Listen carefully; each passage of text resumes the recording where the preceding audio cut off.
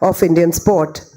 Today, we bring together global thinkers, policymakers, industry leaders, athletes, and innovators to explore how India can rise as a sporting powerhouse on the field, in governance, in business, and in global partnerships. I also extend a very warm welcome to our delegates from Australia, the partner country of FICCI Turf this year. Australia's sports culture is perhaps the best in the world, so we look forward to hear the insights that our delegates from Australia have to share today. Today, indeed, ladies and gentlemen, and thank you so much for making this a full house, because that is what FICCI Turf is. Everybody wants to listen to the best minds in the country, because today is going to be a power-packed day of multiple sessions where the brightest minds will exchange ideas, draw up recommendations, and set a blueprint for further action. It is my proud privilege today to invite to the inaugural session, and they're already on stage, Mr. PKSV Sagar, Chairman FICCI Sports Committee and President GMR Sport, Mr. Sanjay Adesara, Co-Chair FICCI Sports Committee and Chief Business Officer Adani Sportsline. We also have with us Mr. Atulya Mishra, Additional Chief Secretary, Youth Welfare and Sports Development Department, Government of Tamil Nadu, Shri Hari Ranjan Rao, Secretary, Department of Sports, Ministry of Youth Affairs and Sports. I am hoping Hari sir is here. His Excellency Gopal Bagle, High Commissioner of India to Australia, Srimati P.T. Usha, Honorable MP of the Rajya Sabha, and also the President of the Indian Olympic Association. A very special welcome to you, ma'am. His Excellency Philip Green, he is Australia's High Commissioner to India. Welcome to you, sir, and thank you for being the partner country with India in the 15th FICCI Turf. And I also invite Mr. Manav Majumdar, Senior Advisor, FICCI, and Amit Bhalla, Co-Chair, FICCI Sports Committee, and Vice President, Manav Rachna, Educational Institutions. As you might imagine, with a star-studded inaugural panel like this, what awaits us is going to be exceptional. But before we move into the inaugural panel, and I invite the moderator for the day for the inaugural panel, it is my privilege also to share with all of you that as a token of our appreciation, we would like to hand over green certificates to our esteemed guests present here. The green certificates indeed are certificates that state that we are planting trees in their name in various parts of the country. In this case, it is in faraway Sikkim, beautiful, beautiful land. I request first Mr. RKSV Sagar sir to kindly hand over the green certificate to His Excellency Philip Green.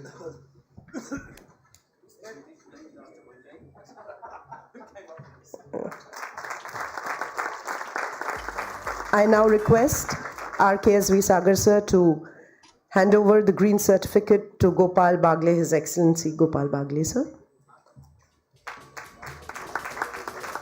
I now request Manav Majumdar sir.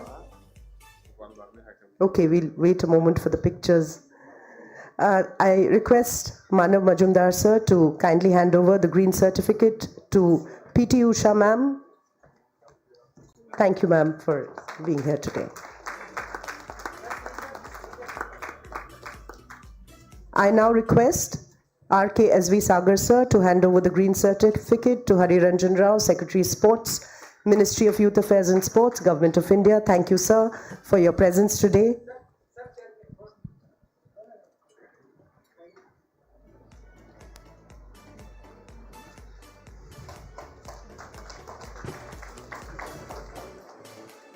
Thank you so much. And now I request Sanjay Adesara sir to hand over the green certificate to Atulya Mishra. May I also take this opportunity to invite on stage Himanshu Gupta ji. Himanshu sir, please come up on stage and join us here. And I request Mr. Amit Bhalla to hand over the green certificate to him. Thank you so much. Indeed, at a time that going green is possibly the only way to be. I take this opportunity also to say that there's lots happening, especially at the Sports Ministry, and I say so because I'm also associated with it. We have the Sundays on Cycle, which actually creates awareness and motivates citizens to use the cycle more often as a solution to our pollution. Thank you so much. And with that, I now hand over the inaugural session to my very dear friend, Neha Mathur Rastogi. Neha is also the Secretary, FICCI Sports Committee, and founder of Wordsworth Communication, which happens to be India's premier PR agency in sports. Neha has been in this field of sports for many, many years. Welcome, Neha. She's just the right person to take the inaugural forward. Thank you so much.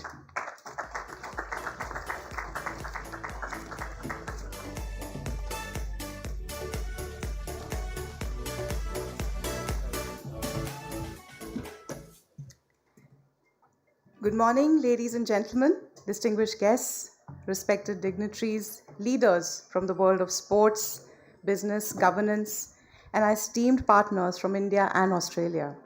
It's my privilege to welcome you to TURF 2025, the 15th Global Summit on the Business of Sports hosted by FICCI. This year's theme, Indian Sports, Forging the Path to Global Excellence, captures the momentum and ambition driving India's sporting transformation. I speak on behalf of all the members of the FICCI Sports Committee when I say that today is a milestone for us in our endeavor to build an action-oriented platform bringing together the worlds of business and sport. And on that note, I'd like to invite Sri PKSV Sagar, Chair of the FICCI Sports Committee and President GMR Sports, to give the welcome address.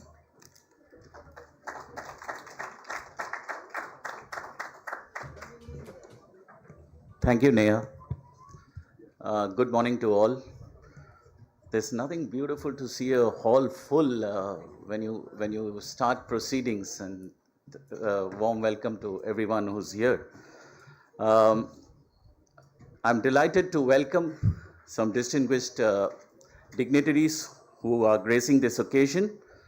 His High Commission Gopal Bagle sir, His Excellency Philip Green, Padma Shri awardee P.T. Usha ji, Shri Hari Ranjan Rao, Secretary, Department of Sports, Ministry of Youth Affairs and Sports, Government of India, Dr. Atulya Mishra, Additional Chief Secretary, Government of Tamil Nadu, Shri Himanshu Gupta, Secretary, CBSE and CRT, Government of India, Sanjay Atsera, who's been my co-chair at the FICCI Sports Committee, Dr. Amit Bala, another co-chair of mine in the FICCI Sports Committee, Mrs. Jyoti Vij, the Director General of FICCI, Mr. Manav Majumdar, who is a Senior Advisor FICCI, and all other dignitaries, my industry colleagues from India and Australia, members from the media. Ladies and gentlemen, it's my honor to welcome you all to TURF 2025, the 15th Global Summit on the Business of Sport. It is wonderful to see this hall filled with leaders who will be shaping up India's sporting future. Friends from government, industry, international partners, federations, academia, and of course our athletes and innovators who inspire us every day. This year's theme, Indian Sport, Forging the Path to Global Excellence, captures the moment we find ourselves in. India is no longer just participating in global sport. We are preparing to lead, host, and excel internationally. Over the years, TURF has played an important role in building this momentum. What began as a dialogue has evolved into a national platform that brings together policymakers, corporations, experts, and global partners to shape the future of Indian sport. We are privileged to have with us a distinguished set of dignitaries whose work spans every layer of Indian sporting ecosystem, from district level development to national policy to international collaborations. To each of you, thank you for joining us and for the leadership you continue to bring to Indian sport. India's sporting transformation is happening simultaneously across multiple layers. District academies are nurturing promising athletes. States are investing in infrastructure, high-performance pathways and sports-led economic growth. National missions are building long-term systems, and globally, our partnerships, especially with countries like Australia, are opening up new channels for knowledge, innovation, coaching, and talent exchange. This interconnected system is exactly what TURF aims to bring together. Throughout the day, we will explore how India can strengthen its position as both a competitive sporting nation and a global sports hub. Our first plenary looks at what it takes for India to emerge as a winning nation and a host of major global events, bringing together key voices from governance and industry. We will then turn to the subject of deep promise, India-Australia sports synergy, with leaders from both countries sharing insights on performance, science, infrastructure, digital innovation, talent pathways, and institutional partnerships. Post-lunch, focus shifts to India's fast-evolving sports economy, including the new and significant development of sports good manufacturing being brought under the Ministry of Sport. This presents a major opportunity to integrate manufacturing, infrastructure, investment, and grassroots development more cohesively. Later in the afternoon, we explore fan engagement, brand loyalty, and commercial dynamics of building sustainable sport IPs, followed by conversations on nurturing India's next generation of Olympic champion and a fireside chat with global sporting icons. And tonight we come together to celebrate the India Sports Award, honoring athletes, organizations, and leaders who are raising the bar for Indian sport. As we begin today, I want to underline a belief that drives us all at FICCI. India's sporting progress will not come from any one stakeholder alone. It will come from industry that invests, governments that enable, academia that innovates, communicates that participate, global partners that collaborate, and above all, athletes who dream without limits. TURF exists to bring these voices together, to think boldly, to act collectively, and to lay the foundation for India's next decade of sporting excellence. Thank you for being part of this platform, for your commitment to Indian sport, and for the vision each of you brings. I wish all of us a day of meaningful dialogue, collaboration, and new ideas.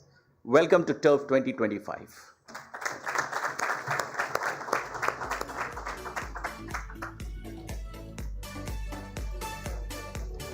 Thank you, Sagar sir. It was a good start indeed. And now I'll invite Mr. Sanjay Adesara, co-chair of the FICCI Sports Committee and Chief Business Officer, Adani Sports Line, to share his address.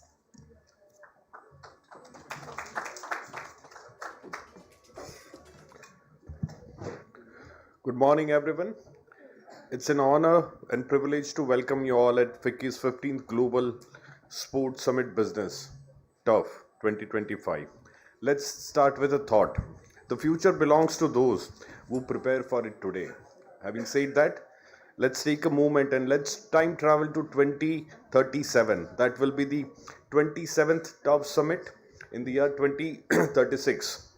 We must have broken the barriers, led the medal tally, and India must have joined the top 5 medal tally globally in the Olympics. Imagine the pride, the partnerships, the possibilities. Global leaders are here. And during the breakout sessions, we will lead and shape the 2040 and 44 Olympic Games. But here is the question. What must we do today to make sure that 27th TURF Summit 2037, we achieve this? That is why we are here today. That is the ambition, that is the effort what at FICCI we brings you today. Who will lead? All those who are important stakeholders, federations, government, IOA, partnering countries, each and everyone, industry colleagues are here today. Let's ensure together we create a roadmap that transforms India into a global sports powerhouse. Nelson Mandela said that sports has a power to change the world. Let's ensure we lead it. Thank you.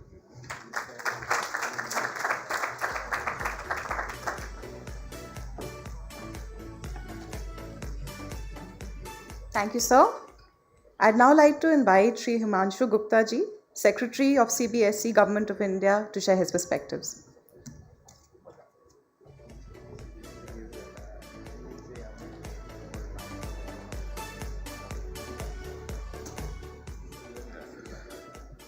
Eminent, distinguished dignitaries on the dais, esteemed sports persons, people from industry, media, and everybody, ladies and gentlemen present over here. It's a privilege for me to come here today in the turf event organized by FICCI.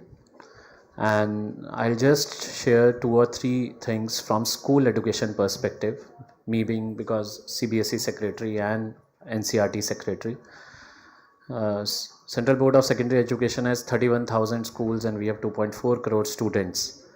And we really see a huge potential in these students, because when we organize any events, we find that the students who are performing well under 14 or under 17, they ultimately go on the national stage and international stage. And we have realized that it is from the early years that we have to start focusing on them. There is a huge synergy that is required in this country between education and sports ministry. We find that, I'll give you a very small example. I was earlier Director Education and Sports in Delhi government, and there was one stadium called Chhatrasal Stadium under me. From 2008 till today, in every Olympics it has produced one medal for India. You start from 2008, Sushil Kumar, then Bajrang Punia, then Ravi Dahiya, then Aman Sehrawat, and there is nothing special about that stadium. Just 200 students playing day in and day out for continuously staying there in hostel and motivated and focused. I think that is what is required in sports. If we want medals, that are we must have dedicated players, dedicated atmosphere where students are identified early and they are groomed, and they are given that opportunity for 4 or 5 years to just practice and deliver. In education, what we are seeing is that in NCRT also we are integrating physical education and sports education in school education. But the challenge lies is that the focus is still a lot on theory.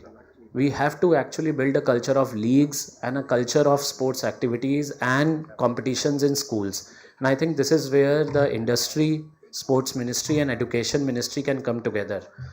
Just see that we have around 2.5 crore students in one single board. And if all those students start playing and we start identifying those children from early, sky is the limit.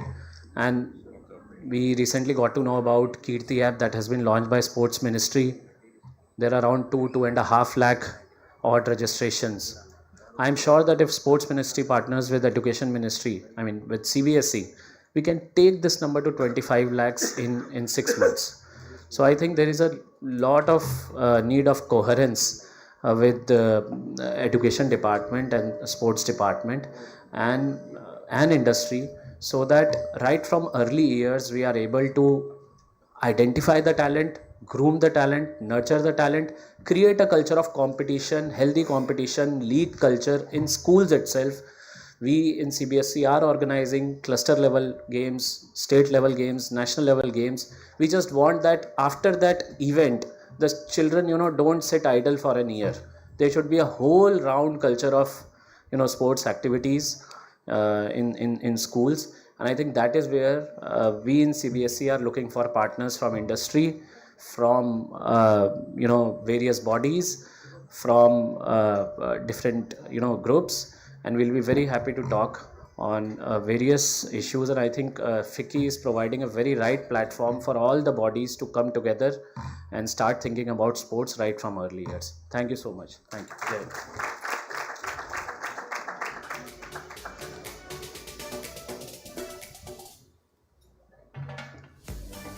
Thank you, Himanshuji. May I now call upon Dr. Atulya Mishra, Additional Chief Secretary, Youth Welfare and Sports Development Department, Government of Tamil Nadu.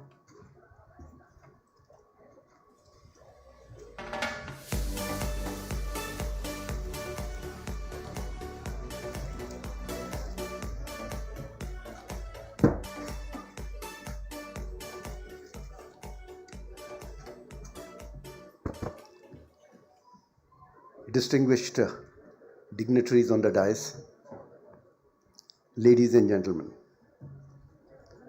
At the outset, I would like to invite all of you on behalf of our Honorable Chief Minister, on behalf of our state government, to the Junior World Cup hockey tournament which is going to be held in Chennai and Madurai from 28th November to 10th of December. Soon after that, we are going to have the Squash World Cup from 9th to 14th December. And then the largest seminar on sports science from 15th to 16th of December. In the month of January, we are going to have the World International Sailing Regatta. We are going to have the Ironman. So one after the other, some competition is going to happen in Chennai. I wish all of you to be present there. Try to make it convenient to be there.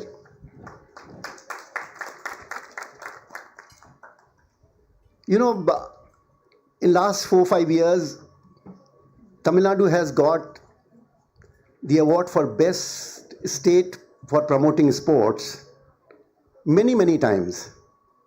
And this has just not happened. A lot of efforts have gone into this. So when our Honorable Deputy CM, who was a minister at that time, he came to this portfolio, he wanted to do something by which Tamil Nadu really excels out. So first thing we started doing was to find out best practices in our own country. Naveen Krishna was there in Odisha, who is now our distinguished Joint Secretary here. We went to Odisha. Very good model. Create infrastructure through the government. Infrastructure requires compliances. Infrastructure requires huge amount of investment. Private sector will not come for infrastructure just like that. Build infrastructure by the government. Let private sector run it. Give it a name of an icon so that people get enthusiastic about it. And go for big sports event to create capacity. That was their model. We more or less followed that model. Our first major challenge was the Khelo India, which was given to us. Our political executive decided that every event will have to happen in Tamil Nadu. If you don't have infrastructure, build it. So we built everything there. Shooting range, velodrome, whatever was not available, we built it there. 100% all events happened in Tamil Nadu. Then there was a spade of doing various other infrastructure work, district sports complexes, mini stadiums in 100 constituencies, 4 Olympic academies, 1 major global sports city, high altitude training center, water sports academy in Ramnad, boxing academy in Chennai, a BMX, trap and skeet, and that at village level, every panchayat should have a playground. So all this happened within last 2 to 3 years. This was one part of this story. Our athletes who were doing well had to be groomed up. So we have an elite scheme in which we give 30 lakh rupees to an elite, 50 elite people are there. We have another scheme called MIMS, in which 125 athletes, they get 12 lakh rupees per annum. And then for the budding talent, we have 200 further sports persons where we give 4 lakh rupees to each of them. This is further substantiated by high cash incentives for all the medal winners. In last 2 to 3 years, 4,617, almost to the tune of 5,000 people have got a cash incentive to the tune of 152 crores. Government jobs, in addition to the normal jobs which are given by the our uniform services, 109 people got job in public sector undertakings and government departments. Higher education, we gave them some help. Then we also established Center of Excellence. 2 days back, a Center of Excellence which is being run by Sharat Kamal had been started in Chennai. In archery, we have one. In weightlifting, in Sattwachari, a village known for weightlifters, we have started a Center of Excellence. 4,000 students are there in our sports hostels, in addition to the Khelo India academies, which are run by with the help of Government of India. A similar model we have also done to create more academies, and they are called the Star Academies. Then, of course, there were a large number of tournaments we did. It started with Khelo India, Chess Olympiad, Night Motor Car Formula 4 race, Asia Championship of Hockey, WTA tournaments, World Surf Leagues, and many more which I just mentioned and invited you for.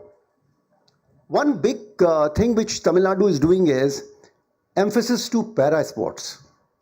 Every district today, we are envisaging a para sports arena. That means 12 districts, we already have a para sports arena. In other districts also, we want to put up a para sports arena so that sports becomes inclusive and we are able to do well in this particular area. For broad-basing sports, CM Trophy games have been initiated. Last year, the enrollment for CM Trophy games was to the tune of 16 lakh people. Probably nowhere else in the world this kind of phenomenal numbers have ever applied for a trophy game. All of you know we are the home of chess. We are the center of gravity for chess. Out of 90 grandmasters in India, 35 belong to Tamil Nadu. In first 10 best chess players of the world, 3 belong to Tamil Nadu. Last year we had Gukesh playing for the World Cup. We expect next World Cup it will be played between 2 Indians and probably both will be from Tamil Nadu. E-sports we are doing big. We just finished a major e-sports tournament in which the physical viewership was for around 1 lakh people and virtual viewership for 1 million. So that is the way we are doing in e-sports. Our sports budget is almost to the tune of 2,000 crores, which is some big phenomenal budget. But this budget you can't create, in a state government it is very difficult to create this kind of financing, this kind of funding for one particular sector. So what we did was, our Honorable Deputy CM, he started a Tamil Nadu Champion Fund. So a lot of CSR money, a lot of public sector money, a lot of private sector money is coming to this. We are starting an athletic management system. So all our athletes, they get into a kind of a virtual system in which we can see their progress. One big thing, all this is okay, but still our stadiums are very intimidating places. People just cannot walk into a stadium. For that, what we are doing is we are creating some areas where there are simpler games. We have box cricket, we have pickleball, we have futsal, we have five-a-side hockey. And all this is you can just book it on a app, which is very similar to the topic of today, Turf. It is called Turf. I think many of you know about the Turf app. So you can go into an app, book your space, and just show up. So there is no intimidation, which was always seen with these stadiums. We also want to take it forward. We have 40 kilometers of sea near Chennai, 700 in Tamil Nadu. What we have envisaged, I have a dynamic member secretary, director of sports, Megnath, he is sitting here. He'll also be giving you a speech. What we are thinking is this entire beach, this entire water body should be used as a sporting arena. We will create sporting arena, all our coaches, all our beaches. That is going to be our next step. Our sports persons have also shown a lot of progress. They have given us rewards. In Asian Games, we had sent 46 participants. 28 of them came back with a medal. In Olympics, we had sent 12 participants in Paris Olympics. In Para-Asian Games, we had sent 18 sports persons. 15 of them came back with a medal. There are 4 Paris Para-Olympic medals with Tamil Nadu. And like this, we are going. And I also want to convey my appreciation for collaboration which we are getting from Government of India. Hari Ranjan is here, my colleague. A lot of things are happening in Government of India. The Doping Act, the Sports Act, bringing sports to sports manufacturing to sports sector. All these things are big things. It is certainly going to pave way for the Commonwealth and the Olympics. So I thank you all to giving me this opportunity. Thank you. Nandri Vanakkam.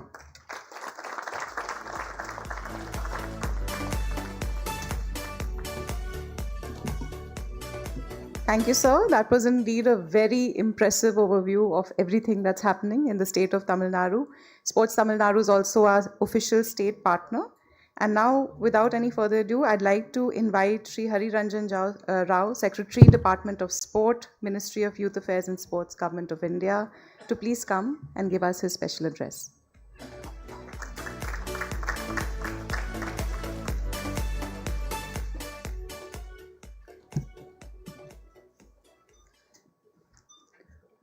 Good morning, ladies and gentlemen.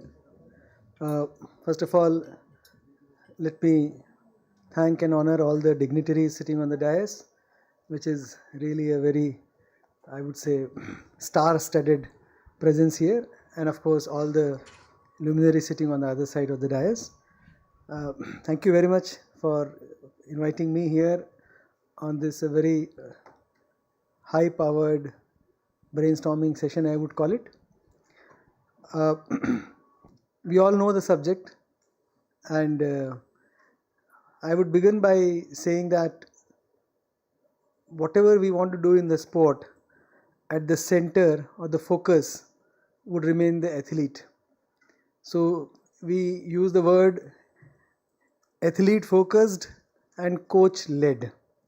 Well, these two are the prime focus around which everything revolves. But I also want to say today that everybody else in the ecosystem works towards making the athlete succeed. So everyone has a role to play, and I firmly believe that it is the collaboration or the collaborative approach towards sport that can yield results. So I want to highlight the role of industry, which predominantly FICCI represents.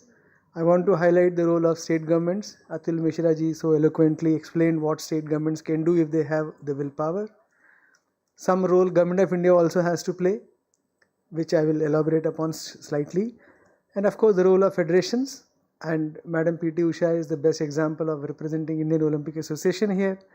We also have a role for civil society organizations, and we also have a role for media, and now these days even the social media influencers in taking the sports to the masses. Well, I can only say that a lot of things are happening in the sector of sports in India. I am a novice, I am a newcomer to the sector, but with 6 months of experience and exposure in this sector, I can say the kind of feelers I am getting from all the directions. Perhaps the window of opportunity for Indian sports has opened, and I think collectively it is our now endeavor to capture this movement and take it to the next level. You are all aware that Government of India in the recent past has come up with path-breaking policies, Khelo Bharat Niti, National Sports Governance Act, and large number of initiatives that are being taken. But couple of things which I want to actually highlight in next 2 minutes as to which direction we are going. One is the role of schools and universities. I am delighted that CBSE secretary is here today, and he mentioned that's an area where we are going to focus. Grassroots talent identification. I am delighted that Kirti was mentioned, but we are working on Kirti 3.0. Then integration of sports science and sports technology at every level. What I am going to say is going to be backed by a lot of action in coming days. Then allowing large number of competition and leagues all across the country. On the issue of leagues, Charu Sharma ji is sitting here, Kabaddi League, I also want to highlight this. But of course this is not the inaugural session in which I want to speak about it, but some degree of, I think, maturity is also needed in the country to understand the concept of role of markets, role of profits, role of marketing, branding, contract management. I think these are the areas in sport which are still not fully understood. And if we only approach everything from a very socialistic mindset, I don't think we'll be able to bring in a lot of investment in industry. So that's a separate subject. I want to talk about it, and government would like to play a role if given a choice, but we should allow the industry and markets to thrive. That said, I also wanted to highlight that collectively, I want to leave a thought behind and a goal for all of us to achieve, that in 2036, India wishes to host Olympics. We are going to make an effort to do that. But to be able to do that, we should also ensure that India remains in the 2036 Olympics among the top 10 medal tally countries. And it's not that easy, but it's not difficult either. We have a roadmap how to reach the medal tally. There is a separate session needed, maybe a whole day needed, but we are working on it very diligently, very minutely with micro plans. I am sure that these will start yielding results, but nothing can happen without the collaboration of all of you. And therefore, I invite today with great amount of optimism and positivity that please take up this opportunity and do wonders. Let me conclude by giving you one small example, what kind of innovations that we can think of. Many states are giving our medal winners large amount of money, 5 crores, 7 crores. So there is a competition among states. Good thing. But let us not forget that for one medal winner to reach there must be at least 1,000 or 2,000 athletes who were trying hard and who did not reach there. Maybe some innovative way of supporting that athlete, rather than giving him cash of 5 crore rupees, we may tell him, and this is an appeal to the state governments, that look, here is a 5 crore rupees for you. Why don't you start a good academy? You start an academy in your sport. We give you an assured business of athletes coming and getting trained in your academy for next 5 years. Here is the money. It will go to you, but you contribute back. So I think these are the ways we can think of it. Innovation is the key, I think. Sports science, technology, innovations, innovative business models, these are all will have to come together. Government will do its role. And of course, now federations are also realigning themselves by thinking that good governance is the bedrock of sporting ecosystem. So I'm sure everything will come in place in coming days. Achhe din, everybody looks for it in sports. And with those words, I specifically wanted to mention about Australia, because we are going to have a wonderful partnership with Australia in sports. A lot of things to learn from Australia in terms of sporting excellence, which of course the High Commissioner, both India and Australia, will speak about. But I am just wanting to tell that we are committed to be partners with all the good countries of the world, Australia specifically, because next year we're going to have 100 years of partnership on hockey between India and New Zealand, and Australia is going to contribute in a big way in swimming.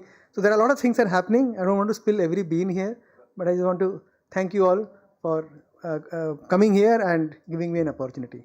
Thank you. Good day.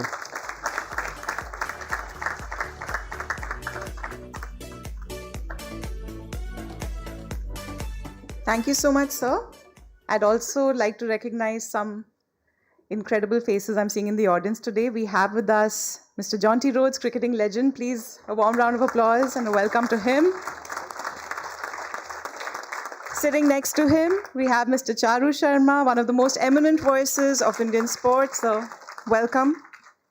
We now move to a very important moment. We will be launching 2 key knowledge reports. May I request all the dignitaries on the dais to please join us on the stage up ahead. And I'll also request DG of FICCI, Ms. Jyoti Vij, to please join them as well. Please welcome her. Please join us up ahead on stage, sir. The report that we're launching is the FICCI Knowledge Report, Sporting India Rising. This report explores, from policy to performance, lessons from global models and overall criticality of building a sports culture. I'd like to invite the authors of this report, Professor Kanishk Pandey and Professor Shubhrajit Chanda, to also join us on stage for the launch of this report.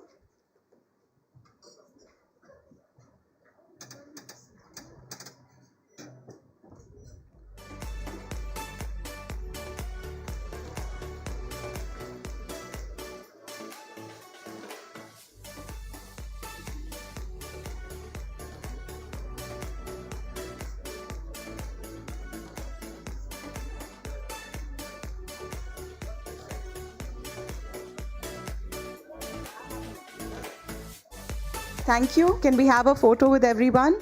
And a big round of applause for the report. You will find the QR code of this report. Please download it and go through it. It's an incredible knowledge tool for all of us. Thank you. Thank you so much, Professor Kanishk and Professor Shubhrajit.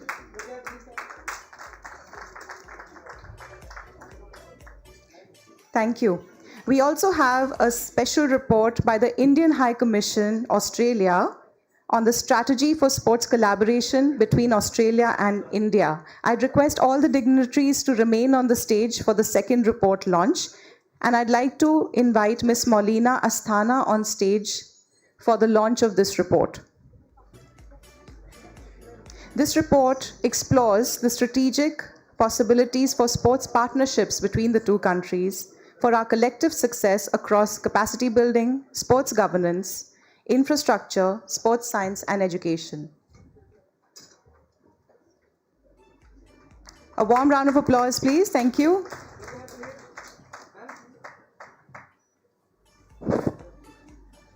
Thank you. Thank you so much. I'd request all the dignitaries to join us back on the dais. And I'd like to encourage all of you to please scan the QR code and download these reports as critical knowledge resources developed specially for this occasion. Ladies and gentlemen, as we proceed further, we also have now a very special moment. FICCI is honored to present a Lifetime Achievement Award to Srimati P.T. Usha, present here today, President of the Indian Olympic Association and trailblazer whose legacy has inspired generations of Indian athletes. May I invite all the members of the dais to please stand, and Shri Hari Ranjan Rao ji and the DG FICCI, Ms. Jyoti Vij, to kindly felicitate P.T. Usha ma'am.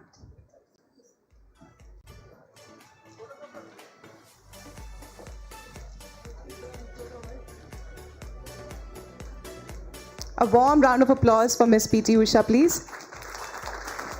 She receives the Lifetime Achievement Award from FICCI Turf.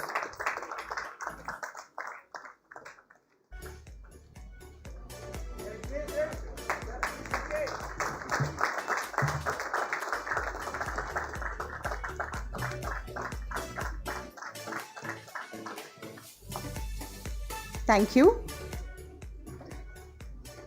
I'd now like to request Ms. P.T. Usha to kindly say a few words.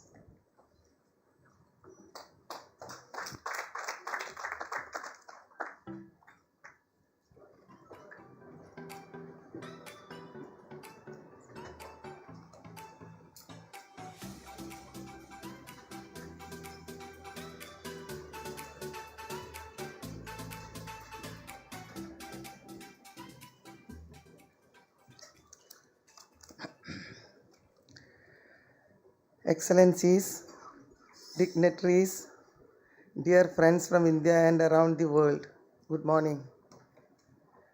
I am very happy to be here at the 15th edition of the FICCI Turf.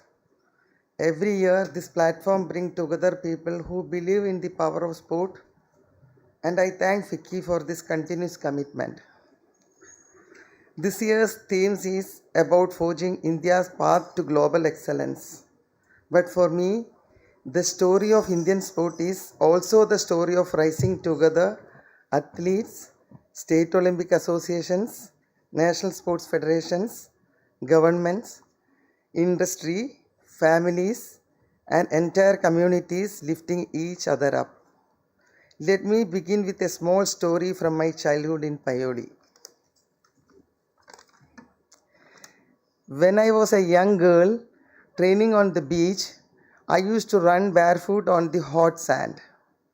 Some days the sand would burn my feet. Some days the wind would push against me. And some days I would fall.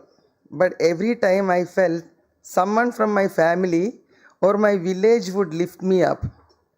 Nobody had much, but everyone gave what they could: water, encouragement, trust.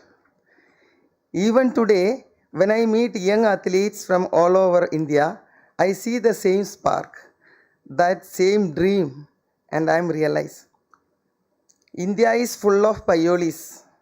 India is full of dreamers. What they need from us is the belief that their dreams matter. Let me share 3 simple thoughts that come from my own journey. First, put the athletes at the heart. Every athlete, no matter where they come from, must feel supported. When I see children training on mud grounds or open field, I see my own journey. Talent is everywhere. Opportunity must also be everywhere.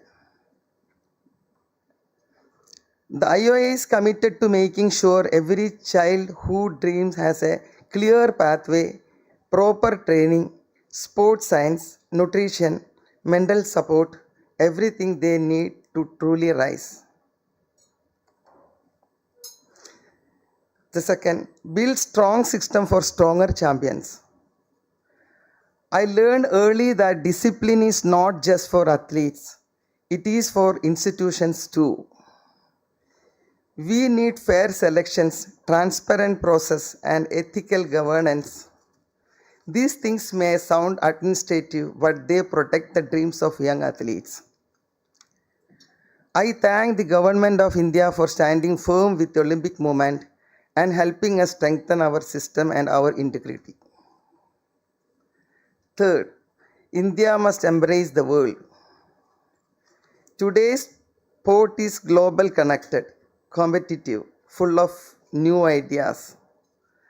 Our partnerships with countries like Australia have given us access to new training methods, technology, and sports science. If we want India to host global events, stand on global podiums, and consistently finish among the best, we must continue to learn, collaborate, and innovate. This is how nation rise. This is how athlete rise. This is how we rise together.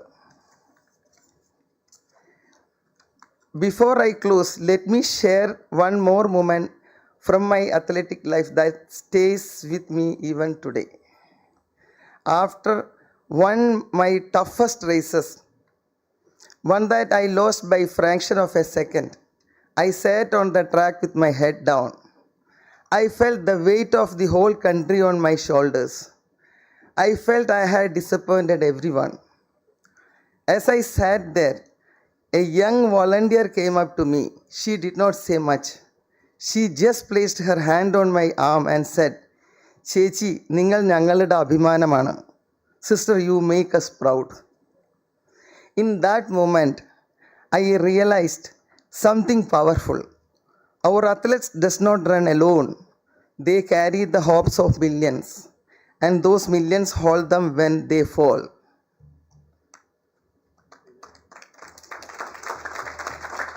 This is what gives strength. This is what gives courage. This is what rising together truly means. Friends, today at Turf 2025, we have an opportunity to shape the next generation of Indian champions. With the discussions we begin here, whether on infrastructure investment, grassroots development, or new technologies, we are building more than systems. We are building belief. We are building dignity. We are building a nation that rises through sport. Let us create a future in which every child in India can walk onto a field or a track with confidence, dream boldly, compete bravely, and make our country proud, not only with medals, but with courage, discipline, and character. Let us move forward with one vision, one purpose, and one spirit, rising together. Thank you. Jai Hind.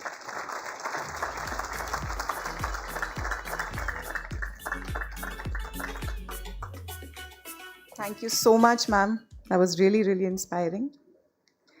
A big part of today's proceedings is the presence of our partner country, Australia, to mark the beginning of a very exciting collaboration with India for sport. And what could be more special than having with us the Indian High Commissioner to Australia and the Australian High Commissioner to India, both with us today on the dais. A warm round of applause for both. I'd like to first invite His Excellency Gopal Bagle, High Commissioner of India to Australia, to kindly address us.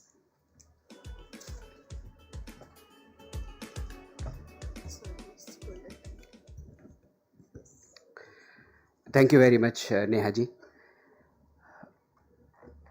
The Honorable Member of Parliament, Padma Shri Madam P.T. Usha ji, who is also the President of the Indian Olympic Association.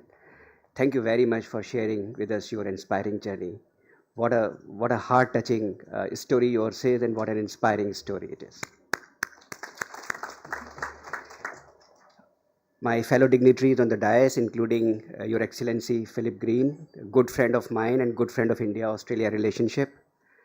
Other dignitaries on the dais, DG FICCI and her wonderful team, including the co-chairs of the sports committee today, officers from the central government, from the state governments, and most of all, last but not the least, the distinguished participants, panelists and speakers, sports persons, stars, past and present and future maybe. Good day to you, namaskar, and as Australians would say, good day. It almost sounds like die. Well, I must thank FICCI for this wonderful event. It's in its 15th edition. You are called turf, but you are actually looking at the field. So that's wonderful. And also thank you very much for giving me the opportunity to be here. I must mention that it's a pure coincidence that I am here in New Delhi today, because I was part, as was my good friend Philip, of the wonderful conversations between our two Foreign Minister of Australia and the External Affairs Minister of India yesterday evening in New Delhi. So thank you for conspiring to hold this conference today so that I can attend, and we could release not just one report but two reports today. I don't want to steal Philip's thunder. It's impossible to do that anyway. So I will not speak too much about Australia and its capabilities and what it brings globally and to India in terms of a partnership. But I do wish to acknowledge the significance of Australia as the focus country or the partner country in this edition of TUF. I would say that this is very timely. You have heard the Honorable Secretary Shri Hariranjan Rao ji, you have heard Mr. Mishra speak about the transformational changes which are happening in India in the field of sports and sports administration and infrastructure. But I want you to understand that these changes are not isolated. It is the whole of India which is transforming. The whole of India is moving towards being a Viksit Bharat by 2047, being a developed country by 2047, when India will be, independent India will be 100 years. So these developments are part of it. And therefore, I think it is most opportune that Australia and India forge this partnership today, not only in other spheres, but in the field of sports. Those of us who have followed Australia-India relationship know that it has been known for the 3 C's. The Commonwealth, curry and cricket. But in recent times, more C's have been added to it, which is the comprehensive strategic partnership, the first C. The second, closer cooperation in economy. And the third C, competition, but also collaboration in the field of sports and related to sports. Dr. Andrew Charlton, who is a famous member of parliament and a good friend of India, has added 4 Ds to it. Democracy, development, diaspora and dosti. And I would like to say that we can cover the next alphabet also, because we are looking in our relationship at education, entrepreneurship and excellence. Excellence, most importantly, in sports. And what we are doing today, what we are discussing today, the reports that we have released today, basically address those aspects, all these aspects. I would like to say that the report that we have released today, the strategy report for India-Australia collaboration in the field of sports, it covers a number of areas, 11 prominent areas, including capacity building, sports education, science and technology, innovation, mega sporting events, infrastructure, volunteering, diversity and inclusion, but also traditional games and indigenous games. And you would be very happy to know, those of you who do not, that Australia is already now the next country which is fan of Kabaddi, with Pro Kabaddi League being started there. And also Kho-Kho. Australia sent its men's and women's team to the first ever World Cup of Kho-Kho in India earlier this year. I would like to thank Ms. Molina Asthana for bringing her experience, energy, and enthusiasm to put together this report. I do hope that with Australia hosting Brisbane in 2032 and our ambitions for 2036, 2030, and beyond, and sports being not just about producing medal winners, but creating a strong system, as Madam P.T. Usha mentioned, I think we are set for deepening our bilateral ties, for enhancing excellence and mutual prosperity, and fostering profound cultural exchanges, and most of all, is strengthening the people-to-people partnership. So let us go and create other CSP, the first CSP, Comprehensive Strategic Partnership, and the second CSP, Comprehensive Sports Partnership. Thank you very much for your attention. All the best.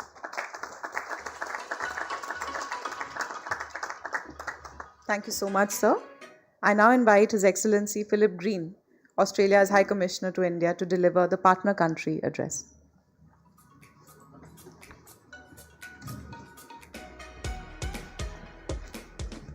Well, thank you very much. Good morning. Good day. I think, Gopal, you might need to work a bit on your pronunciation, but your Australian is much better than my Hindi at any rate. Yumalundi and good morning. So there are two events happening today. We are here, and we in Australia are proud, very proud, to be partner country for the FICCI Turf Summit. But there's also the first test of the Ashes series is going on. I'm proud of being here. I'm also proud that Mitchell Starc is ripping through the top order of English batsmen. I know it's a 5-test series, there's a long way to go, but it's a great day for Australia, and it's a terrific day to be Australian here in India. Can I say to you, Gopal, my dear friend, High Commissioner, what a great partner you've been, and congratulations on bringing forward this important report. To you, man, the President of the Indian Olympic Association, congratulations on all you have achieved and for sharing your wonderful stories with us today. Secretary Sports, I have the impression you and I already have a good relationship, but I think we're going to have to get a lot closer over the next few years if things go as planned. To you, Director General of FICCI, Jyoti Vij, great to be a partner with you and look forward to working very much more closely with you. I was very interested, Additional Secretary, to hear about the plans that Tamil Nadu has, and I will make further plans to come to Chennai and be some of those interesting events. Can I also identify that there is an important Australian delegation who are with you here today, and including some genuine luminaries in the field of sport. I mean, David Gallop is here, Neil Maxwell is here, and I want to particularly call out the Deputy Lord Mayor of Melbourne, Rashina Campbell, who is here. It's great to have you here, ma'am.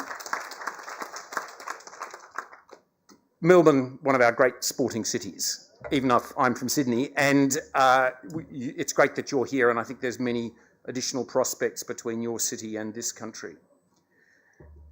Ladies and gentlemen, Australia and India are not new to sport, and there is a long and proud and illustrious tradition between our two countries in cricket. And that has a huge amount of tailwind. Frankly, it has a lot of cash, has a lot of eyeballs, a lot of interests. But what I want to foreground for you today is that that is just a platform for us to shoot to the next level. Because a very big thing is happening in India. I listened very closely to Prime Minister Modi when he spoke the other night at the annual Goenka lecture about the importance of Indian pride. And as India becomes more rightly proud of its achievements, as its aspirations increase, sport is going to be a key way in which India projects that. And that will include, and it should include, major sporting events. So you have massive unmet potential in this country, an ambition to be a global leader in sports. And my country comes to you and says, we know a little bit about that. We have hosted 5 Commonwealth Games. We will host the Brisbane Games in 2032, and that will be our 3rd Olympic Games. We are we are a country that does well at sport. We were the 4th on the Olympic table in Paris. We are the highest ranked country in terms of medals winning per capita of any country that has more than 10 million people on the planet. So we come to you with some capabilities. I think there is a very neat match between India's rightful ambition and Australia's expertise. And so can I thank FICCI for allowing us to demonstrate some of that today. Can I thank you, High Commissioner Bagle, for taking a very important step with this report on Australia-India sports collaboration that you have masterminded.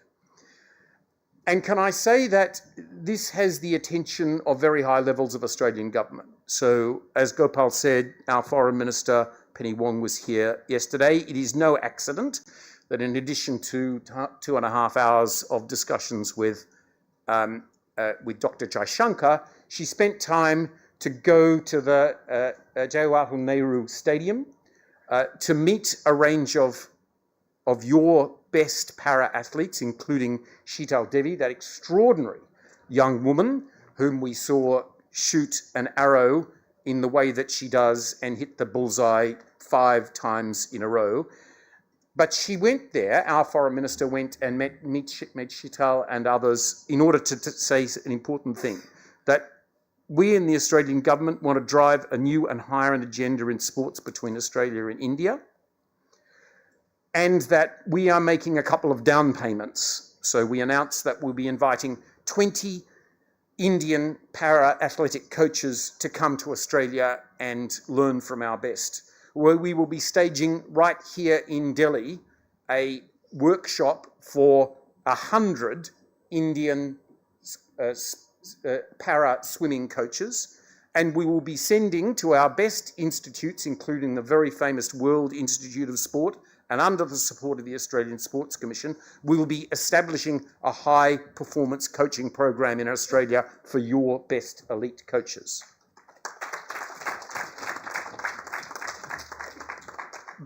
But this is where you come in, because it's by no means just about government. And I'm delighted that we have other partners in this. Some of you may know that Deakin University, which already runs a campus here in Gujarat, that is, by the way, that's the highest ranked university in the world for sports science. They have undertaken a new partnership with the great Indian firm GMR to establish a centre of excellence in Hyderabad on sport. And for the business people in the room, let me in particular say something to the Australian business people in the room. The Indian sports ecosystem is already worth $80 billion a year. $80 billion sorry, $50 billion. It's already worth $50 billion a year, and that is expected to grow to at least $80 billion a year by 2030. India is the fastest growing large economy in the world, and sports business will grow faster than the Indian trend. So you are going to see an ecosystem here where there is huge opportunity. And for all of those Australian sports designers and track managers, all the marketing, security, ticketing contractors, for all of those people, as India goes forward with its ambitions to hold Commonwealths and Olympic Games, there is going to be rich opportunity and great prospect for partnership. We are building a new vertical in our bilateral relationship on sports. And today is a very big day. It's not the first day. I want to call out the fact that we established a sports business forum in Ahmedabad in March of this year, to which we brought very significant Australian sports luminaries, including the head of the Australian Sports Commission. But today is the next major step in that partnership. I'm convinced it's a partnership that is going to grow and grow fast, so I would encourage you, please be part of it. Thank you very much.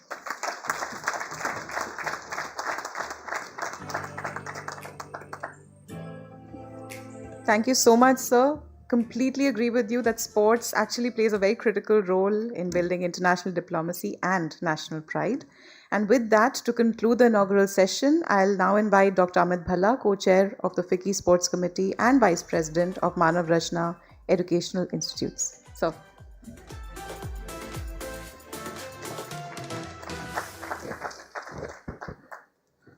good afternoon. So, at first, I would like to thank on behalf of FICCI Sports Committee and the entire team of FICCI here for giving me an opportunity to communicate and convey a vote of thanks in one of the area which is very, very close to my heart, that is sports. It was very insightful to hear everybody today for this inaugural. I will start with Shri Hari Ranjan Rao, who very clearly said that everything what ministry is today doing is doing by keeping athlete in mind and athlete at heart. The athlete focus and the coach-led future for sports. Really appreciate your thoughts and your confidence what you have conveyed today through this dais on FICCI turf. Madam P.T. Usha, her inspiring journey where she was talking about the support which an athlete should get. Ma'am, I really liked one thing where you said that talent is everywhere. What we need to build is opportunity everywhere. Thank you for that inspiration for all of us. Himanshuji, who was representing the school ecosystem, he was talking about CBSE, the role of schools, the role of education. Thanks to the Ministry of Education, the Ministry of Skilling, the Ministry of Sports and Youth Affairs. All three of them, I run an educational institution, we see that all three of them are focusing towards sports and trying to build the entire ecosystem of sports and strengthen the schools and universities, because that is the first place where the child tries his first sport of his life. Thanks for that support, what you give to the sporting fraternity. Gopalji, you spoke about the Australian focus on sports and really appreciate the transformation of India to be Viksit Bharat. It's a big dream which we have got from our Honorable Prime Minister, that we want to be a developed nation by 47. And I'm sure that all of us who are present in this room, we will be part of this journey in building it, and we'll also be witnessing it, India being a developed nation by 2047. His Excellency Philip Green, your one very interesting quote which really inspired us today was that Indian pride to be showcased through sports. That is the only way by which you can showcase and present your nation. I very firmly believe that if you really want to have your flag high and hoisted in anybody else's nation, there are two ways to do it. One is war and second is sports. So I think we'll pick up sports for that. Thank you for doing it. Mr. Mishra, who spoke about the power and contribution and being an example of a sports success story by a state. We really appreciate that passion, that commitment which comes in from a state who has created a success story which other states in the country can definitely replicate and can learn from you. At the end, my very own Sagarji, Sanjay, I see Neha, I see everybody who is part of the FICCI Sports Committee. You know, one thing which ties all of us together in sports is our madness and love for sports, in addition to whatever we do. So I really appreciate whatever every member of the FICCI Sports Committee and the FICCI office is doing today to create this forum where all of us are bringing in our knowledge, our network, our love and passion for sports on the table to create an impact in India in building sports and in building India as a sporting nation. And above all, thanks to all the athletes who are present here, because you are one who motivates everybody. You are the reason, you are the cause why this turf is there, why this committee is there. I see Gagan, I see Shuma sitting here. So my compliments to all of you for creating some examples for this country where the young athletes, they look up to you and they want to grow in their sport and they want to be like you. Once again, thanks to each and everyone for this inaugural session. A big thanks to everybody from the media fraternity who is present. Please keep on supporting athlete. It takes years, it takes a lot of effort to build an athlete. What was shared was, don't celebrate only the medal, don't invest only in the medal, let's invest in the journey, let's invest in the struggle of an athlete together. Thank you very much.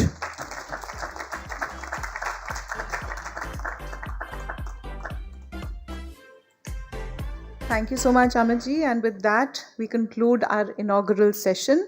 I'd request all the dignitaries on the dais to please join us on the stage for a photograph. And I'd request along with them to be joined by Ms. Jyoti Vij, DG FICCI. Please join us, ma'am. I'd like to invite Mr. Jonty Rhodes to please join us. Charu sir, please join us as well for this photograph. And we also have with us Mr. Gagan Narang. Please join us on stage. Sir, please come in the stage in front. Yes, thank you.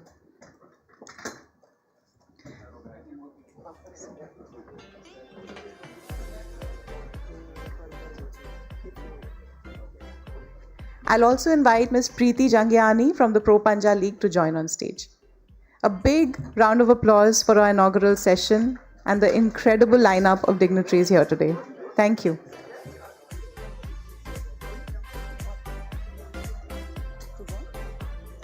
Mr. Vikram to also join us, please.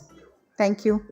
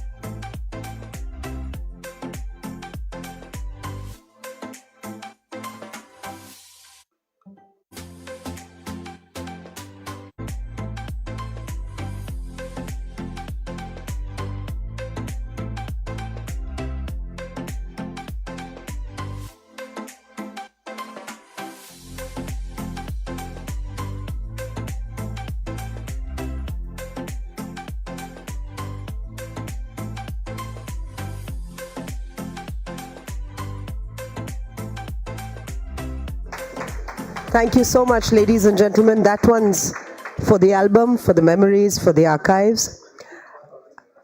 What an invigorating first inaugural session indeed. And now we have a very long, like I said, we have a long power-packed day.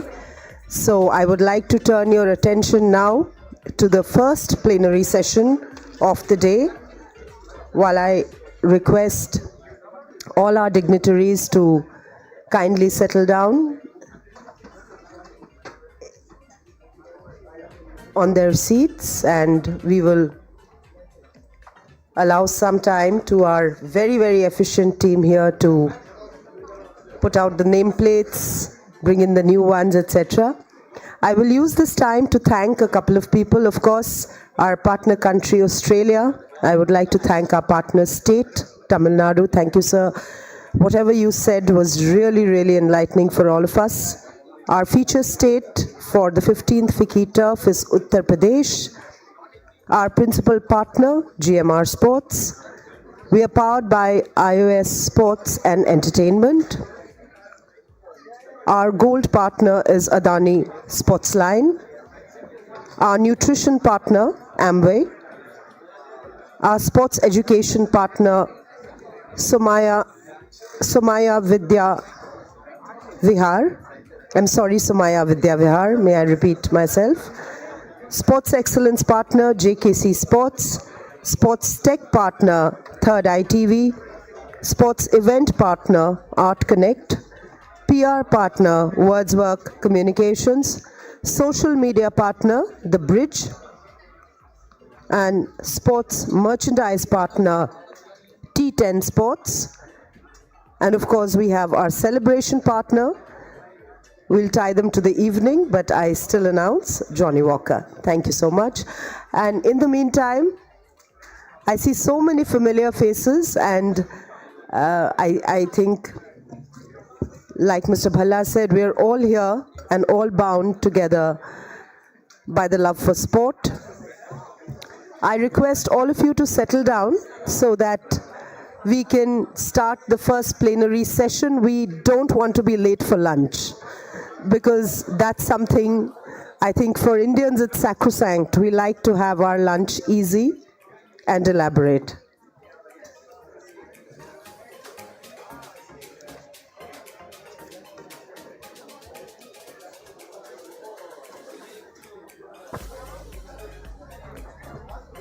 Ladies and gentlemen, I also take this opportunity on behalf of our social media team here at FICCI to share with you that the hashtag for today's event is hashtag FICCITurf. Hashtag FICCITurf. It's rather simple. So for all the photos that you take, for all the videos that you post, for everything that you put out today on social media, please use the hashtag FICCITurf. I just wanted to tell you that putting out snippets from today's sessions for all those who could not make it, because, you know, like I said, this is India's premier sports conclave, and there's so many people who may have wanted to be here but could not. So for whatever you share, snippets from sessions, camaraderie backstage, memories from lunch, whatever you click, whatever you record, and whatever you post, please, please, please use hashtag FICCITurf.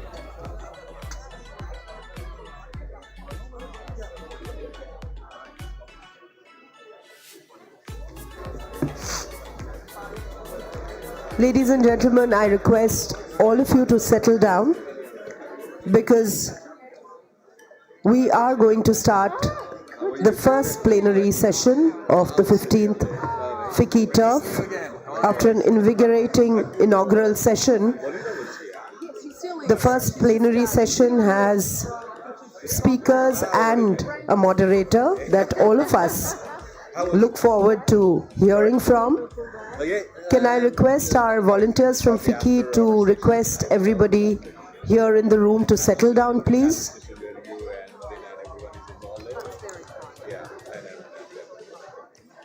Our things since yesterday. The whole trip has been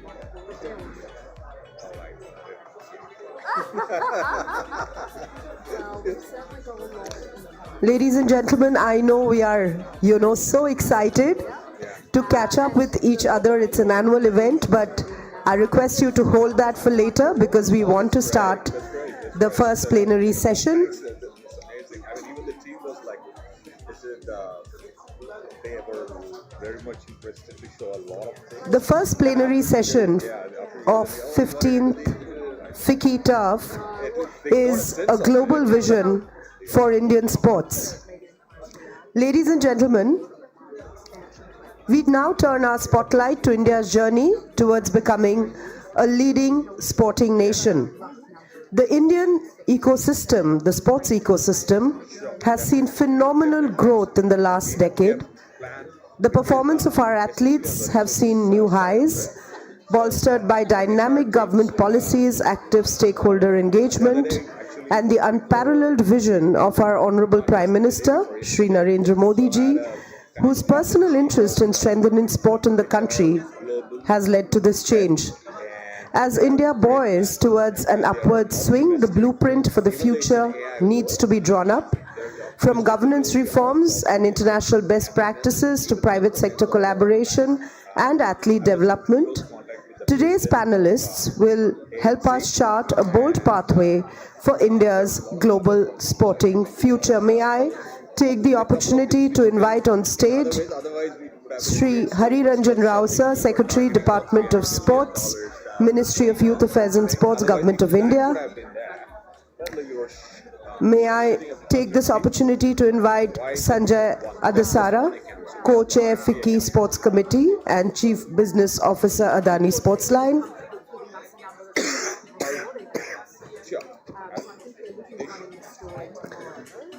May I also invite Sri Gagan Narang, an Olympic medalist and Vice President, Indian Olympic Association, Shuma Shirur, Olympian, Arjuna and Dronacharya Awardee. I'm sorry for my voice. So I hand it over to the voice of Indian sport and the co-founder of Pro Kabaddi League, Sri Charu Sharma. Sir, please take it. I've sent out an invitation to you on the LinkedIn. Brilliant. And I'll also send an invitation to the LinkedIn to you and invitation. Yeah, sure. I'll do that. No. On it? No, it's on. Thank you. It's on. Hello. I'll reach out to a couple of folks in Australia. Good afternoon, everybody. If you can settle down, we'll be very grateful. I know after the opening session, there's a lot of chat and a lot of networking and fellowship and everything else, but we do have other items on the agenda today, and I'll be very grateful if we can have some settling down, please. FICCI, may I appeal to you to assist us with everybody settling down. Already my session has been whittled down from an hour to about 3 minutes, and I am now going to be left with about 2 minutes. So you don't have to pay attention, of course, but do settle down. A big thank you to everybody on the panel, and I am personally delighted that not only do we have a fabulous mix of people who will be sharing their views, but also the government. I've always maintained in the past that such sessions are fabulous, except that the government seems to be absent, and they are such big stakeholders in moving things forward. And so today, with due respect to all the rest of the panel members, all of whom are huge achievers in their own field, a very special welcome and thanks to Mr. Rao for being here with us, because should we say a few sensible things, then there are chances that they can be taken seriously and taken forward, Mr. Rao. Thank you very much. Some pressure on you, though. Okay. A Global Vision for Indian Sports, that's the official title. And why not? Because that's where we need to go. There's no doubt, I'm sure, in the minds of many. I have a counter that says almost an hour. Neha, you said 45. So am I being given a bonus of 15? We don't know. We'll go with the timer. I've always felt that sports is possibly I'm biased, of course. We're all people in the world of sport. That is one of the strongest soft powers in the world to take things forward for nations, a nation builder. And I have a favorite example, which I use only sparingly, because sometimes, of course, I'm 0 on 10 on protocol, so I might hurt a few people, and my apologies. And one of my favorite sentences, by the way, is, I mean no disrespect, because people are so thin-skinned these days. But just to exemplify, or to once again focus on the power of sport to take a nation forward globally, I'll say it one more time. I mean absolutely no disrespect to the wonderful nation of Jamaica, but they have some huge decision makers, some people who are responsible for taking the country forward. And one of them, whom I know well, is the finance minister of Jamaica. It's my favorite example, by the way, so I'm sorry I'm repeating myself. And I'll be very grateful if you don't look at your phones and give me the name of the finance minister of Jamaica who's responsible for taking the country forward. Let's go. 5 seconds, 4, 3, 2, no? Okay. Well, there's somebody who does very little but run pretty quickly. 9.58, matter of fact. You might know a name from Jamaica, the world record holder for the 100 meters. Do we have any takers for that name? Yeah, so ergo, the power of sport. You got this huge name from Jamaica. Everybody knows him around the world. And whatever benefit that he can bring the country, he will. But it's just these wonderful sporting names that take the names of, that take nations forward. And that's what we're here for, to perhaps discuss where are we in India right now on a global awareness of our sporting prowess. I'll begin with a quick poll here to my left. Sanjay, this is all 0 to 10. Where's India right now as we start the session, so we can actually build on that and see where we have to go. 0 to 10. I know Gagan hates this whole ranking thing, but we'll get there. On a global scale, how do you think the rest of the world right now, it's just your opinion, that's all, sees the Indian sport or the world of sport in India? 0 to 10, just a figure. Around 4. Okay. Mr. Rao? 5. Okay, we're getting somewhere already very quickly. Gagan? Since I'm on the left side. You want to put your microphone on, don't be shy. Since I'm on the left side of Rao sir, I'll also say 5. Well, we're all being, to my mind, very kind, but why not? Suma? 3. Ah, a realist. And Sukhvinder? A realistic 5, but I'll give another 0.5 for optimism, 5.5. Wow, okay. So we're somewhere in the middle, maybe not, but we of course need to up that several notches. And that's why we're here talking about what more needs to be done. Sanjay, I don't quite have an agenda. I don't want to lead your thoughts into whatever direction, but since you're to my left, would you mind giving your place up for Suma? Suma, ladies first. What would your top 2 items be to get Indian sport seen with a more global outlook or be more appreciated globally? What would take us forward there? Let's take the top 2 of your thoughts. Thank you, Charu. It's a privilege to be in the presence of leaders who are shaping Indian sport. So for me, the top 2 aspects of Indian sport that would give us global presence would be, first of all, building high performance systems. India has a lot of talent and we have the talent to win, but I think what we need to build is a high performance system. And the other thing that I think that is very, very important and something that can change the face of Indian sport is investing in high quality coaches, because at the end of the day, it's a coach-led program, so we need to develop high-performing coaches as well. I couldn't agree with you more. Gagan, to your right, I think 2 very important points have been made. Is it possible for you to add even 1 or perhaps 2 more? Because High Performance Academy is no question that's going to take it forward in terms of standards, and of course investment in coaching will assist that, which is a part really of high performance. But go ahead, Gagan. But I think, Charu, thank you for asking that question. And again, it's an honor and a privilege to be amongst all of you here today. I think I'll take you slightly 1 step behind while we can discuss about what needs to be done endlessly for a couple of days here, considering the knowledge and the acumen that is there in the room. Taking away from a leaf from an athlete's perspective, I think just as how an athlete prepares for his or her excellence through consistency, long-term planning, and daily excellence, I think what India needs to do, or whatever India is doing right now, needs to be focused on consistency, long-term planning, and daily excellence, whether it is building your high-performance ecosystems, whether it is building your coach programs, whether it is building your sports science team, whether it is developing infrastructure. So fundamentally, I think these, just as how athlete prepares, I think India should prepare in a similar way, wherein we are consistent, we are long-term, and we are also driving it every day like we aspire to become number 1. And whatever we do, in whichever direction we do, I think these 3 fundamental pillars would help us drive any ecosystem going forward. Without question. And by the way, I do apologize because I have mentioned that I'm a little low on protocol. It's great to be here. It's a privilege. Thank you very much, FICCI. Thank you very much, of course, in particular, all those from Australia, our guests. We have great expectations, and we'll see where we all go, in good directions without doubt. Thank you so much. To begin with, we had standing room only. There are a few chairs empty in the front. If there's anybody at the back who wants to come in the front, we don't bite. Come on up, because it'll be nice to see more of you up close.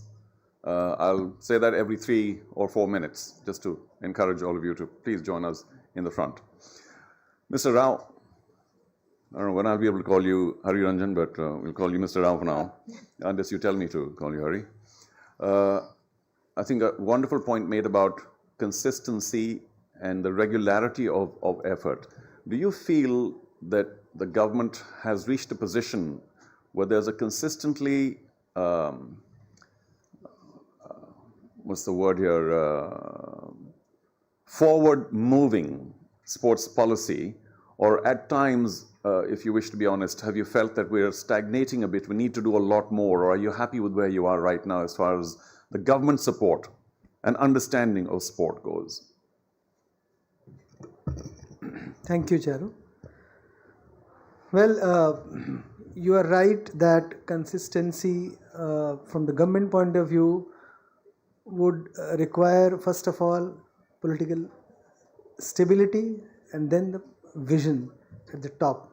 So we are all lucky in India indeed at this point of time, because our Honorable Prime Minister has a very long-term vision. He talks about 2047 as a developed country. But not only that, as Sports Secretary, I have been specifically given a mandate that, look, you have to ensure that by 2036, India ranks among top 10 in the world in medal tally, and by 2047, it ranks among top 5.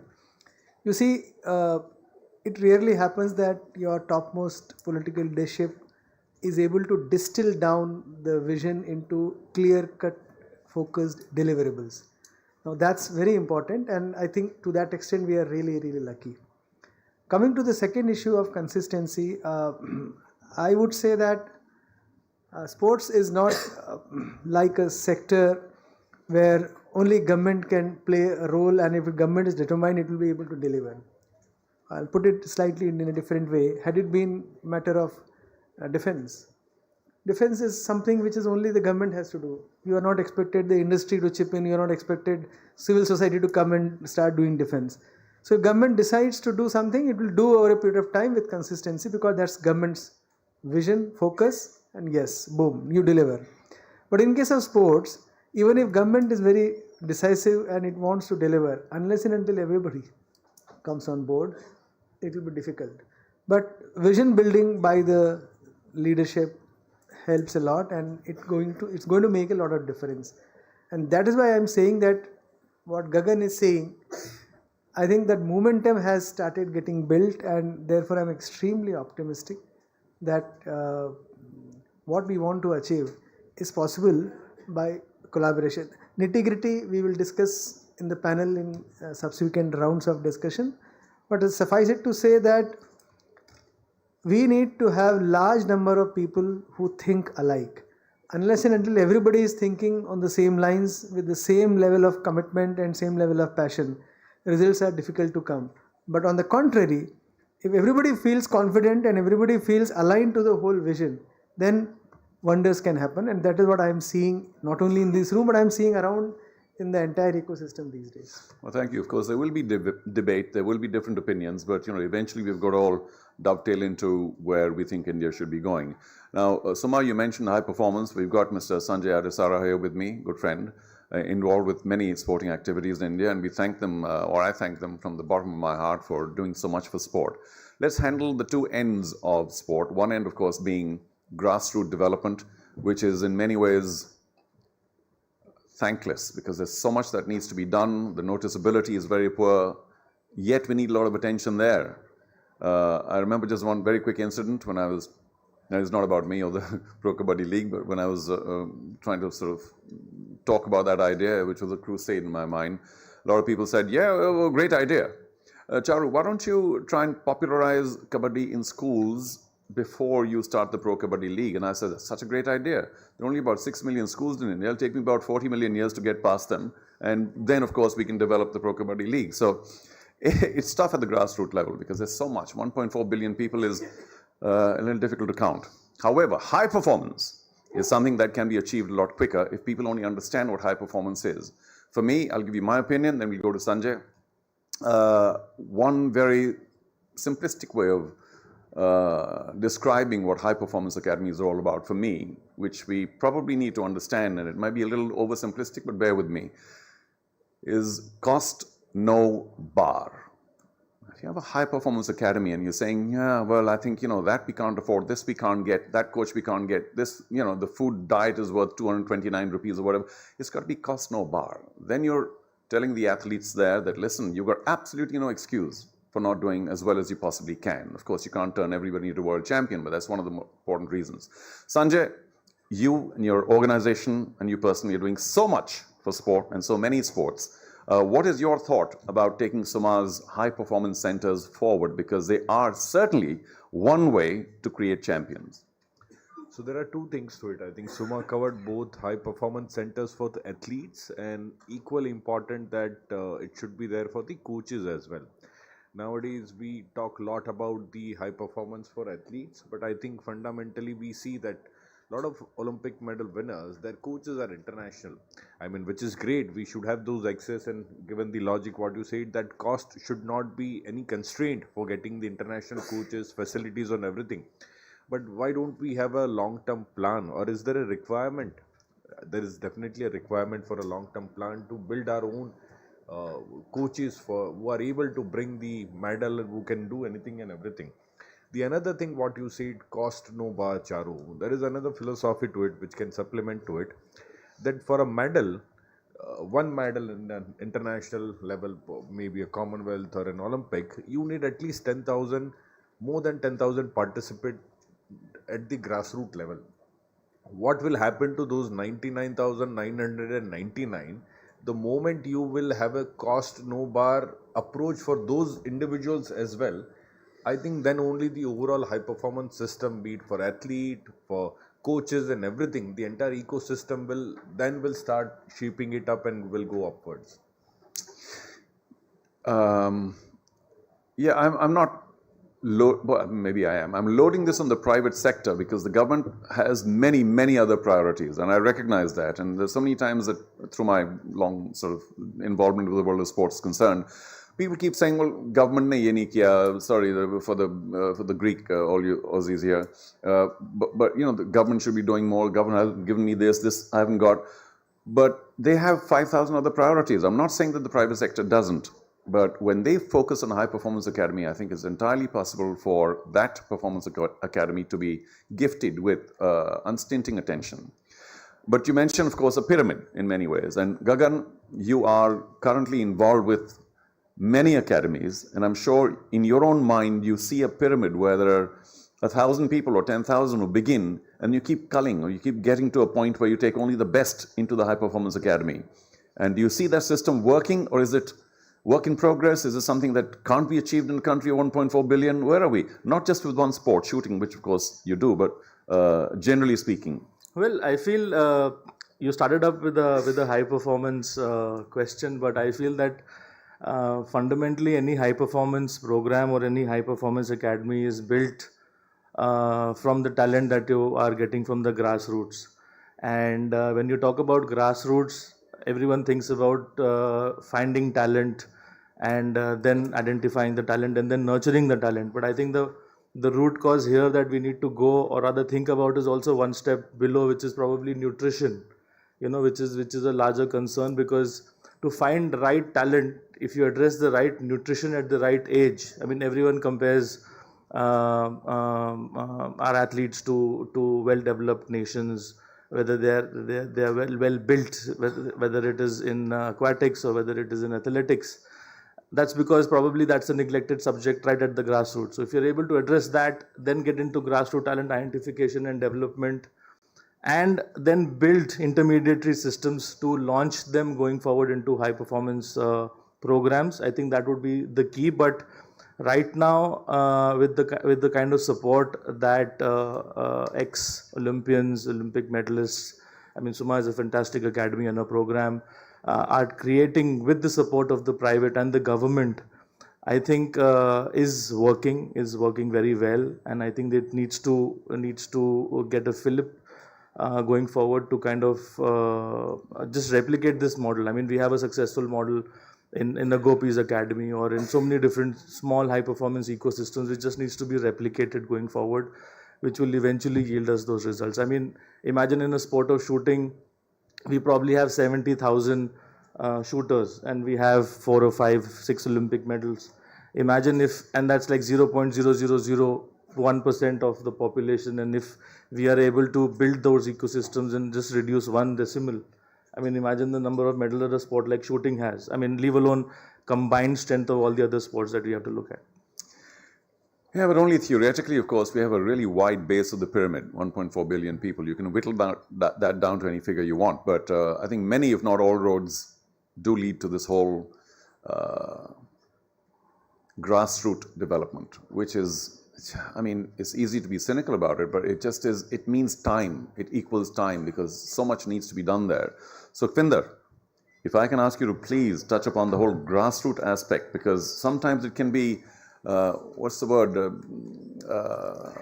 Depressing almost, because how wide can you go, and how much can you supply to everybody, because there's so many people and so many situations where there's a lot of lack of privilege.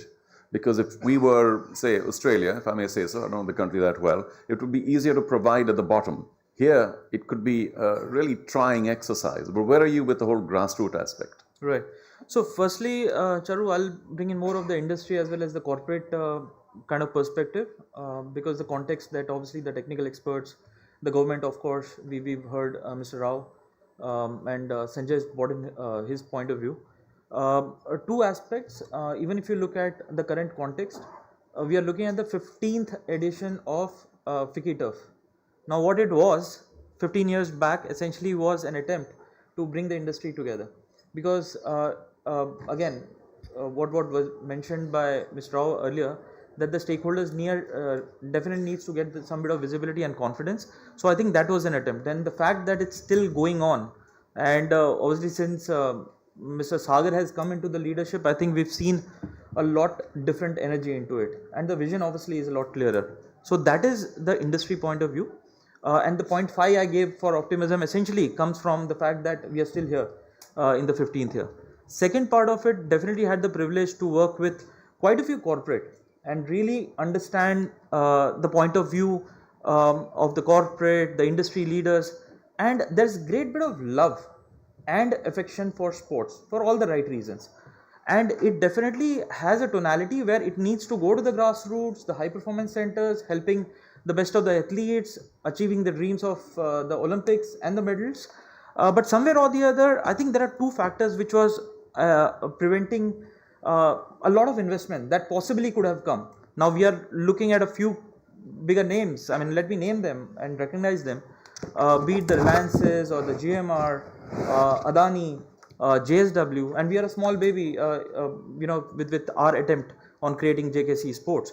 But I think similar to us, there are many more out there who want reasonable level of confidence in the governance, because every time you pick up the newspapers and let's say read about ISL for that matter, it doesn't give you a lot of confidence. So I think that bit becomes very, very important, and also what the corporate is used to, even if it's the investments in grassroots, is transparency. And I'm not too excited to say that the transparency bit which the corporate are used to in the industry is not as much prevalent in the sporting sector. So somewhere or the other, I think we definitely have a role to play, be it the industry, be it the corporate, and FICCI's initiatives obviously are driving towards that.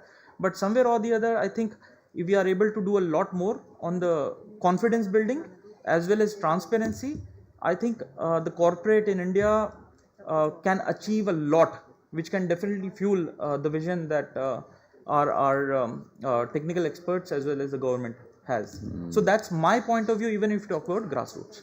Okay, well, you make some important points, and these are my favorite topics, by the way: governance and ethics and transparency.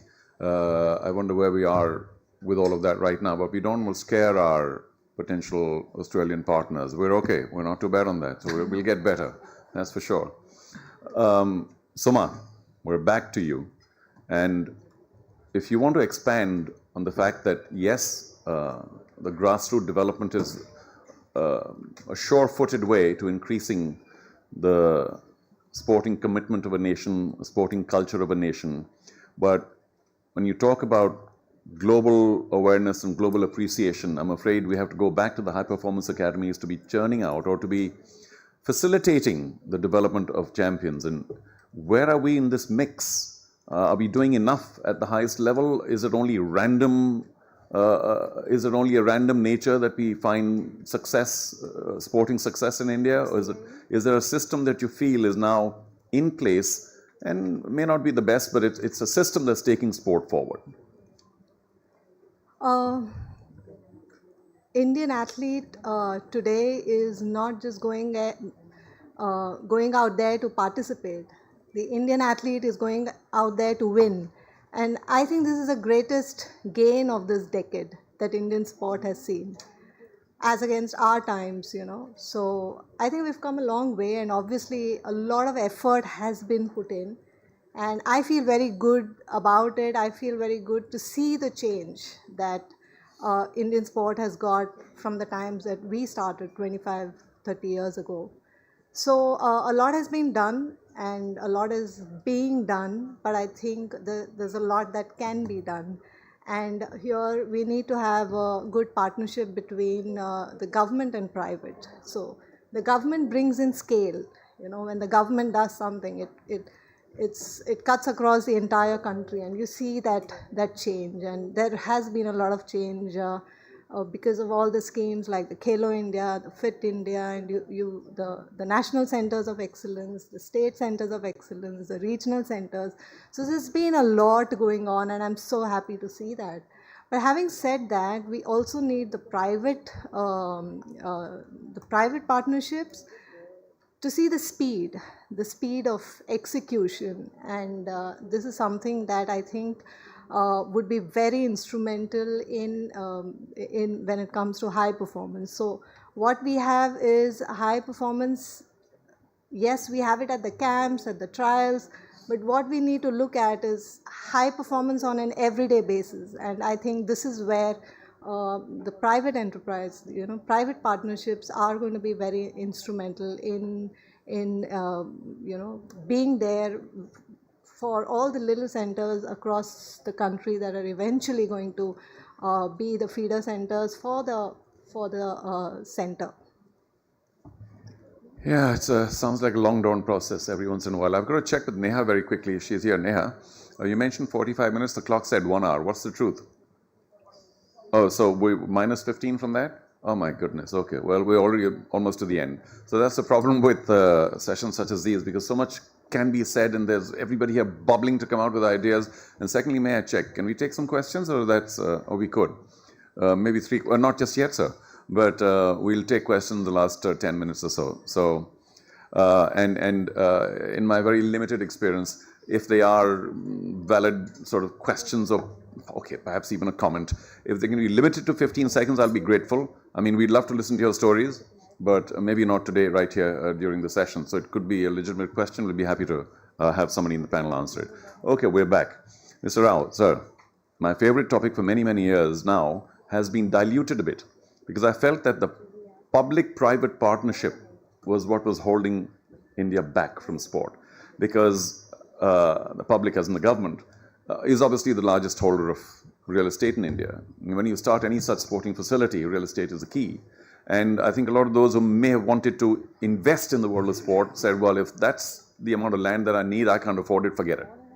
But this partnership between the government, and I think you mentioned it, and you mentioned it as well from Tamil Nadu, that if you are offering your hand in partnership, saying that, okay, we've got this piece of land reasonably close to a major, you know, urban or rural area, would someone like to start a sporting facility here of this nature, or whatever nature you want? We are happy to participate, and with a little bit of check and balance. Can such things not now mushroom in India? Because we need more infrastructure, we need facilities, we need the corporate hand to be offered to the government. But That, and we'll talk about taxation later, but just this first, in terms of infrastructure and facility, is there a real understanding in the government that yes, we need to do more of this? Well, I think government is absolutely clear that without private sector getting involved in this, scale would be difficult. Scale and the quality of the scale. Now, few quick points would actually put things in perspective. First of all, we need to understand that sporting in India, especially infrastructure creation and then utilization of it, it does not has enough revenue on its own. So it's not a viable business proposition. Had it been the case, I would not have been sitting here. Some big business houses would have been sitting here, because then government needs to sit back and relax. But that doesn't happen, because we in India are still at a level where people are not ready to pay to play.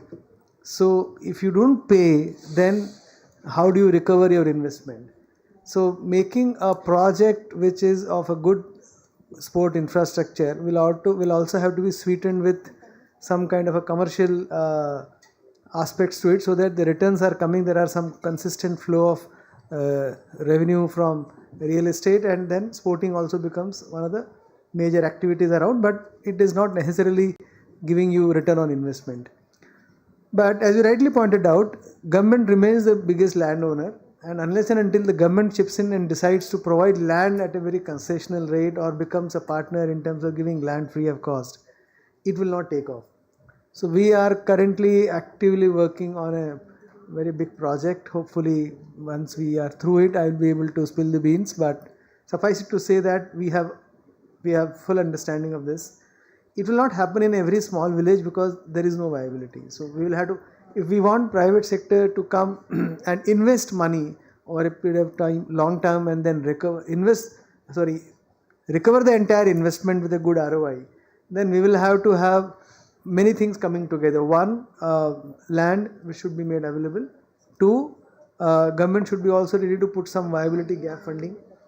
And three, the private sector should be able to structure the project in such a way that it has got some little bit of commercial interests, commercial returns coming in, and good quality sporting facility where then they can charge whatever is the possibility of payment that people can pay. So there is a difference between corporate social responsibility and making a fully commercially viable PPP project. And I think we need to work on both. We have been, I think, expecting the industry to come forward and do CSR. But that's fair enough that they should do. And I think more awareness and some more tweaking in the corporate social responsibility rules will actually also help opening up huge amount of money in the sector, which again, by the way, we are working on and we are aware about it. But PPP is definitely possible, and state governments will have a major role to play in this. So we are structuring a project in which state government will be able to give land, government will be able to put in some viability gap funding, and the private sector will take the lead. This may happen in few large places where there is a business case, but this should start happening immediately. There is an entirely different connotation on the leagues and the funding of the leagues, and which is a very important sector in my view, but I think I'll speak about it later. Yeah, well, we unfortunately have no later as far as the program is concerned, because thank you, Nia, for, I mean, the best thing about such gatherings is that we all meet, we all network, we all have a great time. The worst thing is that there's, in terms of panel discussions, just no time. And I remember that immortal television line, which is terrible, of course, to hear at the end of a discussion, and you've barely sort of gotten into it, and you're getting your fingers into it, and the anchor or whoever said, "I'm sorry, we're completely out of time, completely out of time." I said, we haven't even started yet. But guess what? We're almost completely out of time. But thank you. You make an important point about paying and playing. And India, for the moment, has a peculiar, well, perhaps not a peculiar situation where a lot of those who have the hunger and the need and the desperation to do well in sport cannot afford any kind of fee, really, except the most minimal. And those who possibly can afford really don't have the hunger. So we're caught in between that as far as sport's concerned. Yet, an important word in the world of sport is ROI. And I'm sure corporates look at ROI in just about everything they do. But my argument with the corporate world is it possible to overlook that when you talk about nation development? And I'm sorry it sounds kind of high and mighty, but sport is something that develops a nation. I hope all of us here, at least in this gathering, are convinced. So Sanjay, you and Sukhvinder, you later, how do you see that? Are you willing to overlook ROI, saying that, listen, we're doing it for the country, we're doing it for our sports, and we're creating these facilities that the government has allowed us to co-create. And yeah, okay, we'll do it on a very subsidized level, and we're not looking to make money or make it commercially viable, but let's do it for the country with a little bit of tweaking. There are lots of beans in Mr. Rao's pocket. Someday they'll spill out, and we'll see what's happening. But are you willing to overlook that, Sanjay, on a corporate level with clear thought? Sure. So I think I asked the similar question to almost a decade back to our chairman Gautam Bhai, that why are we doing all this?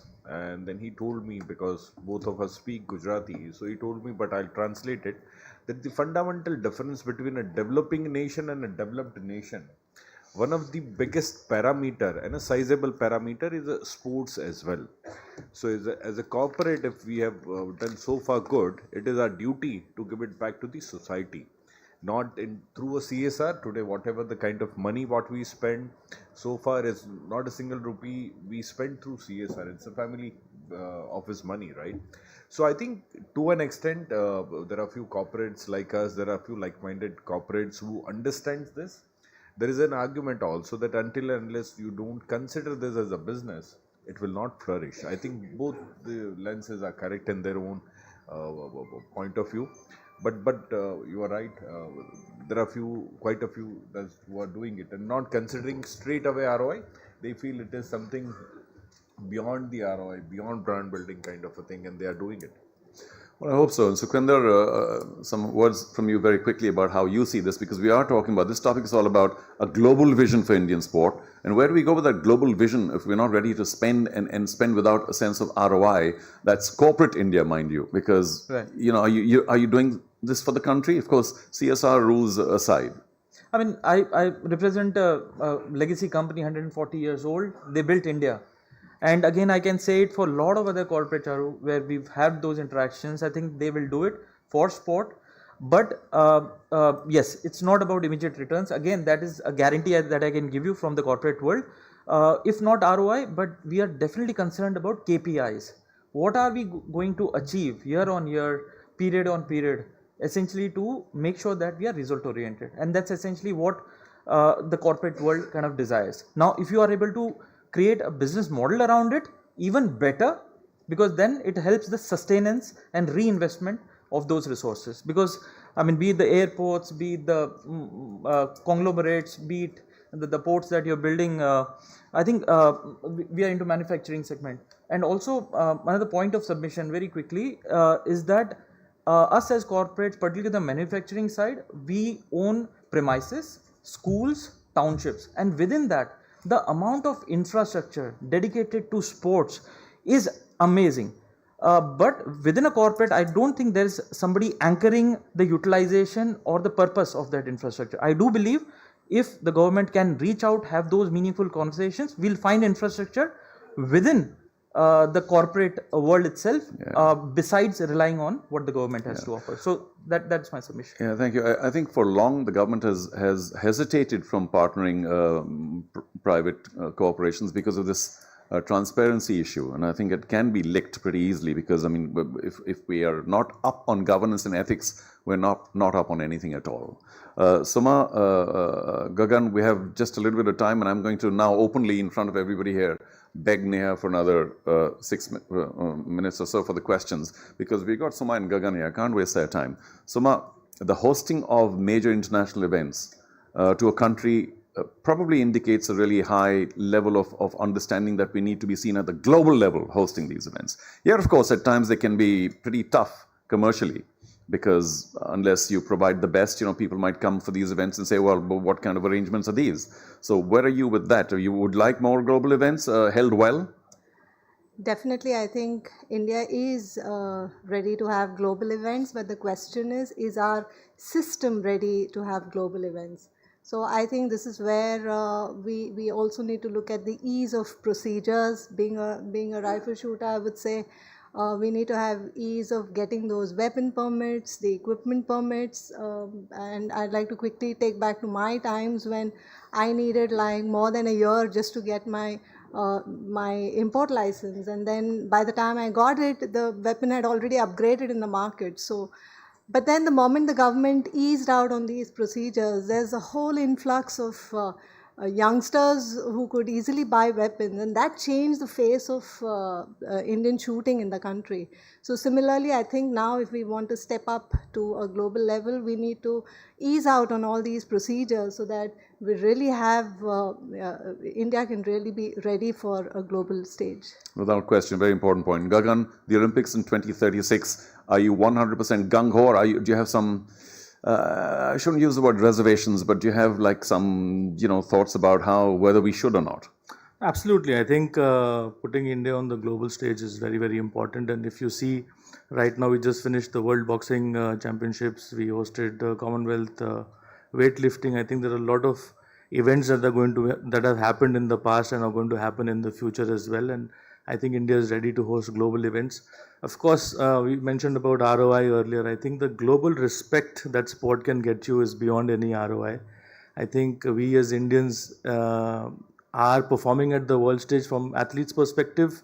We are now hosting events and bidding for events. I think we have dedicated bidding capacity, infrastructure readiness, which is moving forward, and I'm privy to some of the beans that Hari Ranjan sir said. But I think we are at the right moment in time that we all can be proud of what we are doing in the future. And I see there is a lot of scope for collaborativeness and to work rather than working in silos. I think if we put our minds and hearts together towards something like this, I think will be fantastic.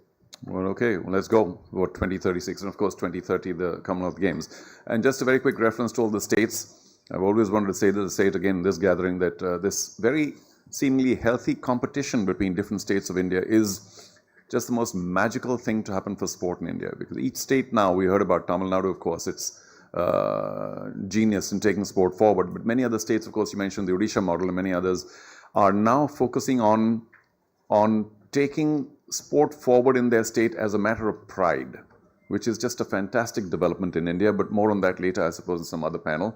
And we've got just a few more minutes now, thanks to Neha. So we'll take maybe 3 questions, one from each segment if possible. Yes, sir. Is it a combined thing between the two of you? But you raised your hand first earlier, I remember. So go ahead. And the tie always wins. Go on. Thank you so much. Thank you so much. Since Secretary is sitting here and congratulating Ministry for getting sports goods into the ambit of Ministry. Otherwise, it used to be in another sports good used to be in another Ministry. My question is, we have been hearing and reading lots of figures about sports business in India. Sometimes plus 100 billion, sometimes 50, and now somebody mentioned about 19 billion also.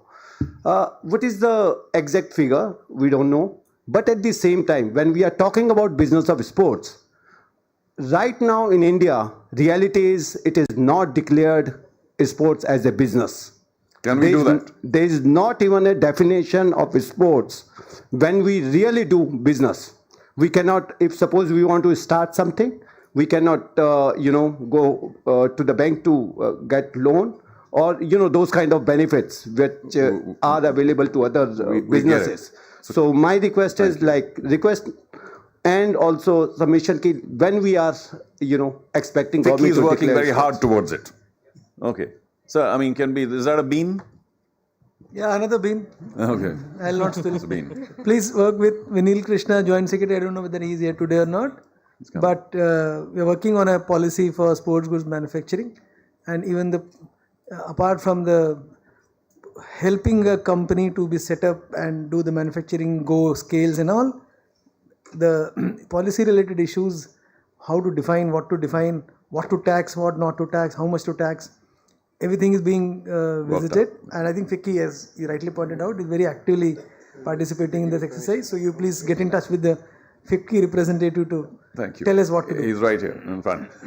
Just a second. Now, please forgive me for this, but I would have merely asked, excuse me, sir, when is sports becoming an industry so we can benefit from it? So it's a shorter question. I promised one each side, but go ahead. A short question if you have one. Thank you so much for the opportunity. We have Gagan sir and Shuma ma'am here, two great sports personalities from shooting, and I run a shooting sports academy as well as a media company called Shooterscope. So my question to you, as you said, the equipments and everything is very expensive, and also it's very difficult to get the license to import. So how exactly are we looking to create a domestic production and manufacturing facility in India? Because most of the equipments are getting imported from Germany and Switzerland right now. Second thing is also... One thing, please. Thank you. We'll deal with one if you don't mind. So equipment. Is there some indigenization? Well, at a lower level, perhaps? Well, absolutely. I think, like Suma said earlier, that by the time we would get our guns, the models would be outdated. I remember I sent a post to Walther, which is the gun that I used, also synonymous with James Bond. But yeah, in 1999, and I got a reply in 2000, and by the time I got the gun, it was 2002. So procedures now have definitely changed. I think you can get a gun the moment it's minted in the factory the next day in India.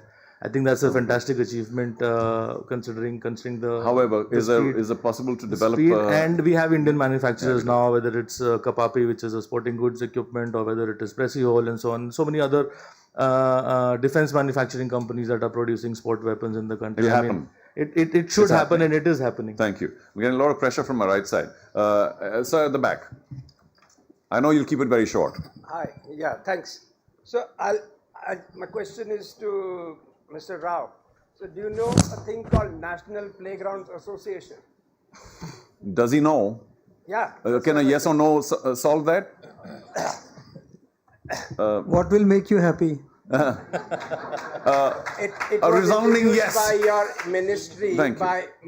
It was introduced by your ministry, but when Mr. M.S. Gill was there, this is a simple rule like the 6-acre rule in England, where give playing space for children. Unfortunately, this particular thing is not implemented. All the parks are taken over by 60+ Buddhas like me. RWAs are controlling it. They're putting cement in the path, in the parks. There's no place for children to play. Got it, sir. There's no difference between a lawn, a training ground, and a stadium. So, if the children don't play in the parks, where will the sport happen? And that's the government policy. Yeah, but I think all the builders are not using, all the colonies are not using. So there are many departments. Area, there are many departments that need, but the sports department, is not responsible for all the rest of the departments, including real estate and whatever else. Highlight it. Yes, they will. Thank you, sir. So the creation of the bean, perhaps in the future, where the playground act is. Thank you for bringing that to our attention. Yes, we would like field of plays to be created in every nook and corner of the country, and sports ministry, Charu is quite very effectively defending me, but for good reason, because many other departments are. There are other departments. There are urban development department, land is with the state governments, and RWAs are not under sports ministry. But yes, we can do a very strong advocacy for the cause that you are saying, and we'll be happy to take it up. It's almost as complicated as trying to finish on time. So one more, please, madam. Thank you. Hi, I am Pritha from PwC. I have a question for Mr. Singh.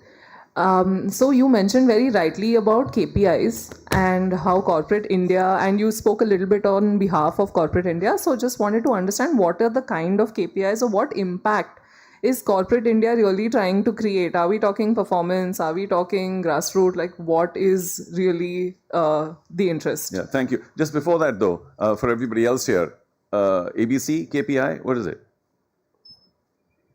KPI? Oh, key performance indicators. Thank you.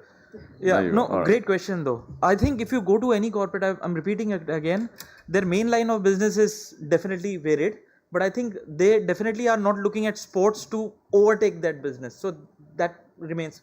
So they definitely have the resources which can align with the vision, and sports is something that everybody understands. The new generation of the business leaders, the industry, they definitely understand, and they definitely want to replicate what they've seen globally. So to your question, I think even within sport, I think the KPIs and the objectives might vary, but largely if you ask anybody today, they would want to do something for that big vision of 2036 Olympics. So I think it will be aligned at a decade level, but how they kind of utilize it and go about deploying it might vary from organization to organization, but the fact still remains that it would be discussed in every annual board meeting, and this is where the KPIs again coming back into play. If it's developmental, profiling, and also as basic as marketing, can be the larger objectives. So I think it might vary from organization to organization, but largely it wants to build India into a sporting nation. Without question. Okay. Thank you. Thank you very much. I think we're done with time, well over. Now, of course, is my time. So, okay, I'll sacrifice my opinion for time, but I will repeat myself. Sorry, folks, we're completely out of time. So, I know she'll say this, but let me say it on behalf of the entire panel. Can we please give them a loud round of applause for being here? Absolutely. Thank you so much. And can I also take the opportunity to invite on stage PKSV Sagar sir to felicitate our panel. Thank you so much for the insights. It's been... Well, I can only apologize on my behalf, on behalf of the panel. We've touched about 0.02% of what we thought we'd touch upon, but, such is life. Let's move forward, make India a global power. Thank you, everybody. Thank you so much. Thank you so much. And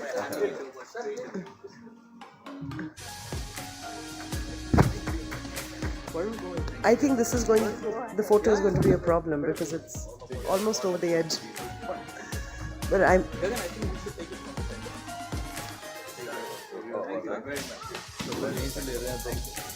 But your class apart for us.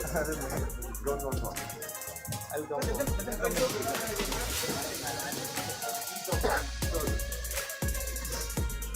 Thank you, Gagan. Thank you so much.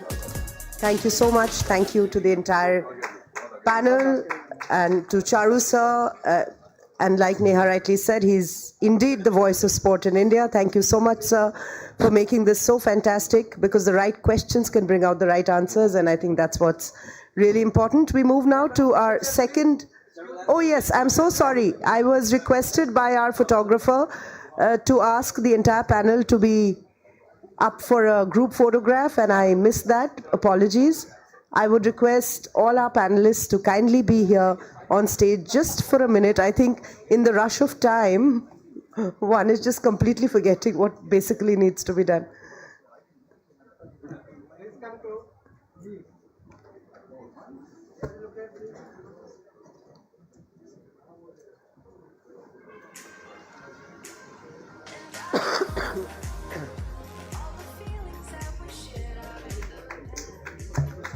Thank you so very much. And now we are on to the second plenary session of the day, the one before lunch, may I add. Pitching partnerships, India, Australia, synergies and sports development. That is what the second panel is for. And in our second plenary, before I introduce it,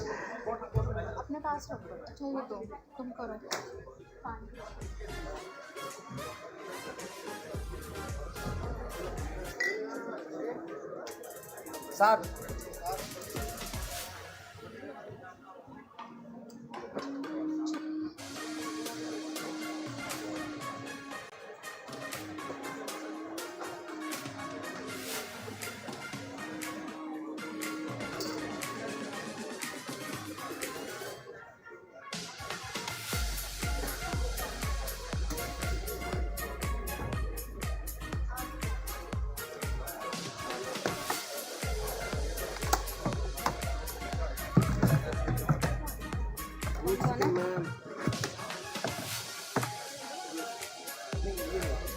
we're going to start our second panel in just 2 minutes. And it's very aptly called Pitching Partnerships, India, Australia, Synergies and Sports Development. Australia being our partner country for the 15th FICCI turf.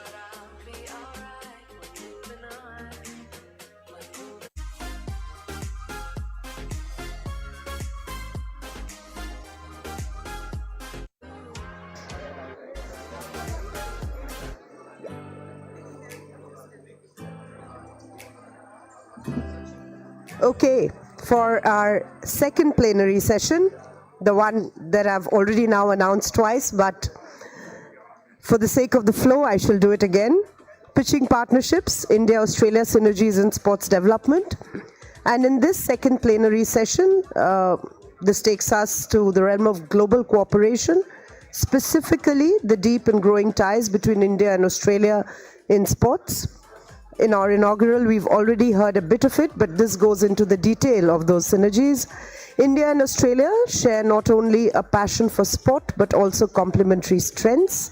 This session brings together leaders from both nations to explore how partnerships across high-performance training, sports science, sports technology governance, and commercial collaborations can reshape the sports ecosystem of both countries.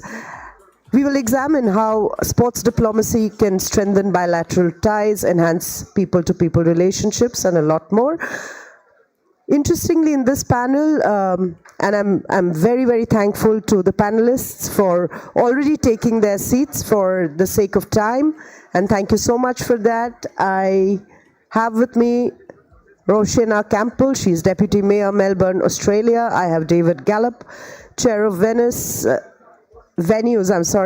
of Venues, Australia. I have Neil Maxwell, veteran sports executive and former first-class cricketer of Australia. And I have with me Mr. Kshitij Punj. He is the COO, Third Eye TV. And of course, Molina, we all know her, Molina Astana, the moderator.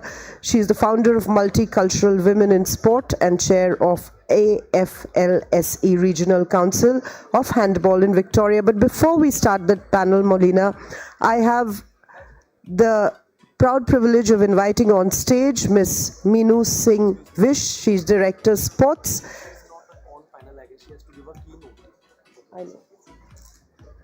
May I invite her on stage for a keynote address. Meenu ma'am, she is Director Sports, Ministry of Youth Affairs and Sports, Government of India. I welcome you to the podium, ma'am, and after her keynote address, we start the panel. Thank you.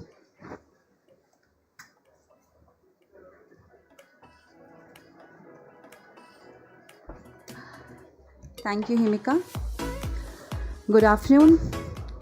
On behalf of the Ministry of Youth Affairs and Sports, and specifically on behalf of the JS Shri Kunal, I wish to express my pleasure to join this important session on India-Australia synergies in sports development.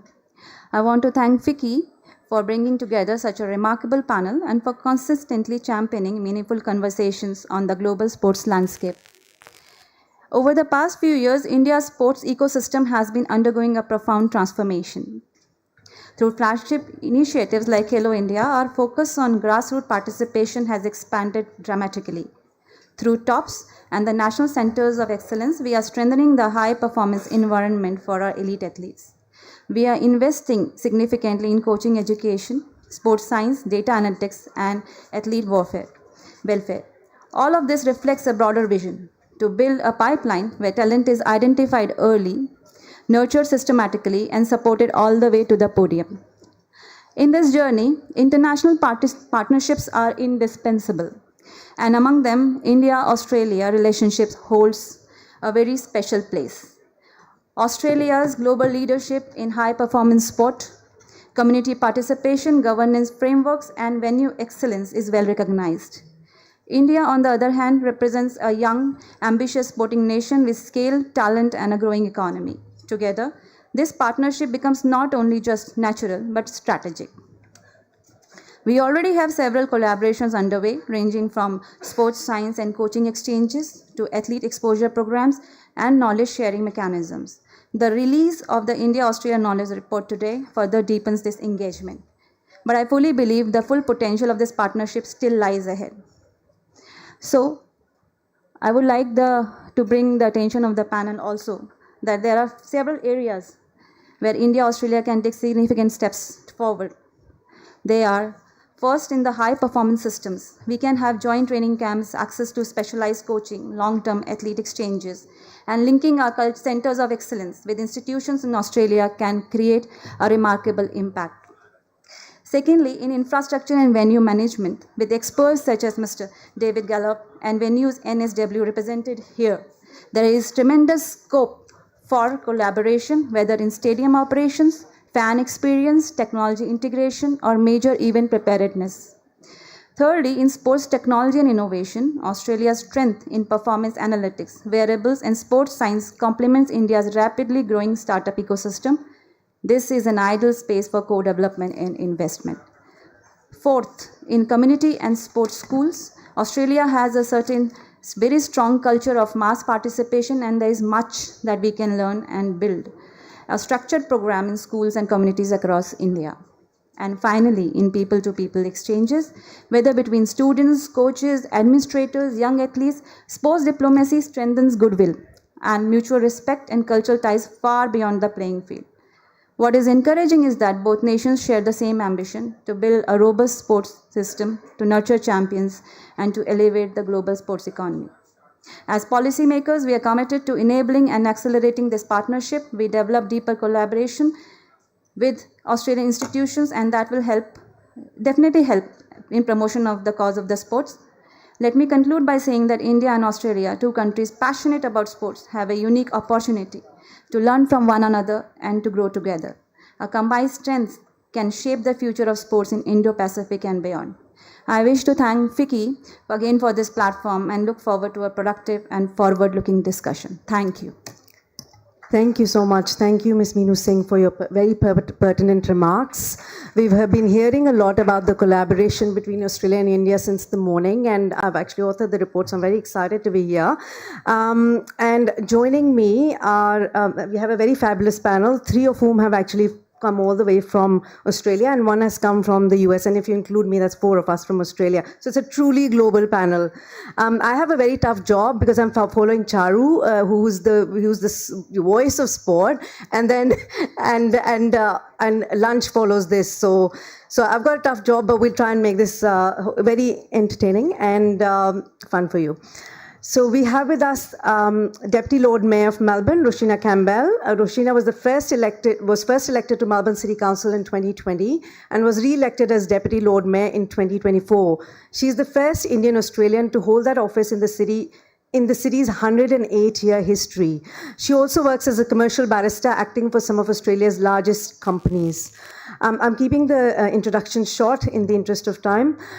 We also have with us Neil Maxwell, whom many of you may be familiar with. He has been a familiar fixture in the India-Australia cricket scene. Neil Maxwell is a veteran sports executive and former first-class cricketer with more than 3 decades experience spanning administration, commercial rights, talent, and media. He has held senior roles with New Zealand Cricket, Cricket New South Wales, and Melbourne Cricket Club and at Lords. And as a cricketer, he represented Australia A, New South Wales, Victoria, Canterbury, and Fiji. He's got a lot of other credentials, but hopefully most of you will know about that. Next up, we have David Gallup, AM. David is one of the best known and well-regarded sports administrators in Australia, and more recently, a non-executive director of a broad range of companies. He's the director of Tabcorp Holdings Limited. He's the chairman of Venues New South Wales, Step One Clothing Limited, Alastia Pty Limited, and High Mop Pty Limited, and a few others. And he's also on the board of Cricket New South Wales. He's also served on a number of other bodies, including the Australian Sports Commission, Rugby League International Federation, and the Asian Football Confederation's 2015 AFC Asian Cup Local Organizing Committee. Last but not the least, we have Kshitij Punj, founder and COO of Third Eye. Third Eye is one of the only 3 companies in the world and the only one in India delivering a complete DRS solution for cricket.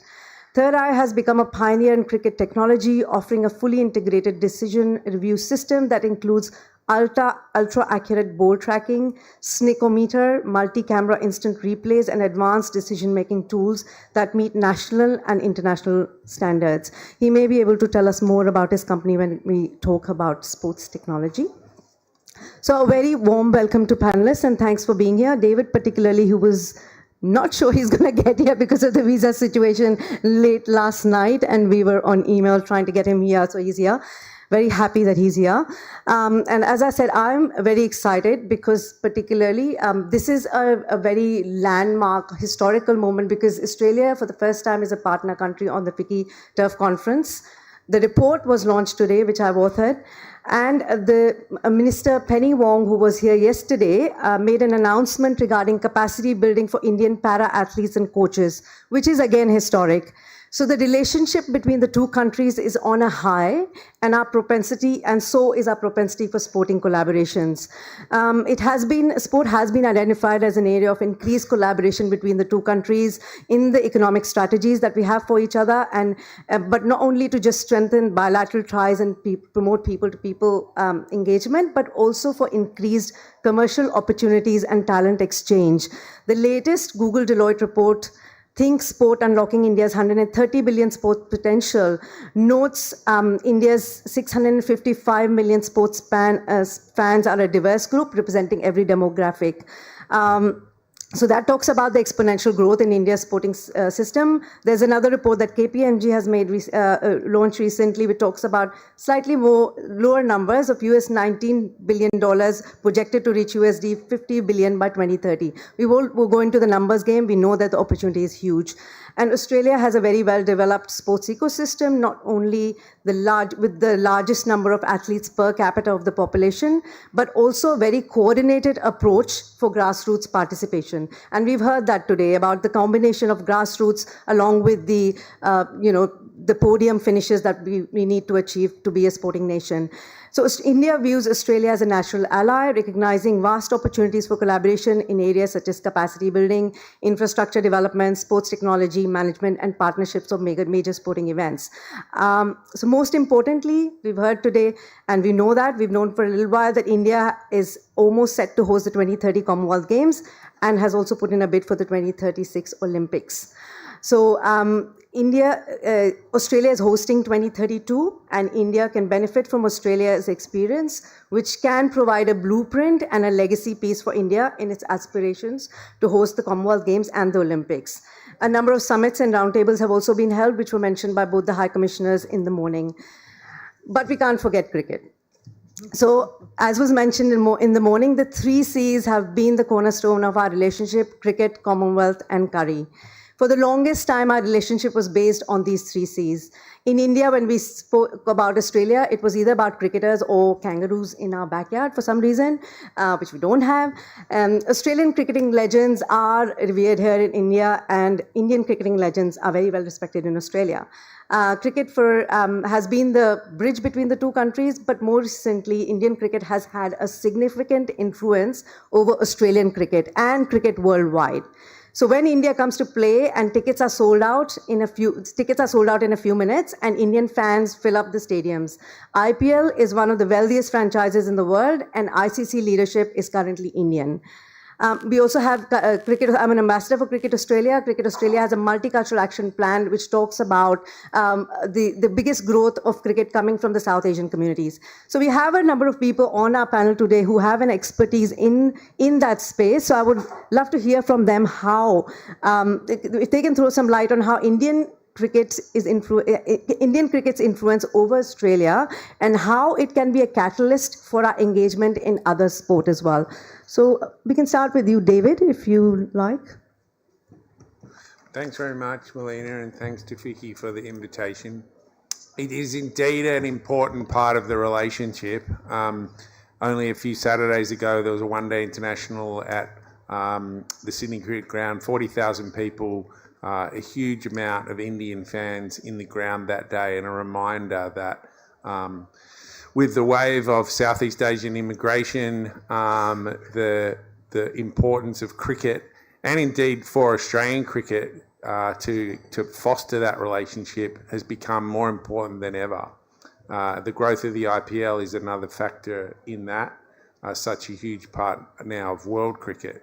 I think the important thing about cricket is it's a game that kids can play at various standards. There are challenges to cricket. Equipment is expensive. Australia is lucky that we have plenty of land for kids to play cricket, but the shortened version of the game has been a phenomenal success in the last few decades, because there's not many sports where you can point to a modified version of the original game to have become as successful as 2020 cricket has become.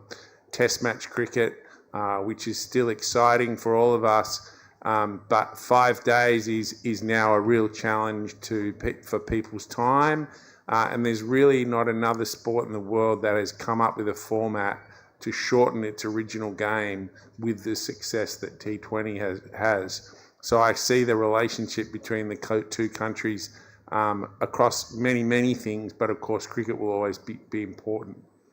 Thank you, David. I might ask Neil to add to that. Yeah, sure. Thank you, and thank you for the invitation to be here today. I've been coming to India for over 30 years. I love this place, and enormous a number of learnings that have been taken from here. But in relation to cricket, I think it's a two-way street. I think Cricket Australia for many decades was a very arrogant organisation. It thought it knew the best of everything, it's particularly the commercial world of the game, and I think it's been somewhat overshadowed, or not somewhat, it's been heavily overshadowed by the BCCI and the way that it's gone about commercialising the game of cricket in the last 20 years. I think it's been humbled in many respects. But that said, I also think that India and BCCI, Indian cricket, has learnt an enormous amount from Australia, and that's particularly in relation to on the field. And someone like Jonty will know that Charu, I'll never forget IPL 1, had the fortune of being involved in one of the franchises. And I was watching a training session, and the Australian players, it was a fielding session, and the Australian players were sprinting after these balls, diving to take catches, something like Jonty. And the Indian players were standing there with their hands on their hip, watching the ball bounce 3 times and then picking it up and throwing it back in. And it highlighted a huge difference in high performance right there and then in a visual sense.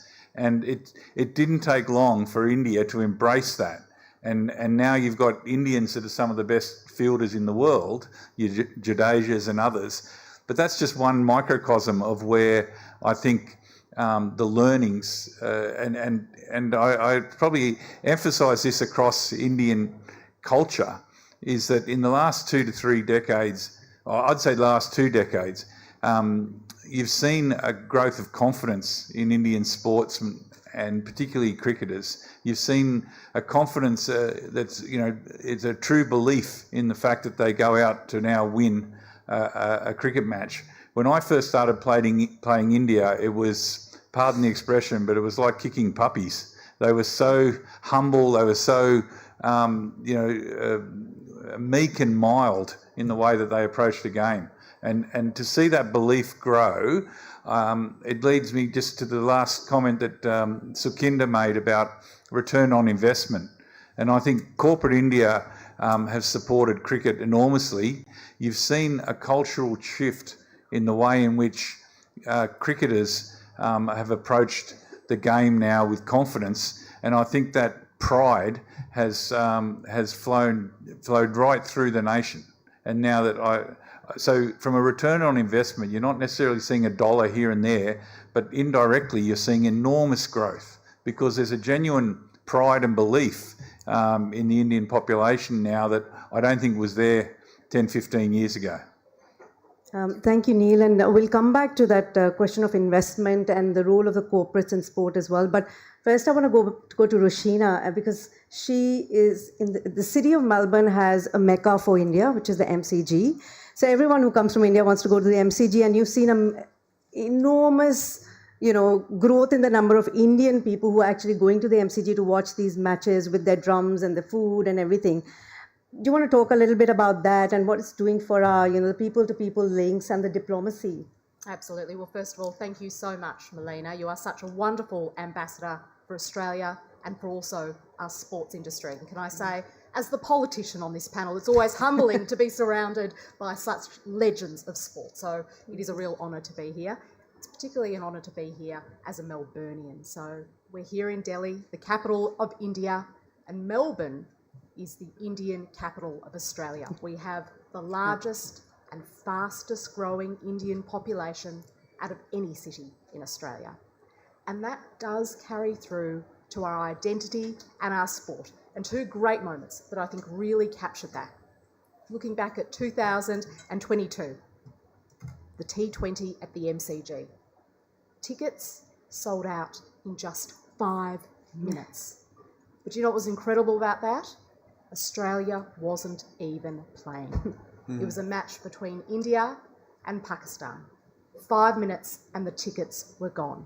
And you asked about the experience of Indians at the MCG and the colour and life they brought to it. Well, what I can say anecdotally is the people who staffed the MCG said they much preferred having the crowd of no Australians, just the Indians and the Pakistanis. They said it was a much easier crowd to clean up after, so it's certainly a presence that is very welcomed at our sporting facilities. And then, of course, just a few years later, in 2024, we had that India-Australia test, where we beat the record for attendance in the MCG, over 373,000 people. That beat the record that was set almost 100 years ago, back in the days of Don Bradman in 1937. So we are seeing that passion of the Indian community in Australia, Melbourne specifically, is adding to the vibrancy, the attendance, the pride we have in cricket. But there's been a bit of discussion about return on investment and why should there be investment in cricket from corporates or government? Well, there's one piece that we haven't discussed a lot, which is the importance of sports tourism. What we see in Melbourne is that when we have major sporting events, they're the times that our hotels reach full occupancy, when our restaurants are buzzing. And can I say, I don't think there is an Indian politician who wouldn't love having every business in their constituency saying, you've brought the people to us. Our economy is growing, it is flourishing, as you are creating the events that lead to that huge return on investment. In Victoria, the state I come from, sports events lead to $5 billion of economic activity. So there's the return on investment. Yeah, absolutely. Huge return on investment and something perhaps India can also learn from. We may go to you, Kshitij. You've got the experience. You, I believe, live in the US and you've probably seen the growth of Indian cricket over there, but also Indian cricket and the influence of Indian cricket over sport in the US. And perhaps you may want to talk about that.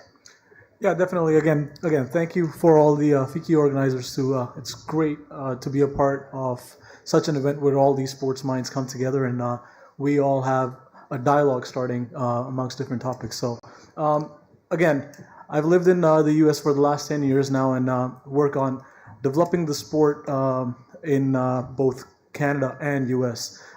One of the things that we do is develop technology. Again, I was very young when we used to watch the Border Gavaskar Trophy and all these cool things that are surrounded that, tech being one of it. Again, we were talking high on ROI today.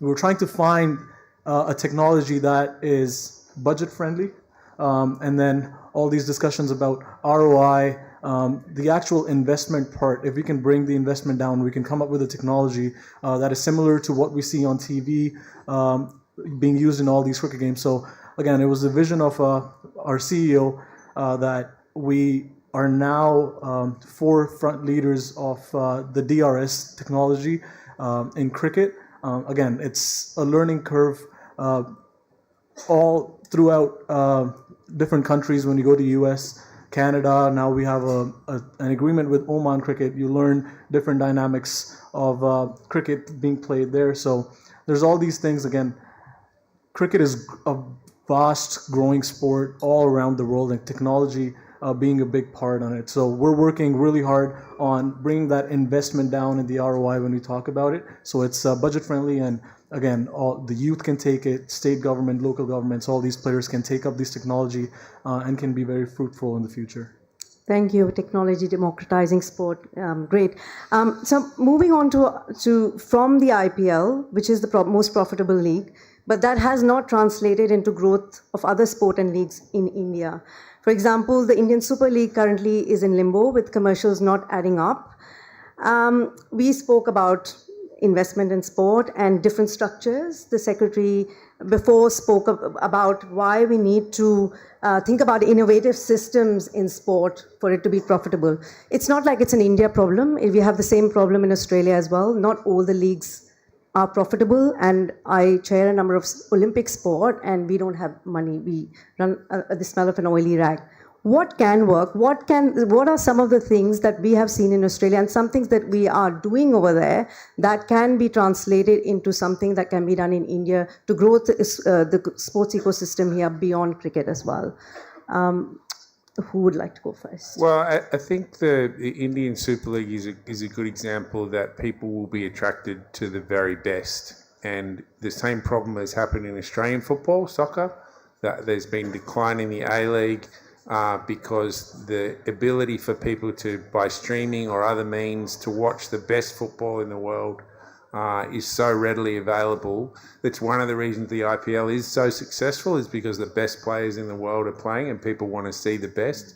I think one of the successful things that's happened in the venue network in New South Wales in the last couple of years has been the ability to use the venue for more than just sport. So this weekend, the Olympic Stadium will see AC/DC, a huge Australian rock act that are probably getting towards the end of their time touring, but I'm told they can still bang out their big hits.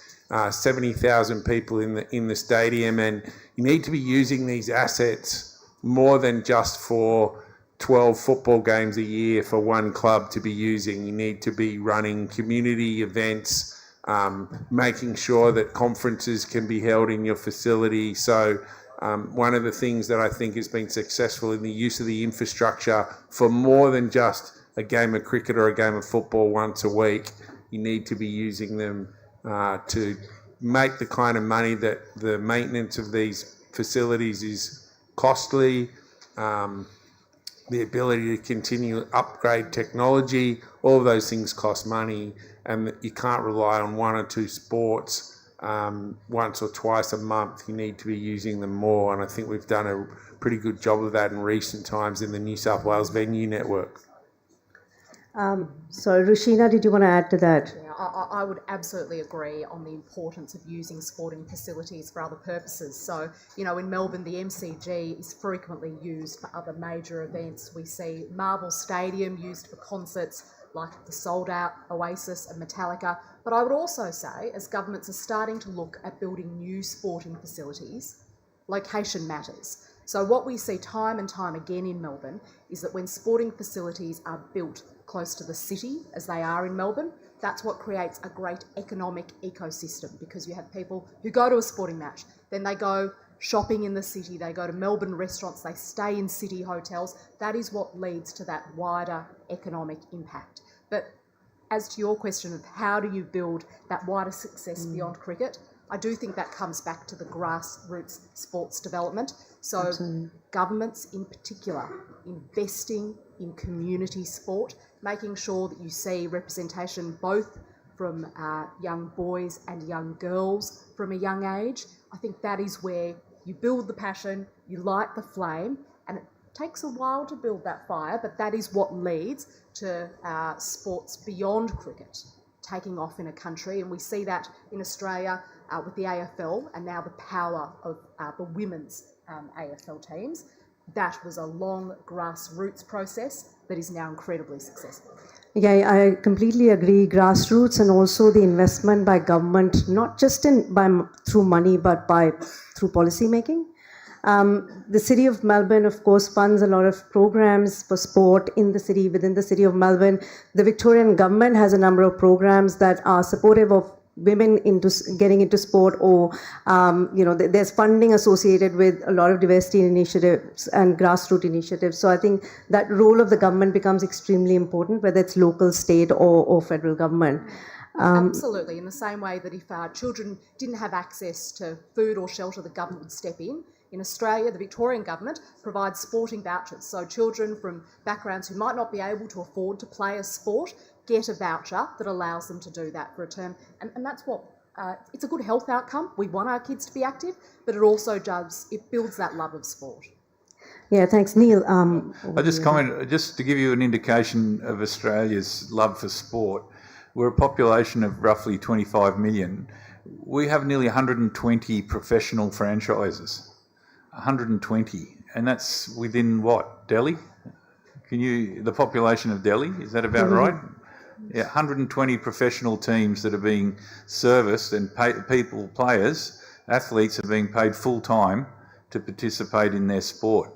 So to run a successful league is a challenge, and I think you've got to go into that. I think cricket in particular has been blessed with significant broadcast revenues, but they're starting to understand, the administrators are starting to understand that they have to diversify those revenues now, and it's going to take creative thinking, and it's also going to take more flexibility in the way that you present the sport and your league. So yes, it's a challenge.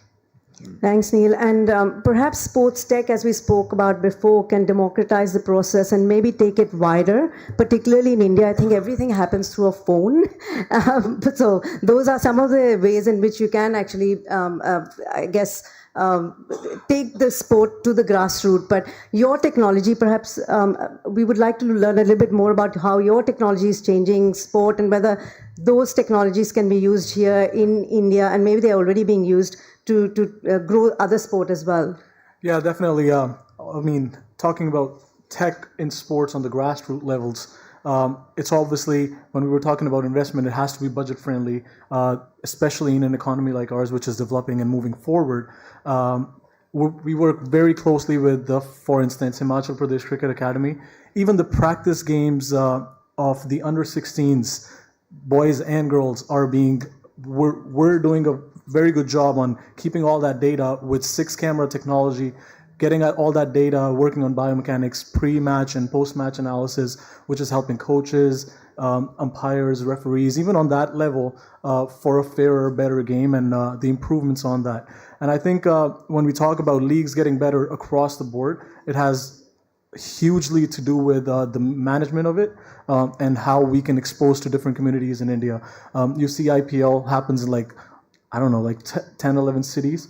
You talk about HIL, the Hockey India League, it just happened in one city last year. So maybe just exposing that, now they've increased it to 2. Indian Super League 2, they're trying to just geographically expose themselves. So I think management has to do a big part of it. Again, we're doing our best in the tech world, and I think there's room for improvement everywhere, I guess.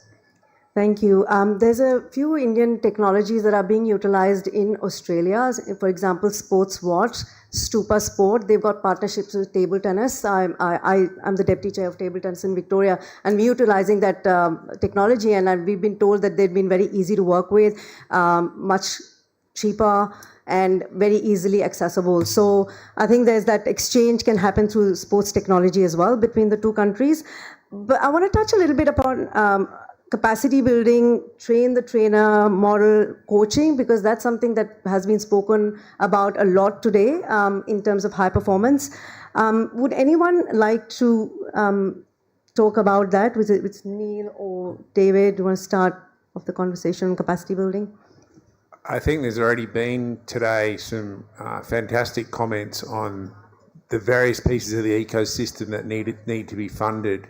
And I think coaching is right at the pointy end of that. Having a system which encourages people to start as volunteers in the coaching ranks and work their way through is only going to benefit any sport.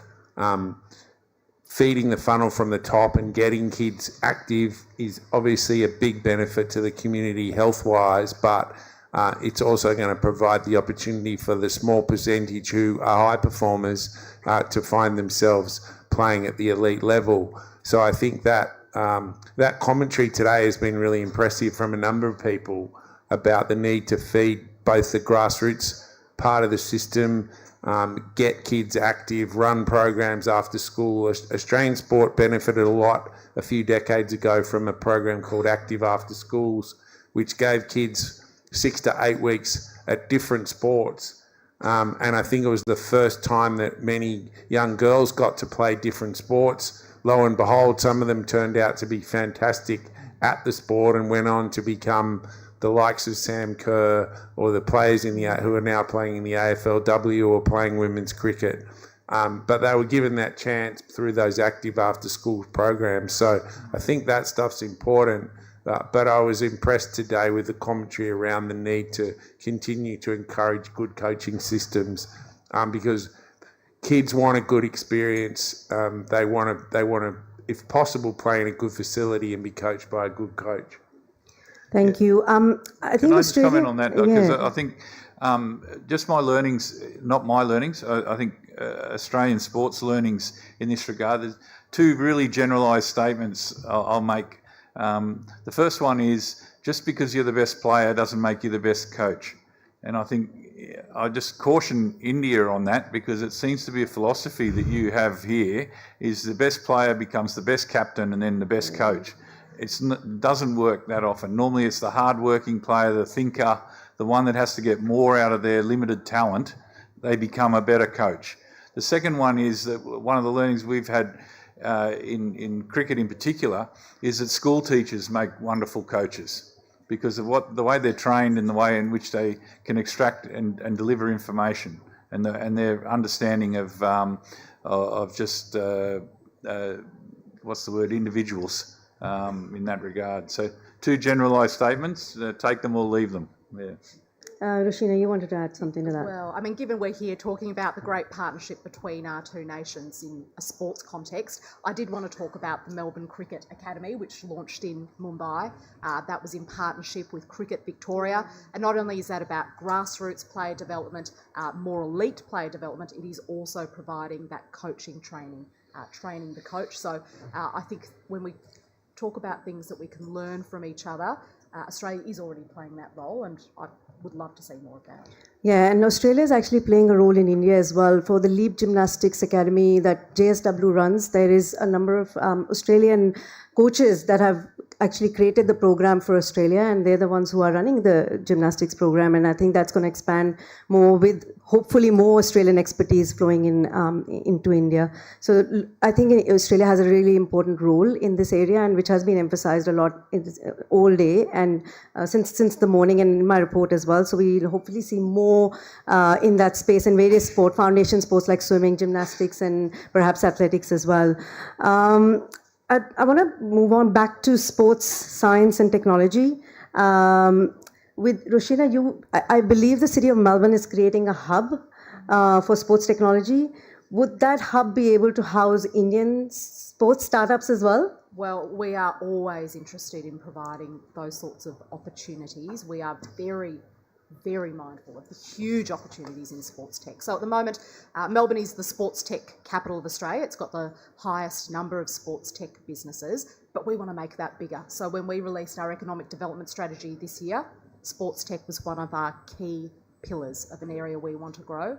And one of the ways in which I do think it grows well in Melbourne and could also in India, particularly in cities like Delhi, is that sports tech education ecosystem. So Melbourne is a knowledge city. It's got some of the top 50 universities in Melbourne, and they do great work in the sports tech sector.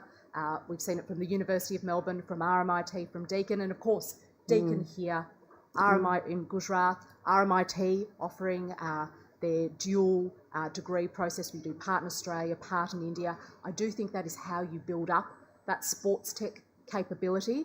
But you absolutely, and there's a broader discussion to be had about how you support startups in commencing, how you make them grow. And I should call out my councillor colleague, Andrew Rouse, who's here, who leads up our innovation portfolio at the City of Melbourne. And I'm sure anyone in the room would like to have a discussion about how we can grow that innovation ecosystem here in India, that Andrew would be thrilled to speak with you. Yeah, thanks, Roshina. And Deacon's in the room as well, and they have a session later. And we spoke in the morning about the partnership, or I guess the collaboration that the education sector needs to have with the sports sector as well, to be able to grow the sports ecosystem. And I see that done very, very well in Australia with the research that's done. So, for example, a research that was done recently spoke about $1 invested in women's sport, it leads to $7 in return. So that kind of investment, I guess that kind of research, if it was done in India, in partnership with Australian universities, could lead to really, I guess, great outcomes in terms of what the Indian sports ecosystem looks like and what it could look like in the future as well. Anyone wanting to add to that piece as well, about sports tech perhaps? I mean, when we talk about partnerships and collaborations, our CEO and I was on a call yesterday, and we were just talking about that topic. And it's in this room, for instance, again, our past experience, leagues in India are partnered now by big corporate brands trying to support the financial backing of it with the technology. So I think partnerships and collaborations in that sort, just for instance, I think there's a delegation from the Madhya Pradesh Cricket Association also in presence today, which partnered with the Adani Sportsline Group. So again, we're very appreciative of that. And then adding some tech to it, I think that's the whole mix. You have a vision taking you forward in the league with a financial backing and also the tech part of it. So I think partnership and collaboration in that sort is a very huge part. Thank you. Just because we're talking about Australia and India and the relationship and what we can do together, I was wondering if any of you want to throw some light on what models from Australia or more mature markets, perhaps US, do you think are most transplantable to India? And conversely, what does India need to adapt uniquely? Tough one. I'll comment on that one.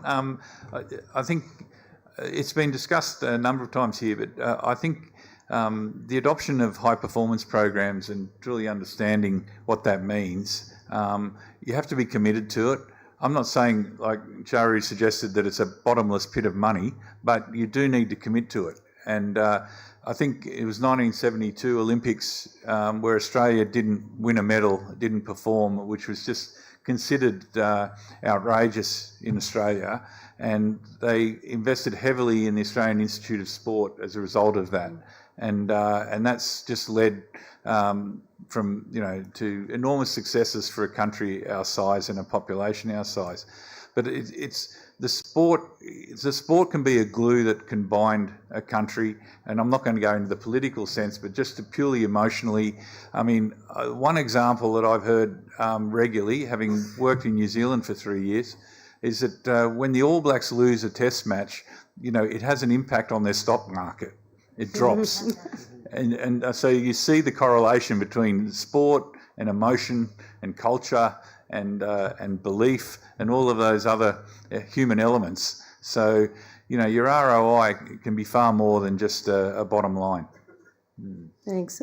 David, did you want to add to that? I mean, to some extent, Australia's been fortunate in the fact that the growth of the country from European immigration, we have a superbly talented Indigenous population for sport, but the sports sort of arrived in the world at about the same time as European immigration came into Australia, and it became part of Australia's sense of itself, was our ability to field sporting teams and take them globally.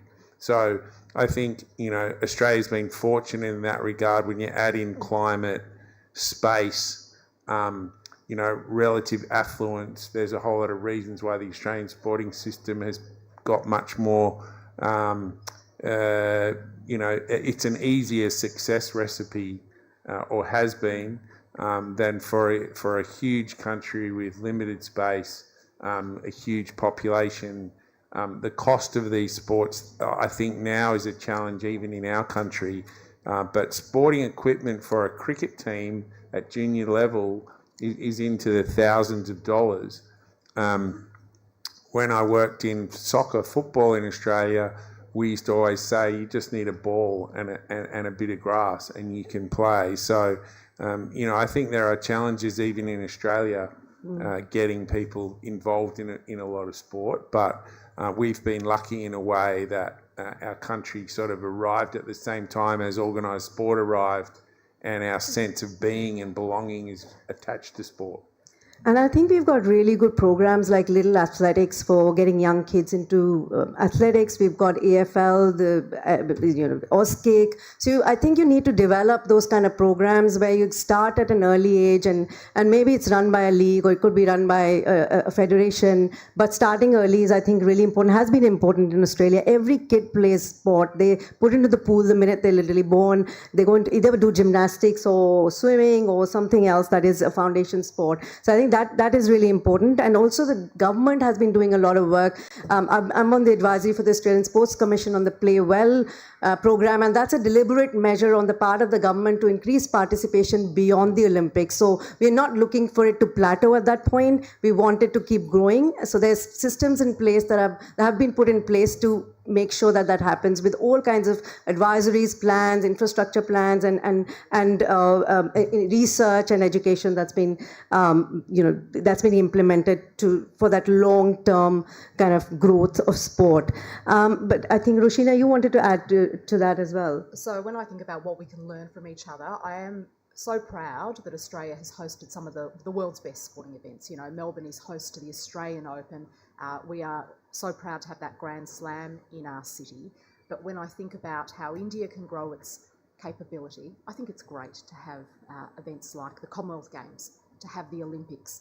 But we also need to see India putting in the pitch for those smaller tournaments and events that build pride in domestic players and also build excitement about the game. So we were thrilled a few days ago to be in Bangalore for the Billie Jean King Cup, which was played there, and that was because of hard work from the state government as well as the Chief Commissioner of Bangalore to secure that cup. It could have gone to a number of other cities, but being there, seeing the women's playoff, seeing the pride that you saw in the crowd out there to support Indian female tennis players, watching them build their capability, I think there is a huge ripple down effect from that, a huge benefit. And so I would strongly encourage state governments in India to be making the pitches to be the state that is hosting more of those tournaments, more of those sporting events between, community sport and the Olympics. There's plenty to play for, and it has a huge impact on local pride and building that support for players and new sports. Thank you, Roshina. And we're nearly out of time, so I'll just quickly pass it on to either Neil and Kshitij for your final comments on this topic. The one challenge that Australia has at the moment, and it's a double-edged sword because there's a wonderful positive associated with it, and that is that in cricket world, the grassroots cricket world, Indian Southeast Asians are making up 4 to 5 players per team these days, and that's fantastic. But Australia, the difficulty, the cultural difference there is Australian grassroots sport is built on volunteerism. So parents volunteer to coach the team, parents volunteer to manage the team, parents volunteer to set up the grounds and all of those sort of things. That's foreign to Indians, or at least in Australia. They normally pay someone to do it, and so there's a real challenge there to educate Indians who are living in Australia that this is the foundation of grassroots sport in the country. Yeah, thanks, Neil. A very good point, which I was hoping to discuss, but we're running out of time. Volunteering is massive in Australia, and really is one of the key reasons why we have such a vibrant sports ecosystem. Kshitij, did you want to add any final comments? If we talk about different models from between India and Australia, the one I can think is the importance that is given to every sport across the board. When you look at countries like Australia who do very well in the Olympics and the Commonwealth Games and so on, it's like I can speak about tech. We need the same level of tech that we give to cricket in different sports. So that's another thing that we work on, and I think there's a bunch of other companies in India that are working very hard to excel themselves in the tech part of other sports, be it badminton or whatever, the close call events. So I think that's something that we need to learn and pay attention to, I think, in the Indian sports industry, where every other sport is giving the same attention as what cricket is right now. Good way to finish. Thank you so much. We've run out of time. It says time's up, and I know what Charu was going through before. We could talk about ours. I had a lot of questions planned, but we can't discuss. We can maybe have do an that informal over lunch. Yes. Over lunch, Yeah. yes. So Okay. thank you so much to the panel for making all the way from Australia to India and enlightening the audience on this very important topic of collaboration. Thank you Thanks so much. to you, Molina, for doing this so well. May I now invite on stage Sagar sir to kindly come up and give them a memento. Thank you. This is in recognition of your efforts, like Molina said, coming all the way from Australia, and of the things that Hari Ranjan Rao, Secretary Sports, said in the morning. Lots of things, interesting things coming up between India and Australia, and I'm sure we've laid the foundation of those many, many interesting things here at the 15th FICCI Turf today. May I request all of you to come to the front of the stage, please, so that not only do we have clear view for our photographers and videographers, we can all take a group photograph together as well.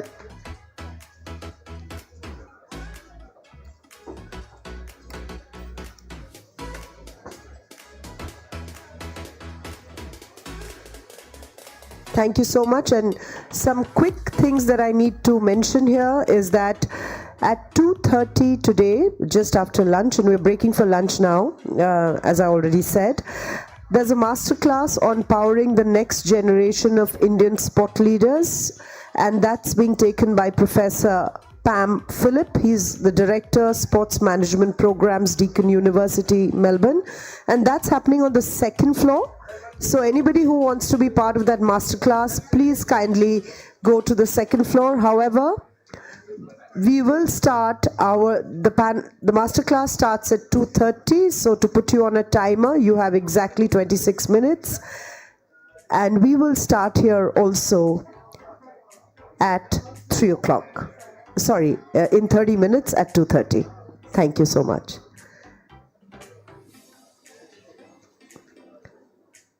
So post lunch, we meet for catalyzing India's sporting economy. Very, very interesting aspect of sport, the sport business, and a parallel session, the masterclass on powering the next generation of Indian sport leaders.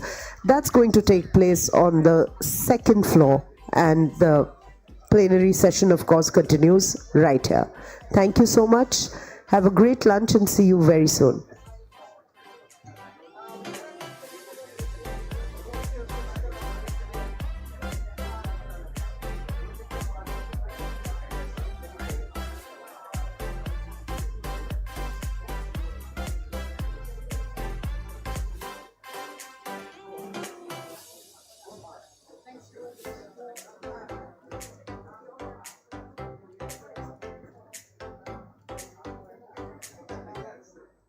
Hi guys, welcome to Dunk Street Fest. It's middle of the day and the crowd is buzzing.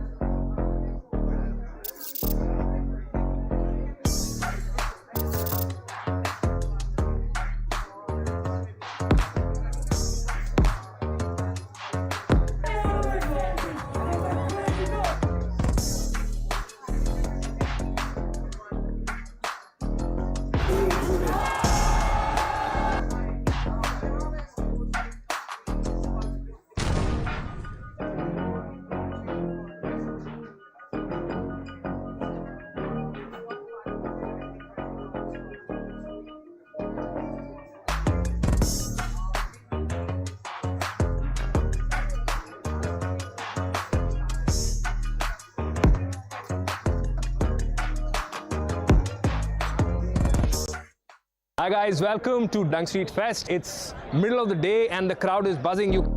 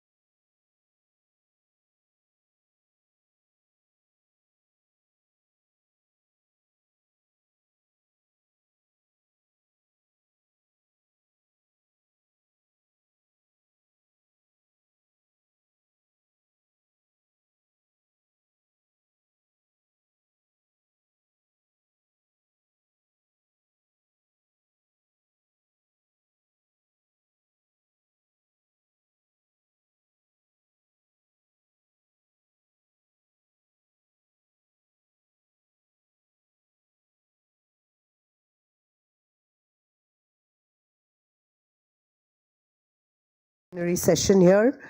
I'll hold the start to just 5 more minutes so that those of us who are just about finishing our dessert and running back to the room have the time to do that.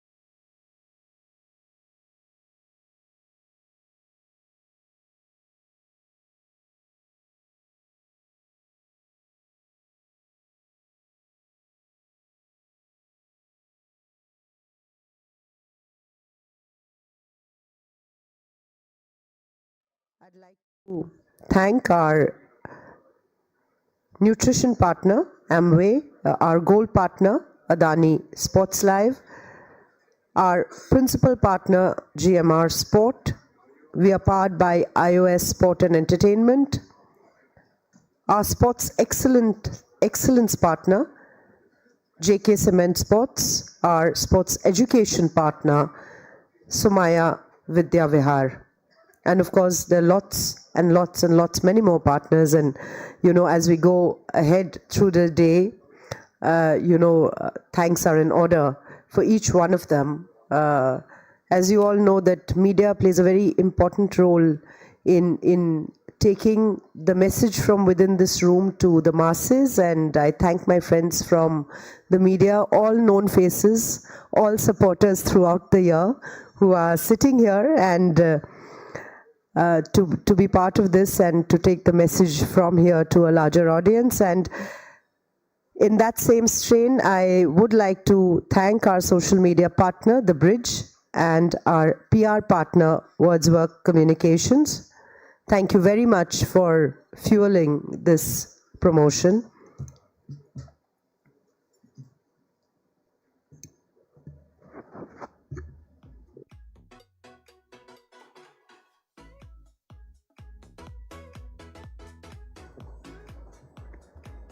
I can hear the last bell going off outside, so I think that in about now in a minute or so, we'll have more people joining us and we can start.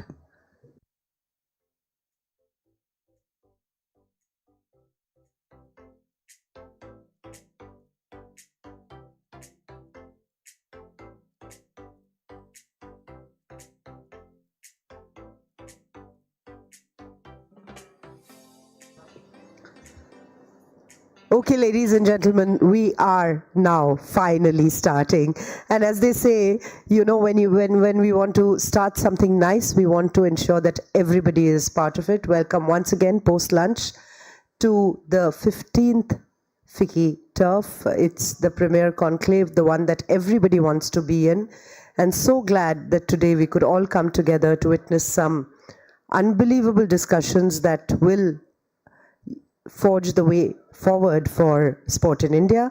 The third plenary session of the day, as I was saying, is catalyzing India's sporting economy, infrastructure, investment, manufacturing, and grassroots development. And in this, we look at the transformational shift in India's sporting economy following the Government of India's landmark decision to bring sports goods manufacturing under the Ministry of Sports. This session brings together senior policymakers and industry leaders to discuss how this can boost domestic manufacturing, modernize sports infrastructure, attract private investment, expand grassroots opportunities, and strengthen India's overall sporting culture, including business. And we will also, of course, hear in from both the center and the state level initiatives that are being taken in this regard. I would like to invite on stage Shri Vinil Krishna, Joint Secretary, Department of Sports, Ministry of Youth Affairs and Sports, Government of India, to join us on stage. Sir is also going to give us a keynote address, but sir, I'd request you to first kindly join us on stage. I invite Sachin Ramachandra Jadhav, Commissioner cum Secretary, Sports and Youth Services Department, Government of Orissa. I invite Vijay Kiran Anand, Secretary Infrastructure and Industrial Development, Government of Uttar Pradesh and CEO Invest UP. I invite J. Meghanatha Reddy, Member Secretary, Sports Development Authority of Tamil Nadu. I invite Pranav Kohli, CEO Stag International. I invite Shubham Jain, PhD researcher, Faculty of Law, University of Cambridge, UK. I invite Ajaz Khan, Sports Director, Sumaya Vidya Vihar University, Mumbai. And I have the pleasure of inviting on stage a very, very bright academician and the chair of FICCI Uttar Pradesh Sports Committee and the head of Sports Research IMT Ghaziabad, Kanishka Pandey. Kanishka, welcome. He's fantastic when it comes to presentations, and I'm sure he's going to be fantastic here. And I believe that there is no keynote address, so we'll straight move to the panel.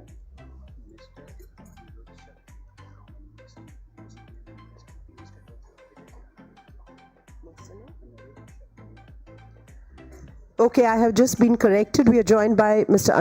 Anirudh Kshatriya. He's GM UP Invest. Thank you, sir, and apologies for this. Kanishka, please take over. Thank you.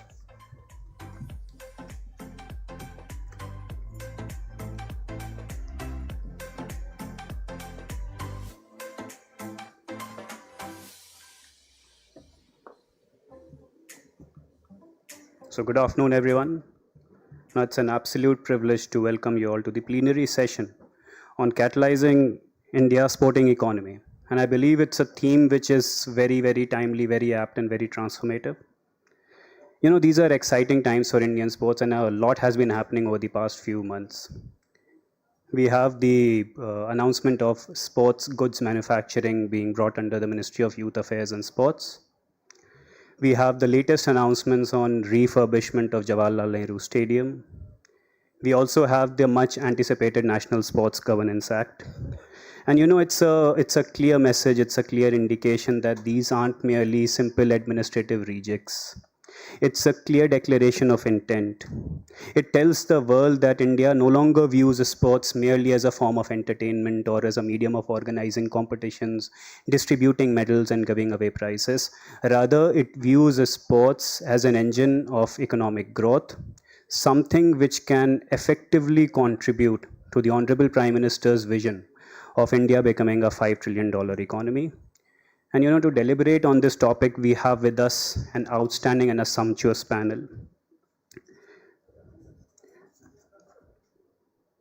So we won't, without any further delay, we'll come straight to the questions, and I'll join my fellow panelists here.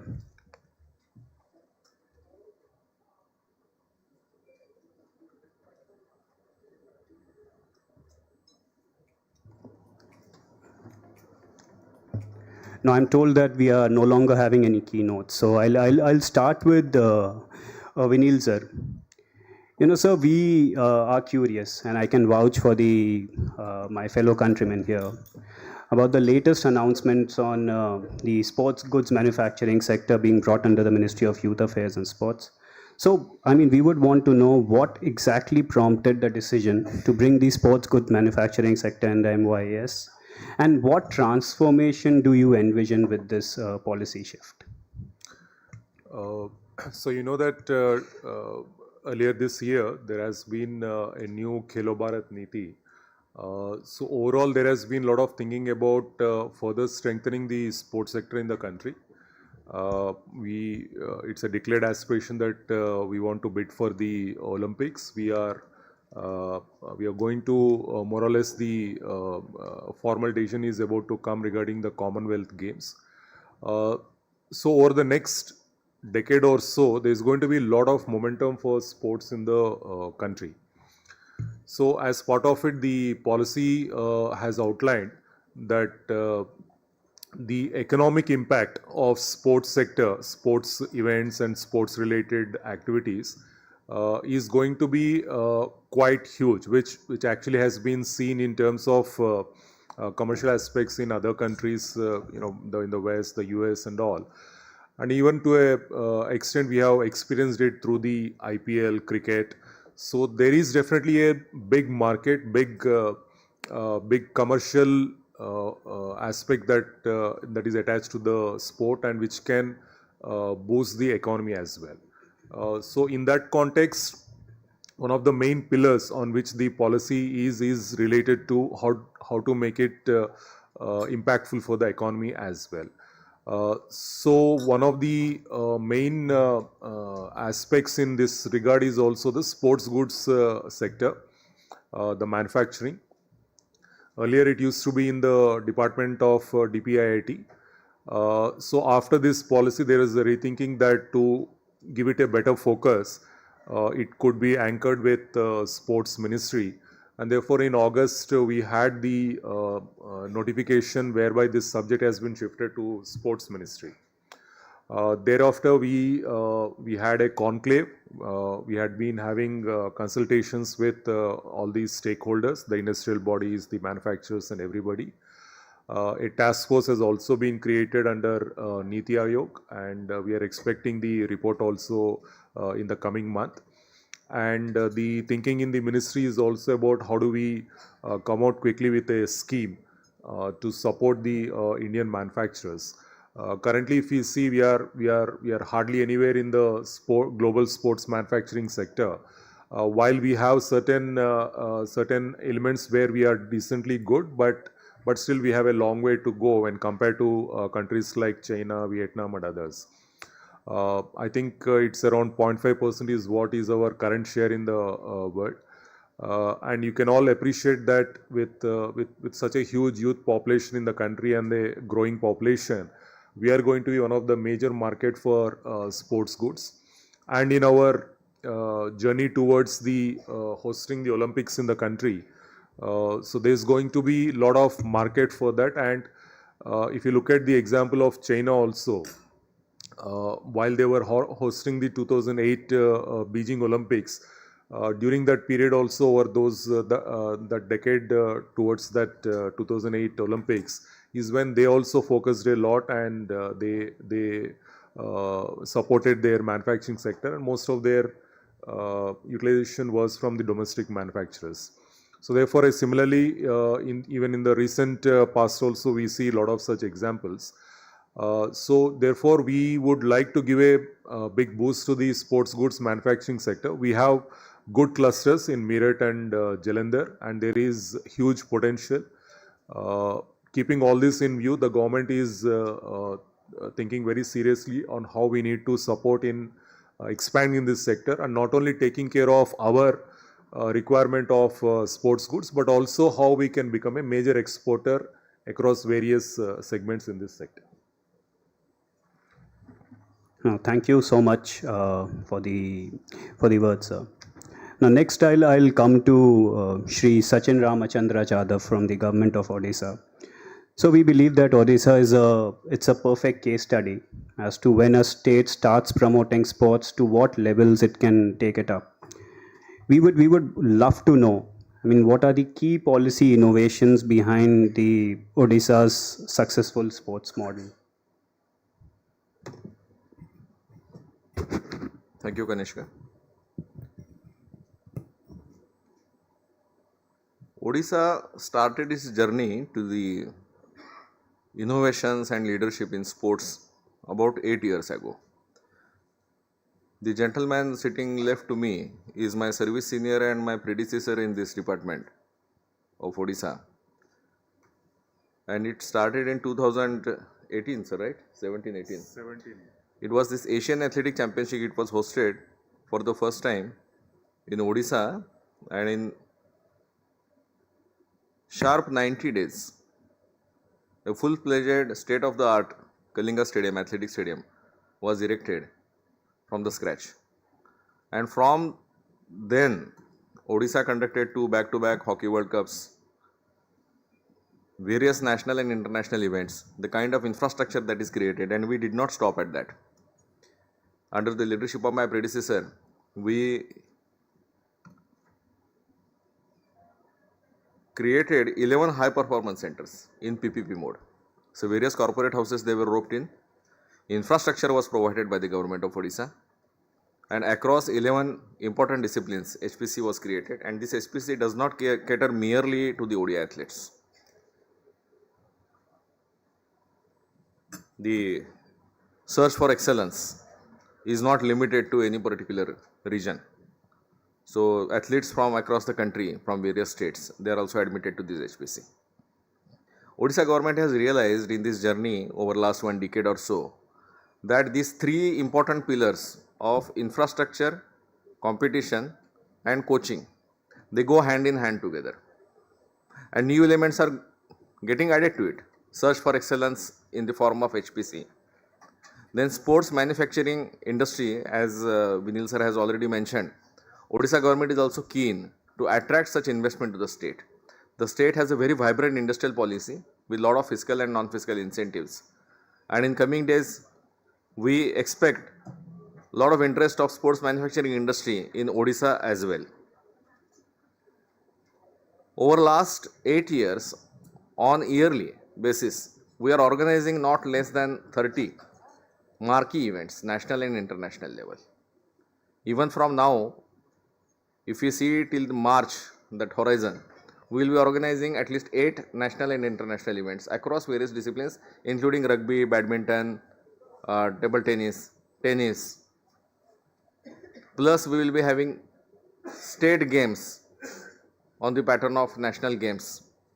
So all these to cater to identification of grassroots talent, to nurture them towards excellence, spreading the sporting culture in the state.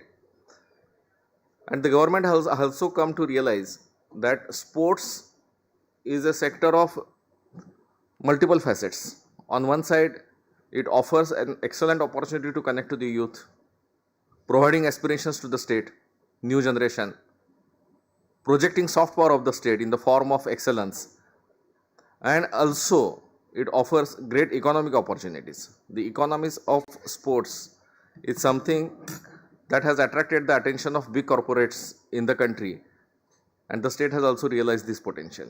So I believe the journey of last 8 to 10 years has been exciting, and the coming days are going to be more exciting as far as sports is concerned and Odisha is concerned.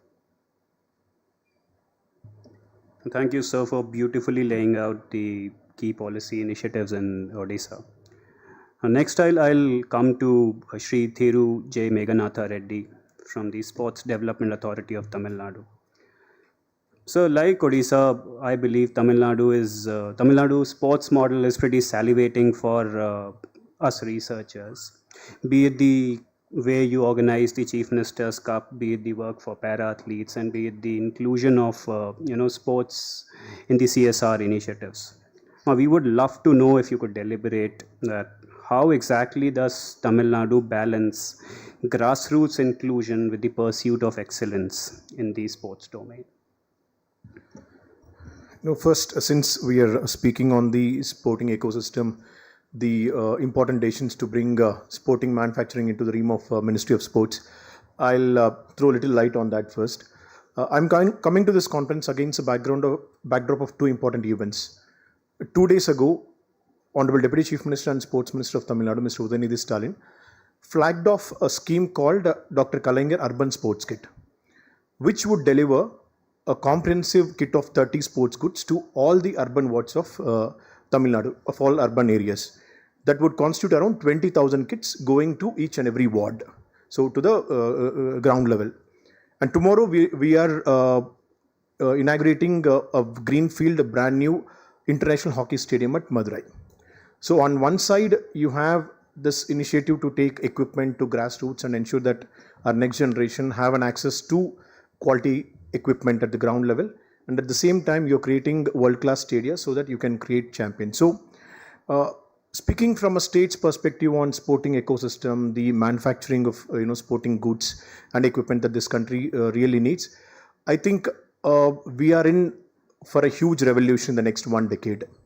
There'll be heavy demand for sports goods at both micro and macro level, and I think we should be gearing up ourselves for that. Not just that, also from a state's perspective, the budgets meant for sport and the sporting department has seen a huge uptick in the last 5 years to 1 decade. Of course, Odisha was the forerunner. When we did analysis, we realized that in the last 4 years, our budget in Tamil Nadu has cumulatively now stands at 2,000 crore, majority of which goes into infrastructure and equipment. And so, state's interest in sporting infrastructure and equipment has really taken up in a big way. Earlier it used to be states were looking at central government thinking that you give us funds, we'll create facilities, but now that process has undergone a change. And also we feel there is a real and felt demand at both micro and macro level in the ground. At the micro level, there is so much of demand for individual goods and equipments. In fact, one of the biggest happening sites in Chennai today is on a busy commercial street called T Nagar. There is a multi-storied decathlon which has come up out of nowhere, and you see it busy on every day. So parents felt demand, and their aspirations for the children towards sports has increased, and it is real. And at the macro level, one of the biggest demands that we get from political leadership across the state is the need for a good infrastructure in sports, even at a assembly constituency level. So there are demands for gyms, there are demands for stadia, there are demands for every sort of sporting infrastructure that people want. So in fact, we are also looking at launching a scheme where we will be giving a sports kit in rural areas in a fire and forget method to all the habitations. So speaking from a strictly sports economy and a sports good manufacturing sector, all I would like to tell you is to the audience who are into that ecosystem, that this nation is going to see a revolution of unheard sorts in the next 1 decade or two, going into 2036 Olympics from a sports good manufacturing, and this is a fantastic opportunity that none of us should let go of. That is what I'd like to tell at the beginning. Probably I'll add more remarks when it comes back to me. Thank you, sir.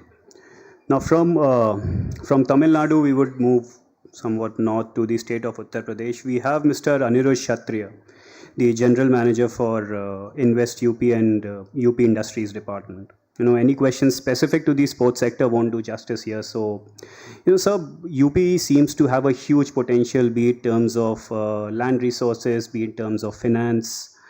And with your participation in turf, I believe it has the intent as well. We would love to know if you could just elaborate on how UP is integrating sports within its industrial policy and investment strategy. Firstly, thank you very much for the question. Thank you for giving us a platform to be here. From Invest UP and from the perspective of UP, we would like to speak more towards the financial and economic aspect of the sports industry or the sports sector. As Sir has rightly mentioned, Meerut is one of the largest sports manufacturing centers in India. Together, I believe Meerut and Jalandhar are 70 to 80% of the total sports manufacturing that comes out of India. Now, in Meerut, to give you an example of what we are trying to do in Uttar Pradesh, we are creating some of the best world-class infrastructure. We have the UP Indian Integrated Manufacturing and Logistics Cluster under the UP IDA, that is the Uttar Pradesh Industries and Industrial Expressways Development Authority. So there we are providing plug-and-play ready-to-move facilities to these manufacturers. Now, for any business, the main support systems or the main pillars can be A is the land, B is the policy support, and C can be the incentive and the subsidy systems that are in place to help grow the business. So we are trying to execute along all these axes. As far as the land availability for enterprises, because most of these sports goods manufacturers, in Meerut alone, we have got around 3,000 as per official statistics, 3,500 units. Many more want to set up. So we have got specific MSME policy to incentivize the land allocation process. We are actively acquiring land. We have a simplified single window system to allocate the land through our single window Nivesh Sarthi and Nivesh Mitra portal. We have a whole plethora of subsidies to support industries at various levels. So at the MSME level, we support with capital subsidies. We also support these units depending on the kind of employment they have. If they are employing certain sections of the society or women or certain kinds of labor, we are supporting them through certain extra incentives. Of course, capital and machinery incentives are also there. We are recently also incentivizing units that are trying to get FDI, that is foreign direct investments. We have had success across other sectors and other industries in this area, a lot of success. We are very keen, under which we will subsidize the land cost up till 75 to 80% of the cost of land.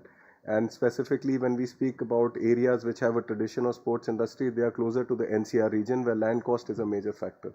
So I think steps such as these are aimed towards helping the sports good manufacturing industries. Also, I would like to add, UP will be one of the first states to come out with a dedicated sports goods manufacturing policies, which will be out. It is under study and it will go up for approval very soon. We have incorporated the best practices of all the states and also studied internationally what is being done. Some of the things that will be incorporated, if I can just broadly say, will be, of course, the capital machinery subsidies. We will have special incentives for land. We will have special incentives for the kind of geographical areas we are trying to set up with. Another thing that we are very actively promoting is the PPP. I heard a lot that PPP needs to be brought into the sports sector in general. So we are also coming out, we will provide special benefits under this and also a dedicated PPP policy. So I think all of these areas we are very actively supporting, and we look forward also through regular consultations with the industry, and we invite consultations from all those present or everyone present here and through FICCI also, and we welcome these suggestions and we will try to incorporate them in the policy. Thank you. Thank you, sir. It was a very to the point and a very a wonderful elaboration.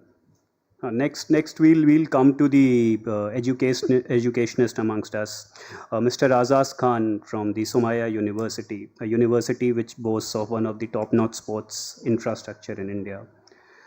So coming from an academic institution, how do you see the role of universities in shaping India's sports manufacturing or shaping India's sports economy?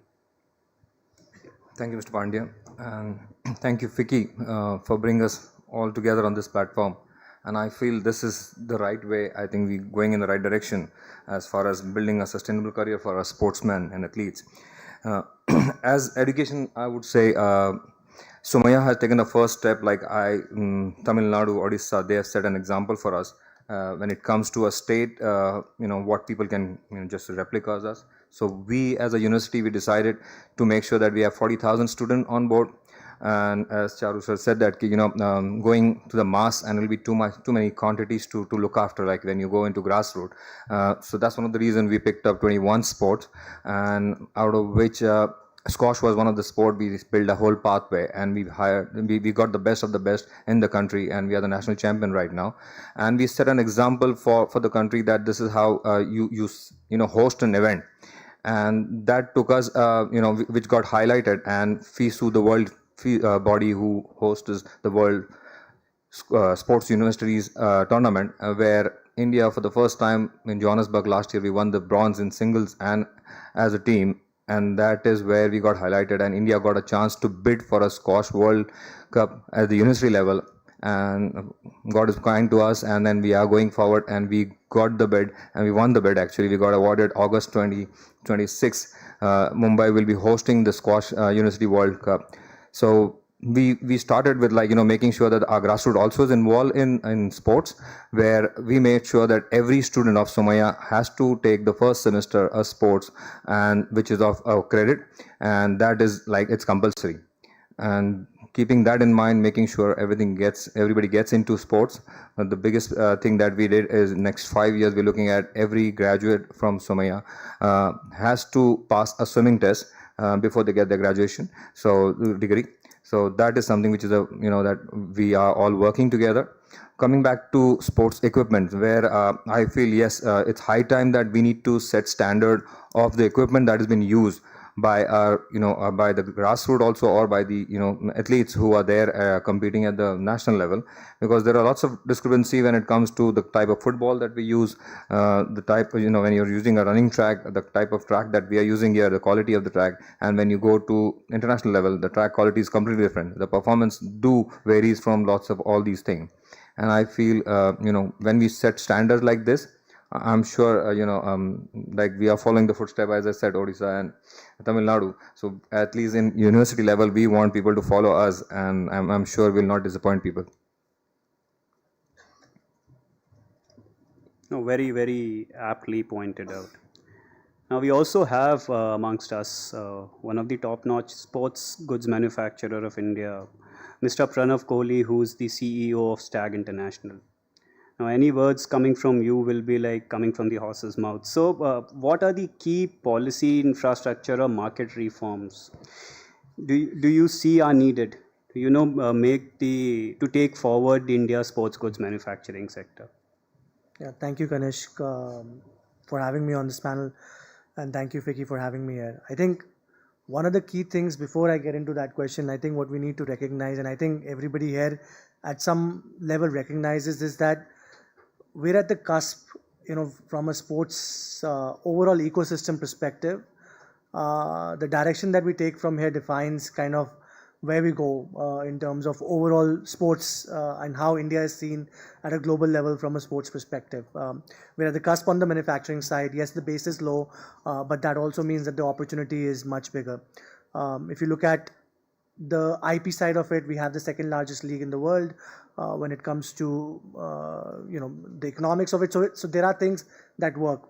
I'm also very happy that Mr. Vinil is now part of Ministry of Sports, and he's done a great job with Orissa. So I think and sports goods manufacturing now being part of Ministry of Sports is also a great opportunity for us to kind of consolidate this as an effort.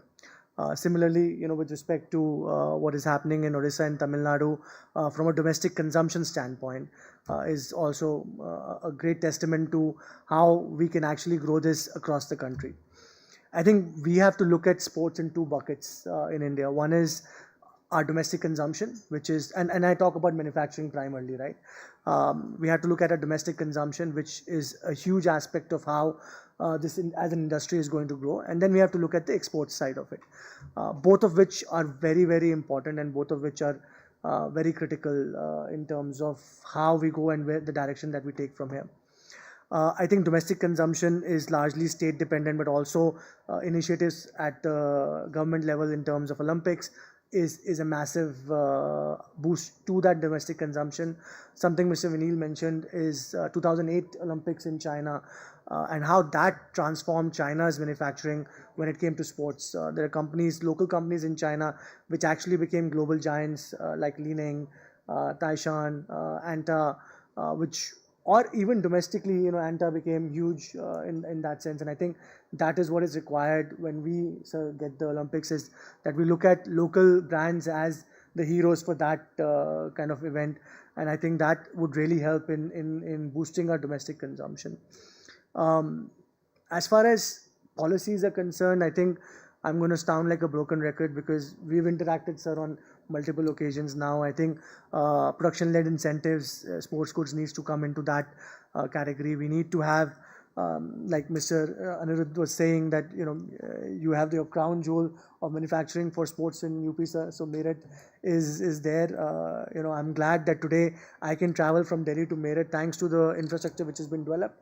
But I think now it's high time that we figure out how do we allocate more land to people who now need it. I mean, if we have to grow to the levels that we're talking about, if we have to grow from that 0.5% to that 15% kind of a global impact in terms of sports goods manufacturing, then we have to allocate land, we have to look at automation.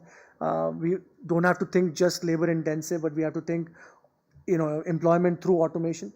And see how we can get there, because that is going to be a key component from a competitiveness standpoint. Something Mr. Azaz also mentioned, which is very critical, is defining standards. I think it's also important for academia to work with the central government to figure out how do we make sure that consumption at the Olympics is both domestic made, but at the same time at the highest standards in the world, right? So I think all of these things combined is something that as a manufacturer we're looking at, and we're hoping and looking with hope towards everybody around us. But as our Honorable Prime Minister has always told us that we still have to be Atmanirbhar, and I think that's something that we continue to be, and I think that's where the growth has always stemmed from. So I hope we have this support and we are able to change that direction to a much higher growth. But I think as a sports manufacturer, we will continue to expand and grow. Now, really wonderful. Before coming to the session, we were interacting, and he asked me, what should I talk about? I said, just put forth your emotions, and that's what he's done. He's so emotionally connected with the topic. Lastly, we would come to Shubham Jain. You are at the very crucible of education and research. You come from the University of Cambridge. You are there working with the Center of Sports and Human Rights. Now, as far as I'm sure you must have studied India's current policy landscape. Now, how does India's current sports trajectory compare with the global best practices that are there across the world? Thanks so much, Kanishka, and for the invitation here. So my comments will be a little more broad in scope, and I'll start with some figures and then 2 or 3 points to contextualize everything. We know that India's population is around 1.45 billion, which is the largest population in the world. Several studies have shown that about 40 to 50% of India's population is inactive, physically inactive, which roughly translates to about 800 million or 700 million people or so, which is quite a significant portion of our country that is physically inactive, which also represents a significant portion of new opportunity for the industry, and also in different ways. There's also a gender divide in this inactiveness, as you could have guessed. Perhaps more women are inactive. There's also an urban-rural divide. More women in urban India are inactive. What this also means, again, in terms of the opportunity aspect, is studies show that if we were to increase our activity metrics by even 1%, every 1% increase in activity metrics could increase or have an impact of about $1 billion on our GDP in terms of our expenditure on healthcare, in terms of our expenditure on preventing communicable diseases, productivity enhancements, and social cohesion, and so on. So there is a big opportunity there for the industry and for the government, but there's also an imperative in terms of health outcomes and educational outcomes. So within that, a couple of points. So first is, especially in comparing with global policy frameworks, is how we view sport, whether we view sport as something that is only there where we win or something that we see as a public good. There's a lot of conversation throughout the day that we have had about public-private partnerships, profits, and ROI. And one thing that I found a little bit missing there is about whether we view sport as something that should be accessible to everyone regardless of their background, or whether we view and build sport ecosystem and sport infrastructure as something that is more of a paper play basis or something like that, right? So how can we ensure access at scale is something that we need to think about, even if we need public-private partnerships and even if we need a lot of industry participation. How can we ensure that access at the basic level is available to everyone, and then create revenue streams simultaneously so that the private sector can participate, so that the industry can participate? And this is important, again connecting back to the point about so much proportion of our population being inactive, right? So how can we ensure that we build this relationship with physical activity, relationship with a lifelong movement in some ways? How can we go from local to global in the ways that, yes, we can have all the high performance infrastructure and structures in place, but unless we have a grassroots pipeline, which obviously we have a lot of potential for, then we will not be able to harness the high performance structures in the right way. So that is one in terms of viewing sport as a public good. The second is connected but also directly relevant in terms of the theme of this session, which is around infrastructure and how do we view infrastructure. Do we view sporting infrastructure as something that is only there primarily in terms of training high performance and elite athletes, or is it also something that can serve multiple different purposes? Can the sporting infrastructure be more resilient, more sustainably built, locally relevant for what people want and want to play at the local level? When big events are not being hosted, can it be made available to the people who want to play at an accessible way? Can it be multi-purpose in various different ways? So in that sense, how can we design infrastructure? Do we need big stadiums in each locality or each city? Or do we need more grounds and playing fields rather than big stadiums in most places and stadiums only in certain places? So those are two connected points. And then the last thing that I wanted to mention is a little bit of figures and then another point. These figures are not coming from India because unfortunately we do not have research in relation to India on this. But this is around the impacts of climate change on sport. A recent UK government study, which was conducted 2 months ago, estimated that about 320 million pounds of loss might arise at the grassroots sports level due to the climate change in the UK, which is due to increased maintenance cost of facilities, repair costs, relocation, loss due to events. We do not have such figures from India, but we can imagine the cost will be much, much higher, big country, much more in terms of population.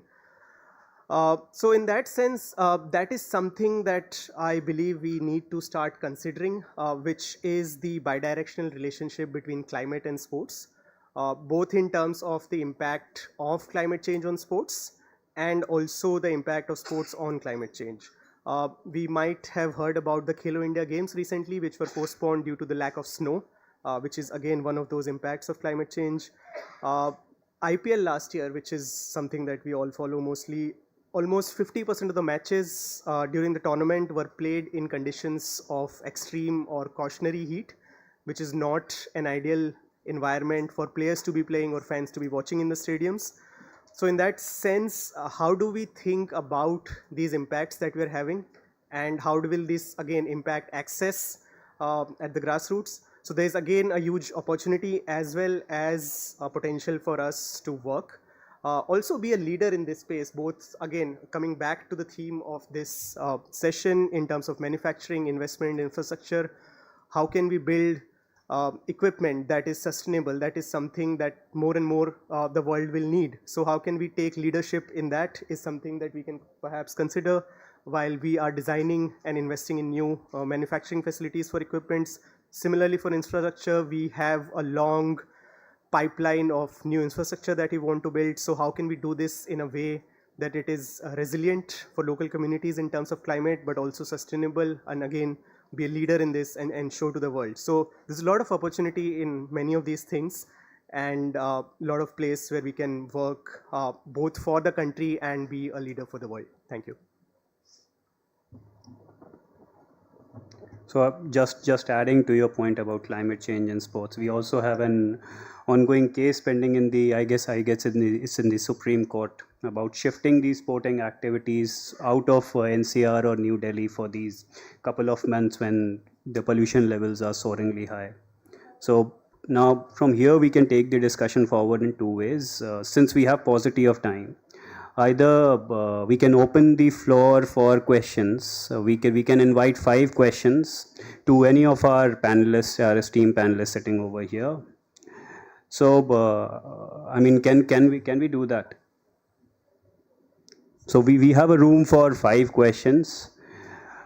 We can raise our hands if anybody has a question to any of our panelists. Keep it. My humble request would be to keep it very short, very precise, and please state your name before asking. Hi, thank you for that very diverse space. My name is Kala Anand. I lead the sports advisory at KPMG. I had to take off from just this point that Shubham actually ended, because this is very imperative, because we know that much of the decisions around, whether that's IOC, football, all these big games, the governance decisions are taken out of countries like Europe, which have a high focus on sustainable manufacturing. So tomorrow, if they slap in saying that if a particular football or an equipment is not manufactured with sustainable material or through sustainable practices, water conservation, whatever, it will not be accepted. So there's going to be this inequality of that policy. So my question really would also be that while parallelly we're looking to be this global powerhouse, any kind of thoughts from a policy perspective on how are we going to incentivize the process along with the manufacturing mandate?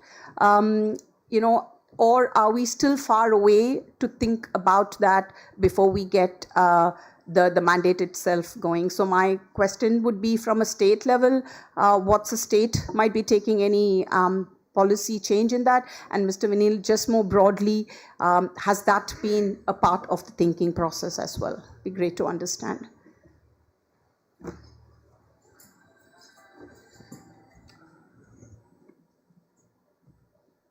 So while Shubham has touched upon the issue of climate change and resilient, sustainable kind of a sports policy, well, you're quite right that Europe is what actually controls the most of these federations, and they decide what is correct, what is not. We have to keep flexibility in our policies in terms of as and when they emerge, we need to adapt to that one. And in that context, I would like to tell my personal opinion in these things that sport is very expensive. I'm sure many of you might be having kids and they must be going for sports. It's very, very expensive. So at a very broad level, I feel that we need to promote more of our own indigenous sports, our own Eastern sports, if I may call it. So the difference between the Western sports and Eastern sport is Western sports make everything very, very expensive. Whereas Eastern sport, it's a very simple example. You take yoga. What do you need? You don't need any equipment. You can do it anywhere. You don't need any FOP. You don't need anything. Similarly, you can take the example of, let's say, Kho-Kho or a Kabaddi. You actually don't need much space, you don't need much any equipment, you don't need any kind of even personal gear that is required to play it. Similarly, the entire Eastern sports, if you take any of those things, like whether you say karate, taekwondo, every such sport, you actually don't need any equipment. While Pranav might be this thing that what will happen to their business and all, but I'm talking at a very broad level that for a context of India where we have such a huge population which is not going to be able to afford expensive sports, we have a space constraints in our cities. So probably while at the policy level we are going to promote more of these our own indigenous sports, but they're not glamorized. The glamour is not there in these sports. So probably we need to think, and we are all driven by the medals. How do we get the medals at the Olympic level? How do we get, let's say we recently only we were discussing with the swimming federation that we are hardly anywhere in swimming, but then swimming is so expensive. You need to put up temperature controlled pools and coaching competitions. Everything is so expensive. So probably if you are coming out of that obsession for medals and looking only at the health and fitness of our population, probably we just need to focus on our local kind of a sport and glamorize them and put them into practice. Probably that is my personal opinion, of course. Sir, I'll take one minute to just add to that. I think it's very important to kind of distinguish to where we are in terms of manufacturing, but also consumption and other things. So I think it was a very important point that Vinil sir mentioned about yoga.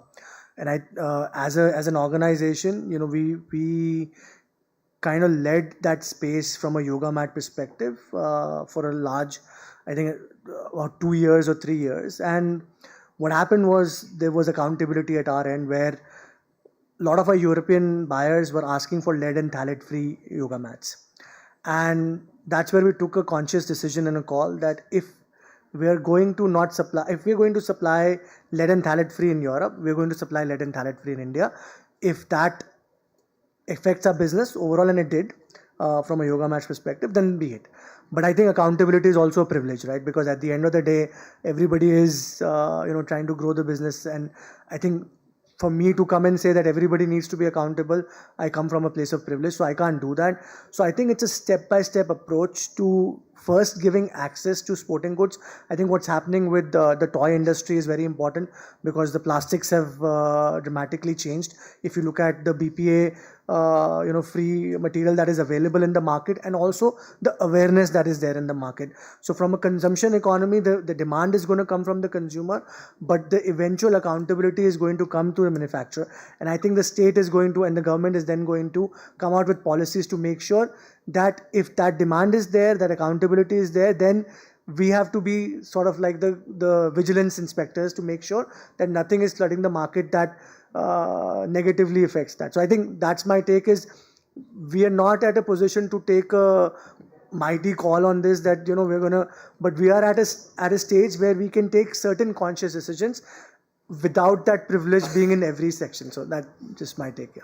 Thank you so much. I would like to just add a small bit into that. What Shubham said, if we agree that sports is a public good, then it becomes imperative on the part of the government as well as big corporates to provide for the expenses that are caused, that are hindrance to the general public to participate into sports. And I believe that the time has come. Governments across the country, they have realized this thing, and they are allocating a big part of their budget towards provision of equipment to general public for their consumption.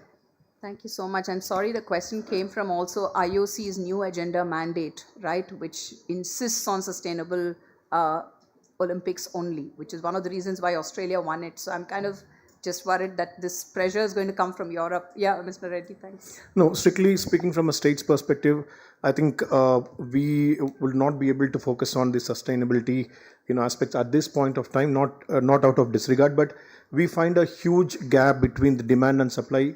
We still find sections of society and geographies unserved or underserved in terms of both equipment and infrastructure. So our target would be how do you saturate this to different levels of the society. But at the same time, I would only leave the hall with only one thought. What 1991 was for this economy from a larger perspective, can 2026 be that from a sporting economy perspective? So with a fantastic decision to bring sports good manufacturing into sports department, I think probably all of us will have to play a role in grabbing up that opportunity. I have one question. Here. Hi. Anyone can reply to my question. My question is basically now India is the prospective country for the Olympic bid, and within next 12 years will be the golden years for the Indian sports industry. So currently, do we have any data or statistics currently how much business is generating from the sports goods manufacturing, and next 12 years to what level it can be go to? Maybe you can, I'll just, no, I think you should be able to answer also. At a broad level, I'll just say what the minister has given us a target. So currently we are at like 0.5% of the global sector, and the aspiration is to go to 15% of it in the next 10 to 15 years. So I think our time's up. Yeah. That this is what our time allows here. You know, I would like to conclude by saying that these are very interesting times for Indian sports. A lot has been happening over these past few months, and personally, it's a very exciting time for me. And the government of India has been very action oriented. The Honorable Minister of Youth Affairs and Sports announced, I believe, sometime around 30th of August, that we are going to set up a task force on the India sports goods manufacturing sector, and within a period of 20 days the task force was announced. Under the leadership of Vinil sir, we believe, the kind of revolution he brought about in the state of Odisha, I'll imagine something of that sort countrywide. And I would again conclude by saying that, you know, if you want to develop sports in India, if you want to promote sports, it's just not a responsibility of select few who are here. It's not just my responsibility, it's not just the government's responsibility, it's actually the responsibility of the society, it's the responsibility of the community. Only when each and every segment, only when each and every sector comes together, it is only then we can be able to, you know, take forth the India's industry and India's sports goods manufacturing sector. With this, I would like to thank you for the wonderful opportunity. Thank you. Thank you so much, Kanishka. Thank you so much, speakers. I request you to stay on stage for a moment, and I request PKSV Sagar sir to please come up and felicitate our speakers. I think we had a cross-section of ideas, some wonderful inputs, both from the state as well as the center. I think the state-center collaboration is going to be at the center, and literally so, at the very base of what the Indian sports ecosystem is going to look like in the coming years, given the kind of interest that speakers, states are showing. I request our speakers to please, Mr. Kohli, and I request those that are being felicitated, please do stay on, because we would like a group photograph after that.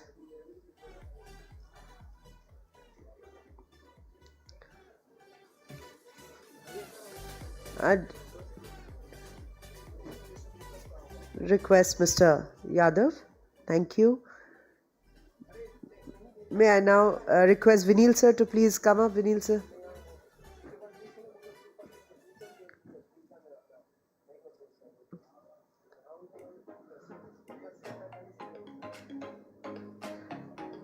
Mr. Vinil Krishna, Joint Secretary, Department of Sports, Ministry of Youth Affairs and Sports, Government of India.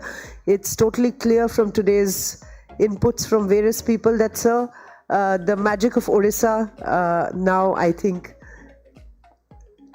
has been brought to the state, is what everybody feels. Thank you so much, Mr. Jain, for talking about the need for sustainability in sport. Can I now request all of you to please pose for a picture? These are what moments are made of, and memories that will stay forever. Thank you, gentlemen, for taking the time out to be part of the 15th FICCI Turf.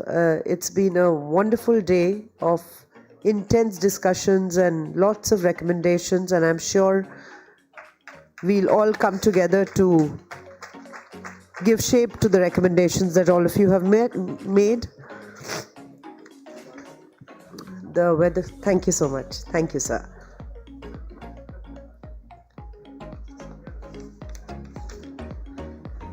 And now we have a keynote address. In fact, there's a little tweak that we've done to our flow. There's a keynote address which all of you will see, and then we'll go into the next plenary session and then break for tea, because we just want to be sure we are in time for our sports awards, which is the section that everybody is looking forward to. But ladies and gentlemen, it is my great privilege and great pleasure to welcome for a keynote address Mr. Lucas Dorda. Mr. Lucas Dorda, who's the Associate Academic Director, John Cruyff Institute, Barcelona, Spain, and I'm hoping, Mr. Dorda, that I'm announcing this right, otherwise apologies, and you could please set that right. He's going to be speaking on driving fan engagement, sponsorship value, and brand loyalty in the modern sports ecosystem, because that's that I think is key in terms of, you know, if you have to move the sport forward, you need the fans coming in. You need them to put the money, and you need that community. We are honored indeed to welcome you, Mr. Lucas Dorda, a global expert for the iconic Institute in Barcelona, and your keynote, I believe, will focus on the most dynamic and rapidly evolving areas of modern sport. But I leave you to that, because we look forward to hearing it from you and not from me. And with that, welcome once again. Thank you very much. You did it very well, so maybe you could even continue. All right, guys, I can see a lot of movement here, so I don't know. If you want, I can wait for 5 minutes. Or I'm not sure if you are ready to start or not. May I request everybody to kindly settle down, because we do not, you know, we've been able to bring the schedule back through a lot of time cutting, as Charu here will you know stand testament for.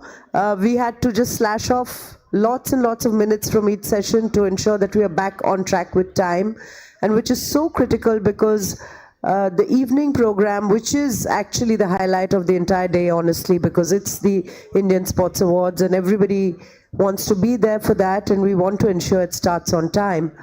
So may I request everybody to settle down once, please. Thank you.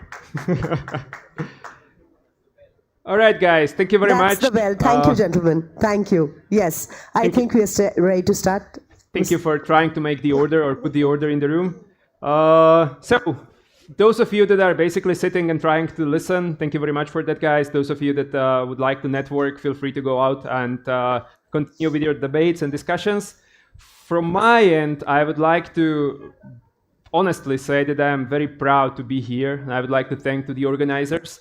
And I would also like to thank specifically to Mr. Kaka for inviting sure that I could actually form part this very interesting and wonderful event. So I've been given 15 minutes, and as I've been told, we basically almost made it back to the schedule, so I will not try to destroy the schedule. However, as you will see, once I will start to speak 15 minutes, it's difficult to stop me. So I'm going to speak a little bit about topics that might be interesting for many of you. On the other hand, I'm also very proud of the fact that during the day I've been able to learn more about sport in India. For me, as you can see, I'm a foreigner. It's the first time I'm actually even in your country. I'm very, very honored by the whole interaction I've been having with so many of you throughout the day. And I'm also honored about the fact that, and very happy about the fact that I could, during the whole day, learn much more about how the sport works here. So what I would like to bring you, it's basically a very brief overview of a very long topic, but I would like to reduce it on something that is very important nowadays in the world of sports, as you will see in the upcoming minutes. The presentation and the things I'm going to share today are basically based on my research, academic research I'm trying to do with the topic of fan engagement, but also on my professional experience working with many different federations, clubs in different European countries, and also North America and South America. So I'm not sure if this is working. If you can maybe help me, guys. Okay. So, hopefully you will be able to see it. Okay. It should be working. This is too fast. So what I would like to speak about today, it's a little bit topic that maybe you've heard, maybe you've already noticed it, that it's part of the whole sports industry, but we're living in a world where it's not enough to offer just a game. It's not enough to just for the fans to watch the score. I know that many of you are massive football fans, sport fans. I know how important cricket is in this country, but it's not enough already to just focus on the score, counting the goals, counting the whatever's going on, but to offer more meaningful experience. And that's where a blend between sport and entertainment is coming in something that we call sportainment. When you've heard my role and what I do for the Craft Institute, which is basically one of the academic directors, you might have expected that I would be speaking about something related to the academic part. Unfortunately for you, I'm gonna take you through a journey that is gonna be more related with how sport and entertainment and the blend of these two worlds are basically affecting what we are going through, what we are living. So I will just click through it because it's gonna a little bit slow. Hopefully this will stay. So one of the most important things is the overall experience that fans would like to have, which is more and more immersive. Those of you that are following sports in general, you might have noticed that a couple days ago, the very first American football was played at Bernabeu in Madrid. And obviously, it was, again, a mixture of and a blend of two different worlds. Sport that is not very common in Europe, and also something that requires completely different sort of experience. What I'm referring to, it's more immersive. You want to be entertained before the game, during the game, after a game. Any kind of stoppage time being offered by giving you something extra, be it a crossover with music, with fashion, with any kind of entertainment. This is something that is crucial in sports in general. However, how does this affect the overall sports marketing and what's going on in sports marketing with everything that is happening in terms of sportainment? We have to focus on the fact that we like to use storytelling. We need more authenticity. It's not enough to just provide some stories that are not authentic. We really want to involve not only the fans, but also the athletes.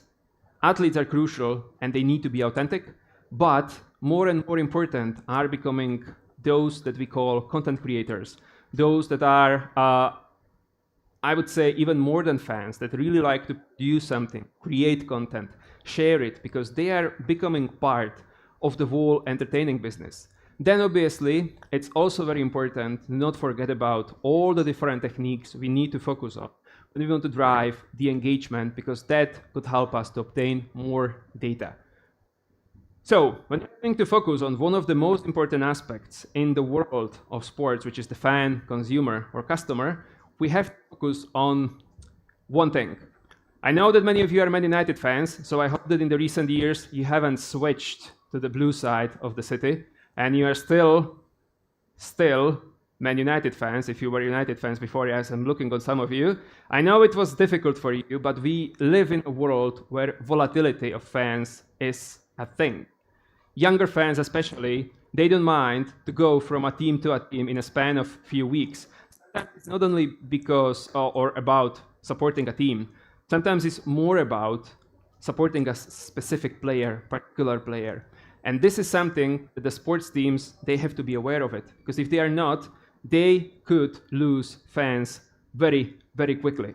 So what do we need to know in order to segment and target the fans in general? I always like to use an example of an iceberg, that what we could see, it's the behavior of the fans. What we could analyze to a certain point and observe, it's the behavior. What we need to go much deeper to, let's see if this works, it's the overall attitude and the needs. We are living in a world where when it's not enough to just offer and sell something that we want to sell. We need to understand attitudes of purchase and the overall needs of our fans. Because if we just try to sell them something that we feel that we need to sell, it's not enough anymore. We need to create meaningful experiences that I will speak a little bit later about, because those are the things that the fans are basically crying and craving for. The clicker works odd. So, and this is very important because I would like to go a little bit faster here because the time is approaching.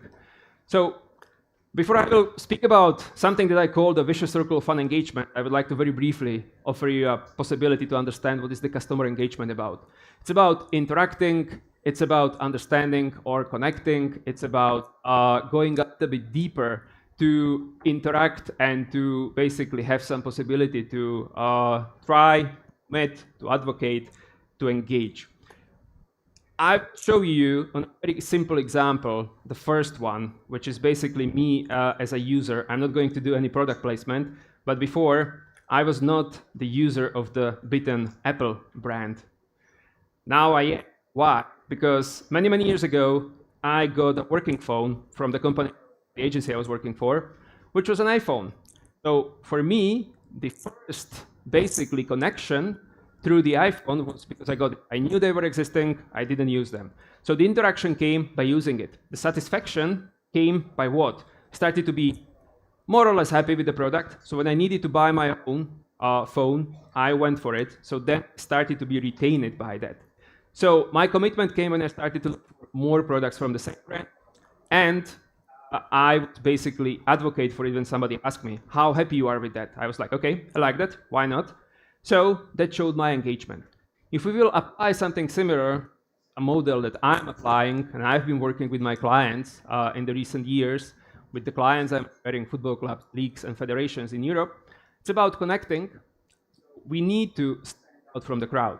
We are completely saturated by so many different possibilities of entertainment, not only in sports, outside of sports. There are so many things that we basically are consuming on a daily basis from different perspectives. So if we are a small club or smaller club in different sports, we need to stand out from the crowd. We need to find a way how to certain point identify who started to follow us.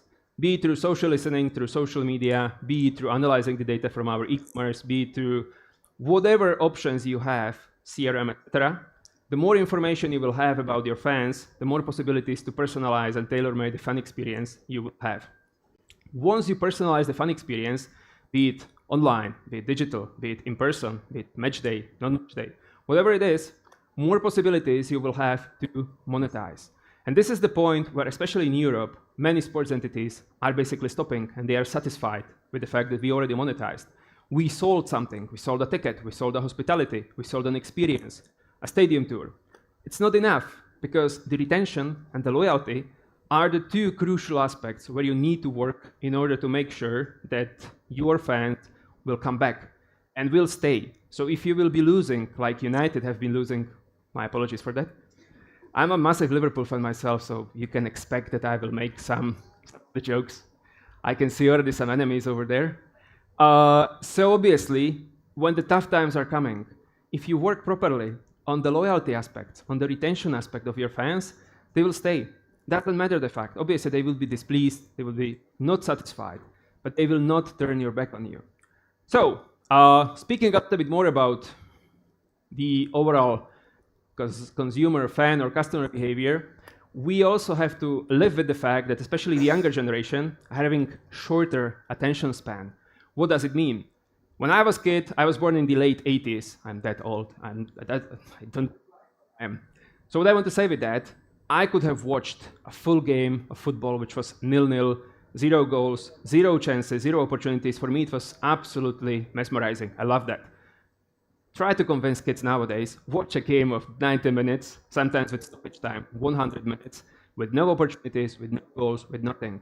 So shorter attention span, and especially younger generation are looking for something that is, here I am, that is faster, that is quicker, that is something that they could actually enjoy more. That's why we have new formats. That's the reason why more and more kids, and India is doing very well with this, going for esports, for gaming, because they could follow different streamers, they could follow Twitch. And the other aspect is the fact that sport is getting more and more pricey. If you want to go to a Premier League game as a family of 4, it requires money. If you want to go to an NBA game, a part of the traveling hassle, it requires money. It's not cheap anymore. And on the other hand, you want to watch it at home? Be my guest. You need to subscribe to 5, 6, different 7 providers if you want to watch the different games of your team, which is getting pricier. That's the reason why sport, to a certain point, is getting substitute. What could we do? And here are the opportunities that we need to capitalize on. And we need to have, okay, I hope I didn't, good, I will stay here. So what we need to do, we need to have a look. Brands could be involved. Recently, I've been working on different projects where I was helping different brands include them into loyalty systems and loyalty schemes of different clubs, where the more you consume, buying tickets, going to the games, buying merchandising, the more benefits you could obtain, not only from their partners. Imagine you're a club, one of your partners, it's a supermarket chain. So the fans that are trying to do more, support you, going to the games, buying tickets, spending money on you, the more possibilities and more discounts they will have to go in markets for a different purchase, obtaining several discounts. This is where you meaningfully could put the brands into. Another aspect which is very important in terms of brands is the fact that before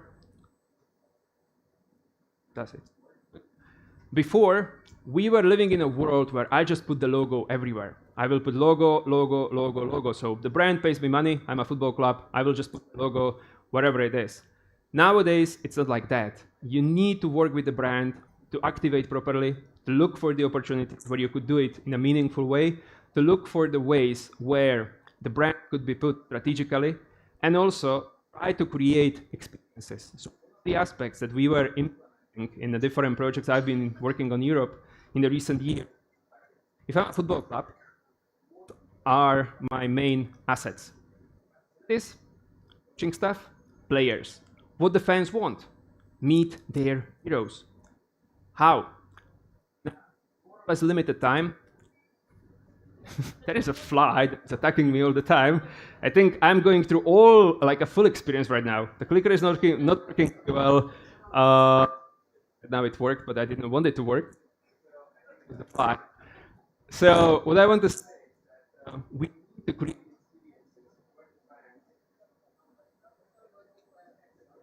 Oh.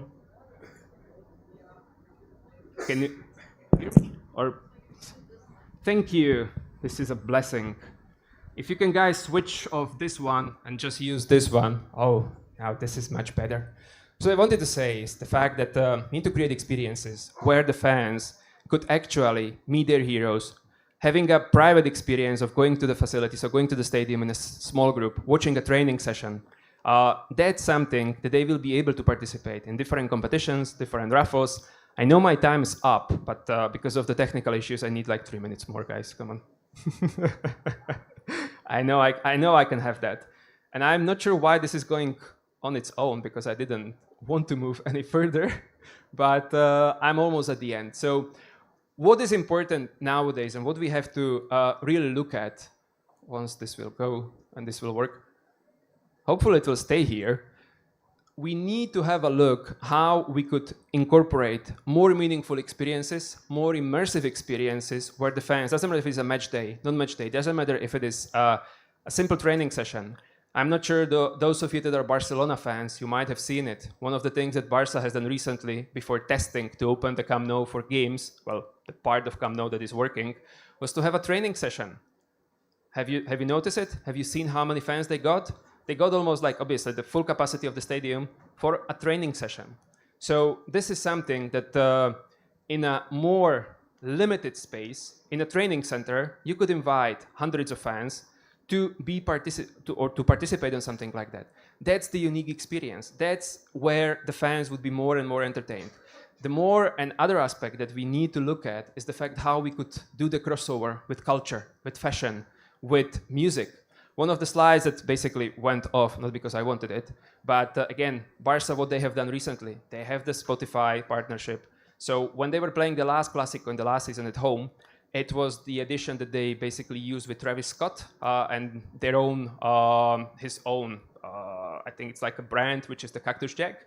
So they created an event for more or less 4,000 people, where the invitees got a concert of Travis Scott.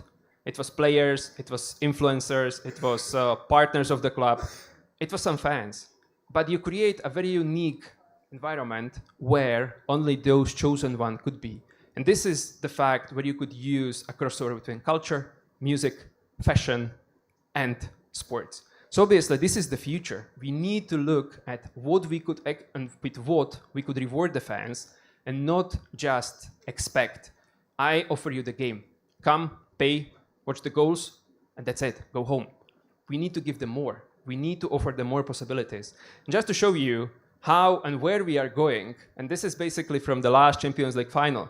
You could see David Beckham, obviously, legend of Man United, and Tom Cruise. You could be asking yourself, what has Tom Cruise to do with sports and with football? Most probably it's the first game of football he has ever seen. Why he was basically having it wasn't a post-match analysis. He wasn't basically deciphering who scored the goal, why the goals were scored. He was offering his point of view as a fan, what he liked, what he didn't like. But this is the crossover between culture, between what's happening around us, and sports that we have to take advantage of. There are many, and I've been seeing it today, absolutely passionate fans in India about sports, about different types of sports, and you could always find many completely people related not with that sport that you could use the crossover, bring them over, create experience. We could bring actors, singers that are supporting that or that club or that sport, and try to invite the fans for that and offer them a meaningful experience way beyond just the football game. I know my time is up. Thank you very much for your attention, and it's been a pleasure to be here. Thank you so much, Mr. Doda. Can I request you to please stay up on stage? May I request you to please stay up on stage? May I request Neha Rastogi, Mathur Rastogi, I'm sorry, both the surnames are together, Secretary, FICCI Sports Committee, and also founder, Wordsworth Communication, to please felicitate Mr. Doda. And please wait on for the photograph, because Mr. Doda, when you come back again next year maybe, or 5 years later, we'll always remember that you were with us on the 15th edition of FICCI Turf. Thank you so very much for your time. And that was indeed a wonderful session. I saw many people taking photographs from up there, so I'm presuming it was interesting what he spoke about. And now it is time for us to move into the next session. And like I said, we've worked very hard to put the time back and the time back online, if I may so say, and therefore we've postponed the tea break, and it'll happen immediately after this session. Just allow us a minute or two to set this up, and then we are ready.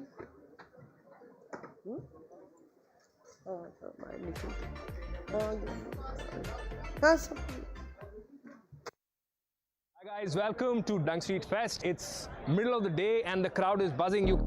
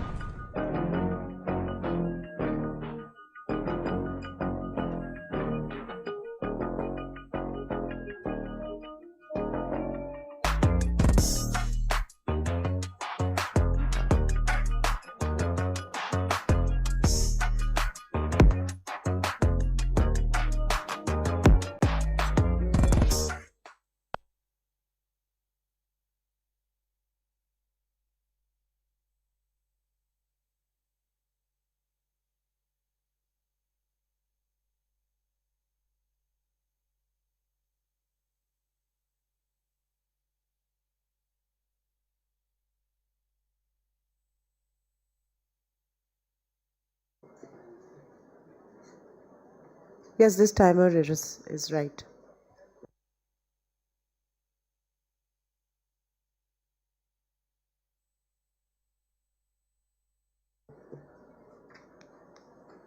Ladies and gentlemen, like I was telling you earlier in the day today, I'm sure all of us are going to take photographs, all of us are going to take videos. My only request is, on behalf of the social media team of FICCI, my only request is that we put it as hashtag FICCI Turf, so that all the content, whoever is looking for it, can come under the same hashtag, and those that have not been able to participate here today can see glimpses from the event through our content and of course on FICCI's official social media channels. And with that, I request all of you to, I request our volunteers outside to get everybody back to the hall. We are ready and absolutely primed for the 5th plenary session of the day. I think as an audience, you've been fantastic. We've had session after session of invigorating discussions, and it's been a full hall. Everybody's been listening to every single piece of information being shared, recommendations being given. So I think it's been fantastic.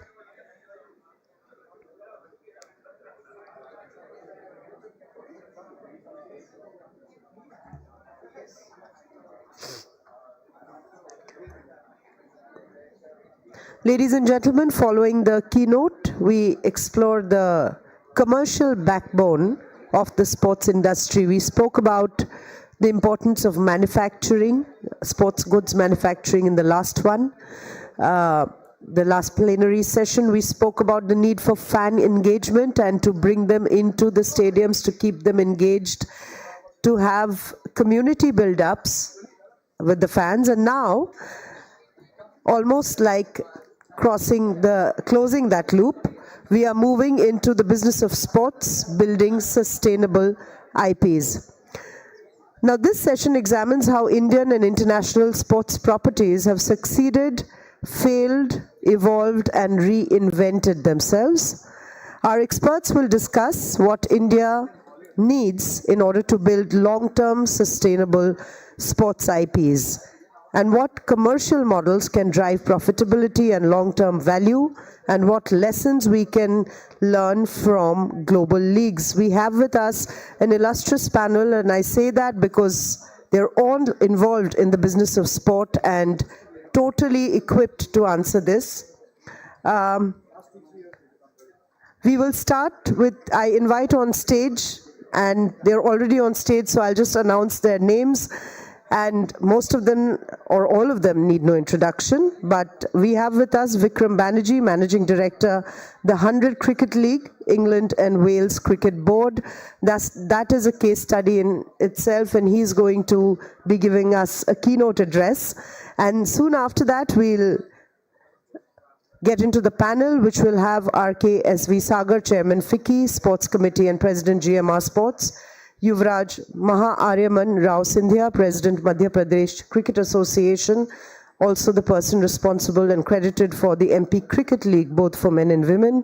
We have Rahul Bose, actor, director, and President Rugby India, the man who's really brought rugby into the mainstream, and Ms. Preeti Jangiani, again, actor, producer from Bollywood, but now deeply entrenched in sport. She is the president of the People's Arm Wrestling Federation in India and the Vice President of the Asian Arm Wrestling Federation. She's also responsible, along with Mr. Parveen Dabbas, to bring the Pro Panja League, Desh Ka Game. Is that correct, ma'am? Is that what the tagline is? To the Pro Panja League to this country, and I've had the privilege of being in the league that happened in Gwalior, and it was fantastic, to say the least, to be able to bring so many people from different backgrounds to come and arm wrestle and, have the spotlight, just as in rugby and so many other sport. Congratulations to all of you for doing what you're doing. And our moderator for the day, Nikhil Naz, Consulting Editor, Sports India Today. He needs no introduction. You've seen him on TV, and he's here today to take this moderation forward. Thank you so much, Nikhil. It's over to you. Thank you very much for that lovely introduction. Firstly, congratulations to FICCI and their team. Every year I see them go strength to strength. This probably would be about a decade since I've been coming here. I feel like a piece of furniture, but the kind of giant strides that they've made. Many congratulations. You already know the agenda for our discussion. In fact, I wish we had cameras at that waiting room. We've already had 45 minutes of great discussion. If you could just film that and play it out, our job would have been done. But we'll start with Vikram. I think, Vikram, you have a keynote. We'll let you do that. And then, as Sagar sir said, maybe start off with a few questions for you and then get on from there. Thank you. And thank you all for being here and for having me here today. It's truly humbling to be here. I am in the land of IPL, the thing that has driven the biggest commercial growth in cricket around the world. So it's humbling to be even allowed to speak here. I'm also very aware that for someone that works in English cricket on the first day of the Ashes in a room with so many Australians, it might be a brave man to be stood here. But I'm lucky enough to run a league called the 100. For those of you that don't know what the 100 is, well, the shorthand would be, it's our version of the IPL. It's got 8 teams based in England, and we've been on a fascinating journey over the last couple of years since its inception. So as of today, it is the 4th most successful sports product of this century around the world. We have recently concluded team sales, which on a per revenue basis, the London team was the highest and most successful team sale, full stop. So we've things that we are proud of, things that we've done pretty well, but a huge amount now to learn and a huge amount now to growth. And so what I'll try and do to set us up is to provide a little bit of the story, if you like, of how we, through the 100, have driven commerciality, how we have used our sport to grow IP in the commercial space. And to do that, I want to take you back to 2018. I had just joined English cricket and just joined the ECB. For those that can't remember that far back, Trump was just coming into his first term. France had just won the Football World Cup. And I checked, and I'm sorry about this, but the Delhi Capitals were providing the foundation for the rest of the teams in the IPL. They were, unfortunately, bottom of the league that year. But in 2018, we looked across at English cricket and where we were going. The IPL was starting to really fly. English cricket was still reliant on bilateral cricket, so one country against another country. We had an average age of cricket fans that was 56 years old. They were 88% men, and they were predominantly rich men, or middle class and above men. It was a sport that was at risk of being quite well off, but becoming very niche very quickly. We had to break out of that.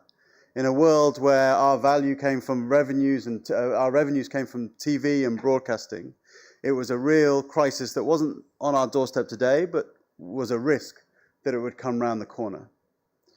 So in looking at how we grow the sport and what we did differently, we looked at what the barriers were. The biggest thing that I feel that we did that most sports don't do. Lots of us have talked about speaking with fans and engaging with fans. We spent a lot of time working with those that were not our fans. In the case of growth, when you're wanting to grow, it would have been very easy, and we did this as well. We spoke to cricket fans, we spoke to people that were already within our ecosystem, within our family, about what they need. But we spent most of our time talking to people that rejected cricket. They were sports fans. They went to the football, they went to the rugby, they went to other sports. But why weren't they coming to cricket? Why weren't they watching cricket on television? And we found 3 things. First and foremost, it was too long. It was a perception and a reality that to bring my kids to cricket, to spend an evening at cricket, it would finish earliest at 11 p.m. That would struggle.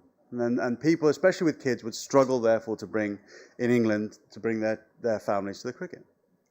The second was, it was too complicated. I'm a football fan as well as cricket. If you go to a football match and there is a team playing in red that has scored 1 goal, and there's a team playing in blue that has scored 0 goals, it's fairly clear who's winning. If you were to ask me today who's winning in the Ashes game, I'll be still there talking to you 20 minutes later, and you wouldn't have an idea of who is explicitly winning. Cricket, for people that love the sport, we love the nuance, we love the run rates, we love the complexity of our sport. But if you're new to our sport, that's really daunting. That I sit down, I don't know what's happening. And the third thing we had was a perception that the sport was not for me. And that was the phrase that was used time and time again. It's not a sport for me. There were no, for example, at that point in time, there were very few female role models for people to look up to. There was very limited access. And it was a sport for the wealthy. So we set about breaking that down, one by one. And what we did was we made every unapologetic touch point about the fan. These were fans. We chose very early the fans that drive value were fans who are families, sporty families, so one or both of the parents like our sport. They have kids between 5 and 14. And how can we make everything about them? So we simplified the sport. We shortened the sport that kept the integrity. Because for any sport to succeed, we decided that there are 3 things you need, 3 overlapping circles in the Venn diagram. You need quality. First and foremost, it has to be the pinnacle of the sport. We've spoken a lot about the Olympics today. I watch every day of the Olympics. I know what's going on in about 30% of the sports. The rest I watch because it is amazing what human endeavor can do. That's the same for all fans with any sport. They want to watch the very best. People pushing themselves to be the very best. That has to be the center. Second, you then need jeopardy. If you know every week who's going to win, it gets boring pretty quickly. You need to have jeopardy in the league. And then third, you need connection. You need true connection to that fan base. And to do that, we need to bring the fans closer to the players, create role models.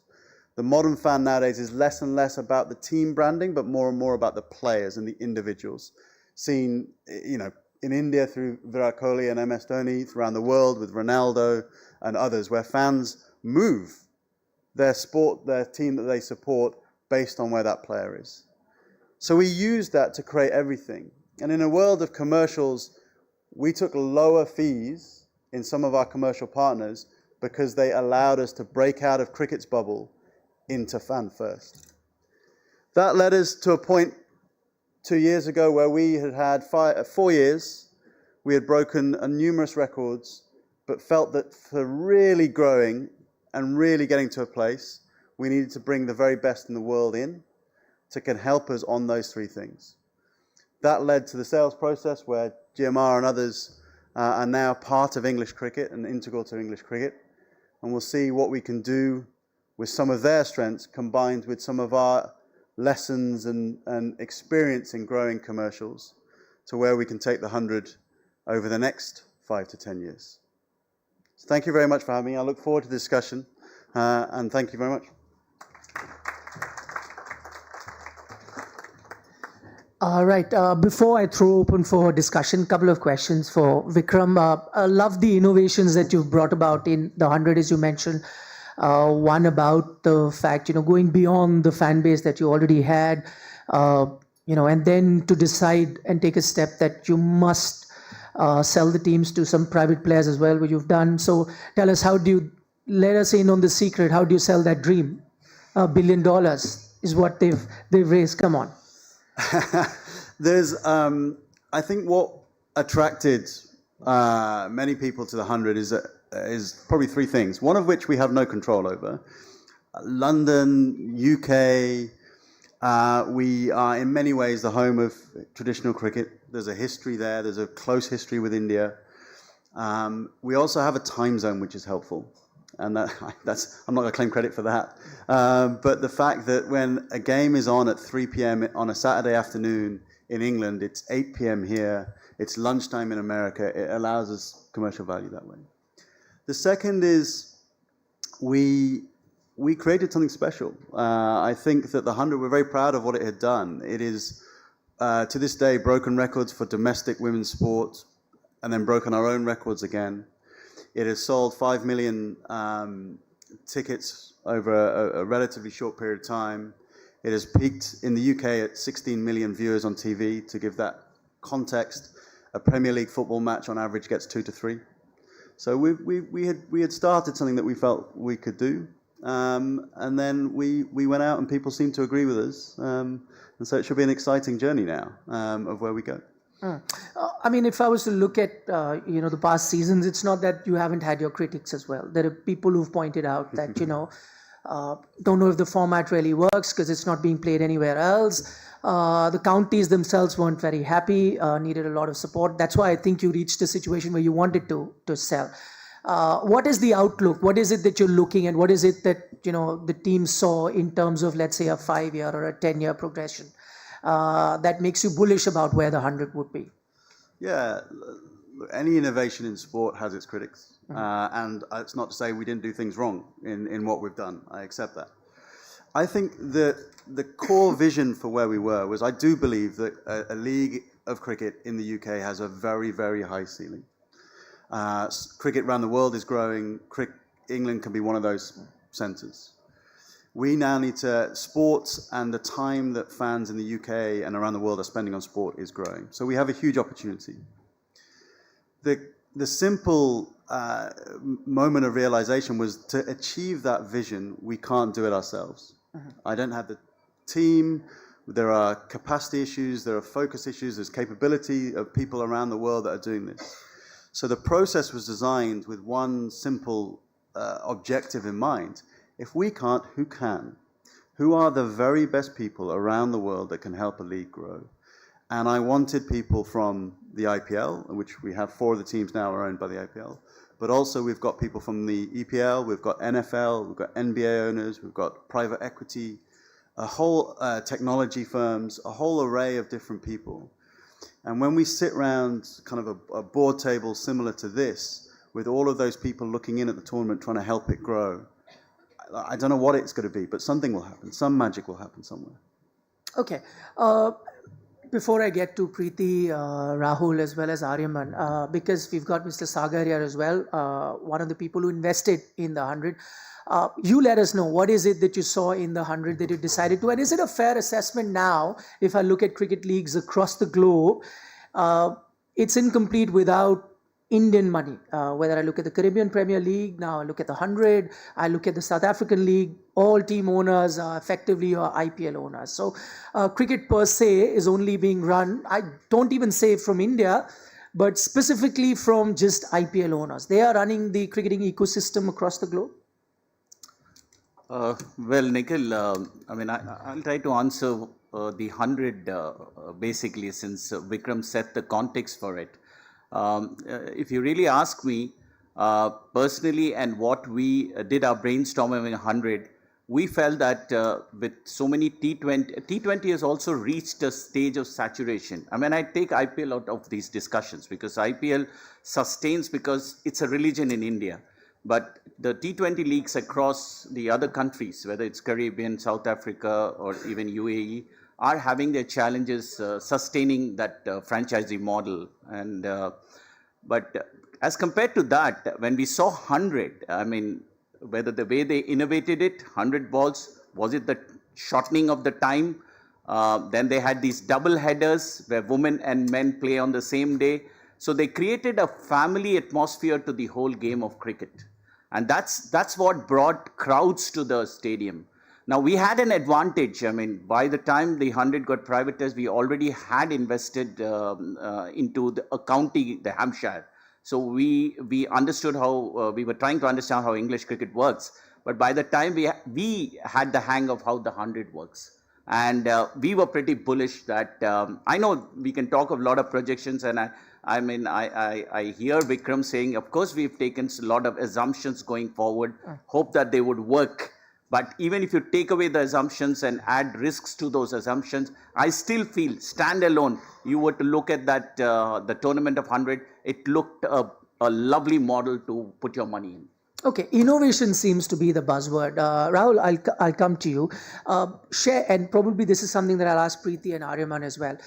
From your own experiences of starting a new league, what are those 2 or 3, they could be on the basis of anecdotes or lessons that you can share with our audience here, which kind of shatter a few stereotypes that we might have of sports other than cricket? You know, it could be nobody watches it, it's not a sport that's played in India, so on and so forth. Anything that you experienced, any learnings, anecdotes that you can share? 2, 3, how many ever? Thanks, Nikhil. It would be very difficult if rugby wasn't a religion in India. Thank God it is. It isn't. So, nobody knows the game in this country. Nobody who came to the stadium knew the game. 99% of all viewers who watched, and the numbers are out now, knew what they were watching. No sponsor had any data that we could provide. Why should they sponsor the league? The broadcaster had no data to say, have we done well, have we haven't, have we not? I mean, it was just ridiculous what we were facing.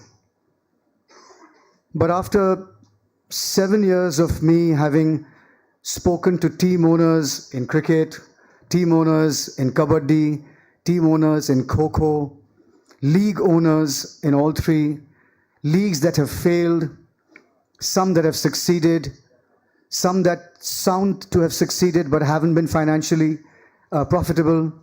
After all of that, there were 4 unshakable truths that came to us. Number 1, for a league to be truly successful in the long term, it has to be a team sport. Essentially, the tribalism that creates followings for sport across the world is for teams. Second, whatever you do, there cannot be anything better on television at that time or for that sport anywhere in the world.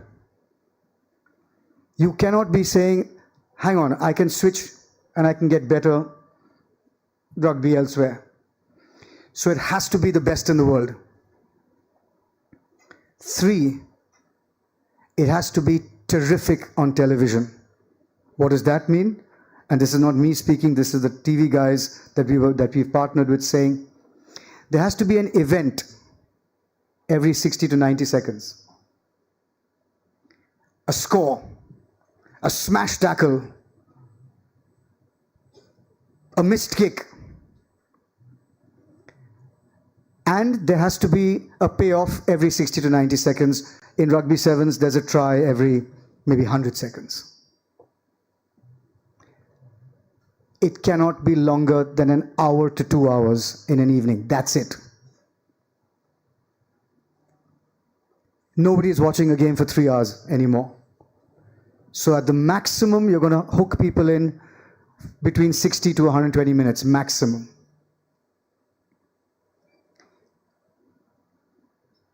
And finally, getting out television was the third point, is it has to be financially not just profitable, but sensible.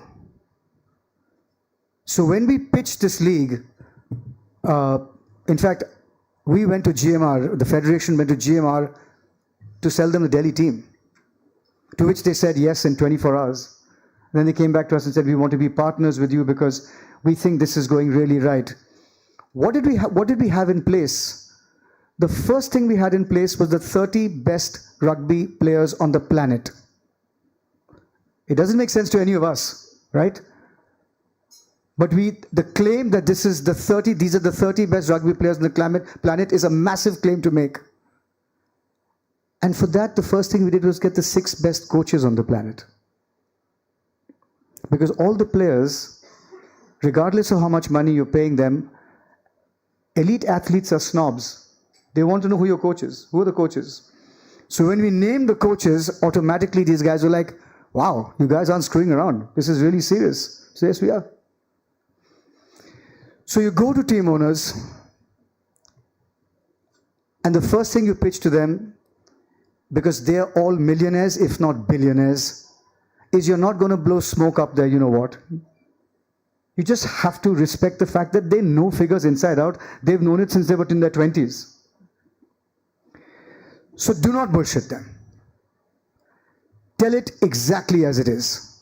What will the TV numbers be like? We have no idea.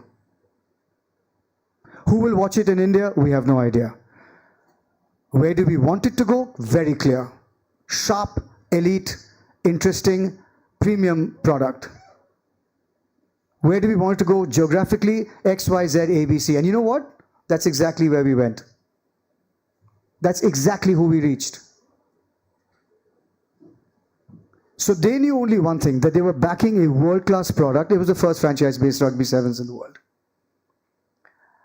They were going to back a world-class product, and they were going to be, they had their numbers totally clear. And it's only after that that they can take a decision, should we, shouldn't we? Because once they knew the kind of people they were dealing with, and this is my last point, Nikhil, you have to be transparent, you have to be super ethical, you have to have cast iron integrity, and you have to deliver. Every single aspect of that game, of that product, you have to deliver. So the length of the grass in that tournament was 22 millimeters. It did not shift. Because that is the ideal length on that ground that players can be quick on and safe on, and yet safe on. And that's the speech I made. It's called 22 millimeters. From 22 millimeters to the fact that you had 3 billionaires, etc., Bollywood, everybody coming in on the other end of the spectrum. And it is every single link of that chain that has to be suffused with, in the eyes of team owners and in the eyes of sponsors, with transparency, honesty, ethics, and integrity. They will forgive everything else. If you do these 4 things, even if 29 of your 30 players don't turn up, they'll still back the league. But they need to know that they're dealing with people who essentially will never ever let them down, will never ever disrespect the sport, and will never ever disrespect them. And that counts. Maybe it's old-fashioned, but believe me, it's the only way to go if you want to make something happen in this world. Do no wrong, and good will come to you. Okay, I think that's brilliantly put. Some of those points can be blueprints for any league that you're coming up with. I have a couple of questions for Rahul, but before that, we'll have Preeti and Aryaman as well. Your learnings from the league that you've organized.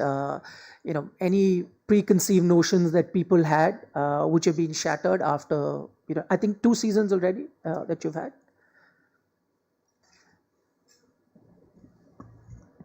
Thanks, Nikhil. So, for us, arm wrestling is a sport that everyone knew.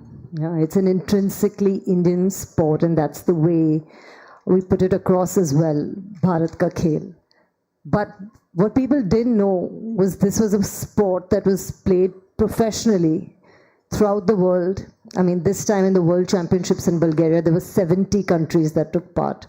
So this is a sport that has been played professionally all over the world for so many years, and in India as well. We had athletes who were training specifically for arm wrestling and taking part in these international competitions, and nobody knew. They had no funding, no finance, nothing at all. So when we decided to bring arm wrestling into a league format, see, whatever we all may think we know, at the end of the day, a lot of it is trial and error. So the first thing we wanted to do was not come directly with the league. So what we did was have 3 years of on-ground events to see how the audience takes to the sport. How is it that the audience consumes the sport, and what is the best way to bring the sport to broadcast? We knew at the outset that it has to be very entertaining. It's sports entertainment at the end of the day, and you are in competition with the remote. Why will anybody watch the sport? At number one, it had to be very entertaining. Yes, it was a sport that everybody knew, but still we had to bring our own brand to it. We had to introduce different concepts. For example, we introduced something which is called the challenge round. And this was interesting later on for brands as well. I'll tell you why.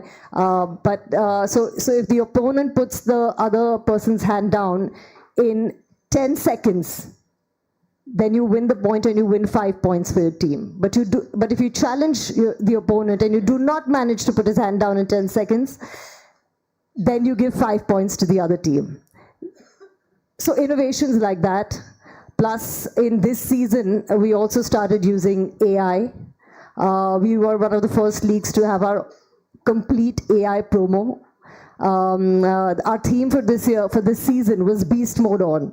So we used a lot of AI in our promos as well to make the athletes turn into beasts. Things like that. So all of that, we had to, much like Rahul, for him it was introducing a new sport. For us it was a sport that everybody knew, but nobody knew was played professionally. And yes, we had a lot of talk about, by then our social media, with our ground events had already blown up. But when we went to the broadcast channel, they were like, getting social media views and reels is very different than being on broadcast.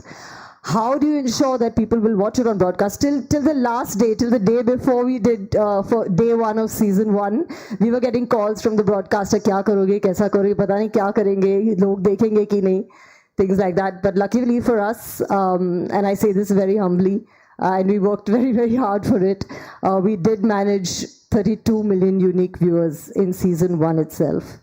And thank you very much. And our social media to date stands at 1.7 billion views across our platforms, YouTube, Instagram, and Facebook. So we're still trying, we're still growing.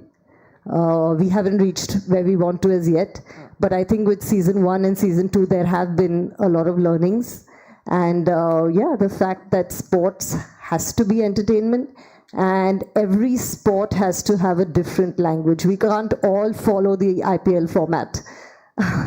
We must find a new language for our sport, which is what we've tried to do, which is what we tried to do with our ground events, which is what we learnt a little bit from in season 1, and which is what we're going towards after season 2.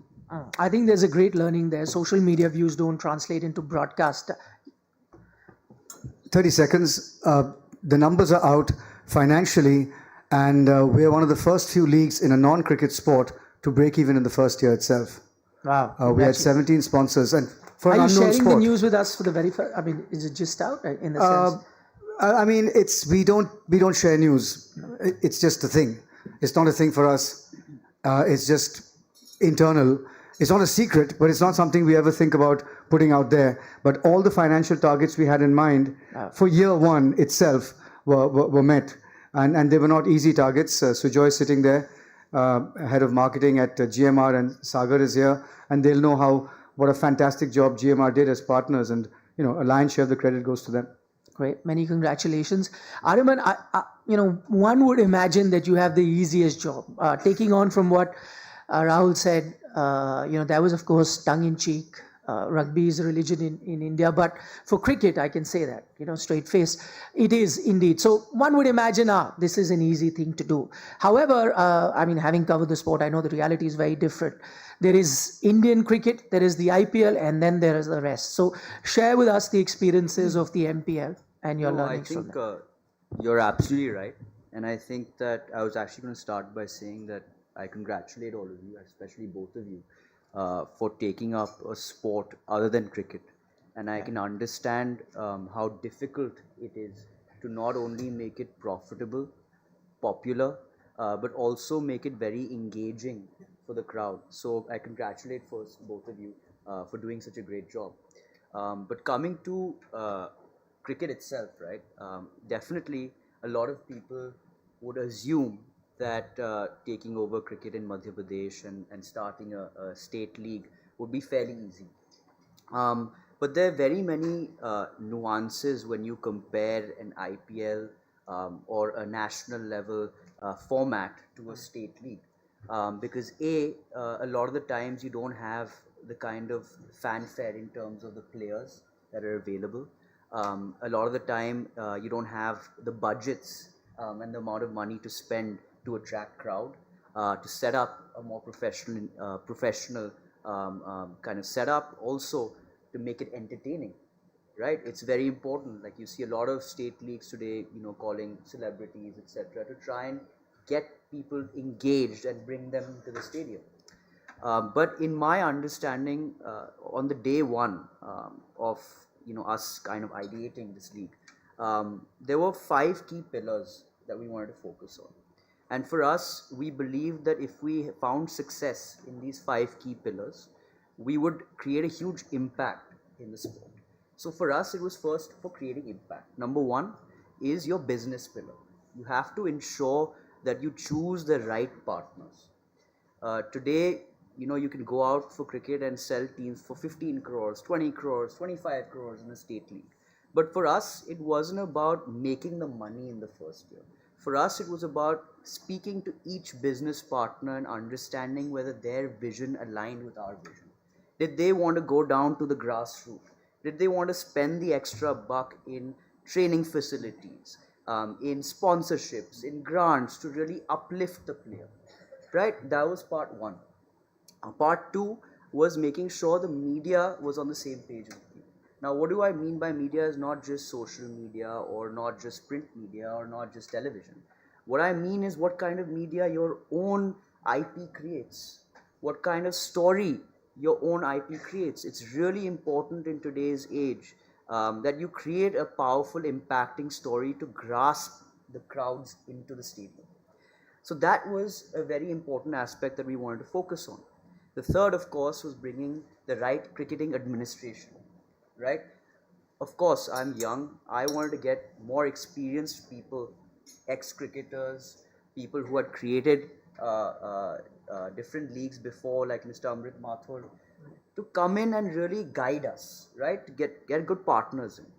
The fourth was the people, the public, the fans themselves.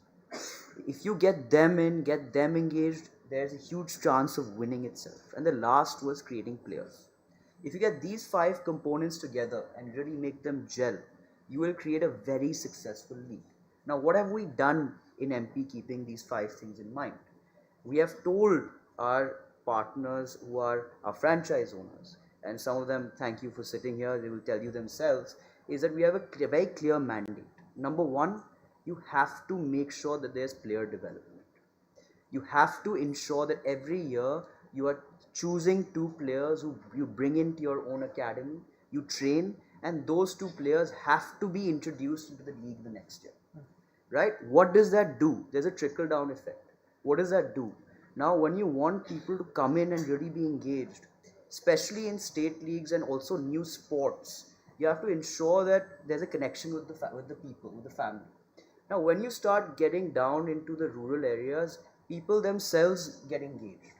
Now, in a village, 1 player goes. That whole village will tell the next village.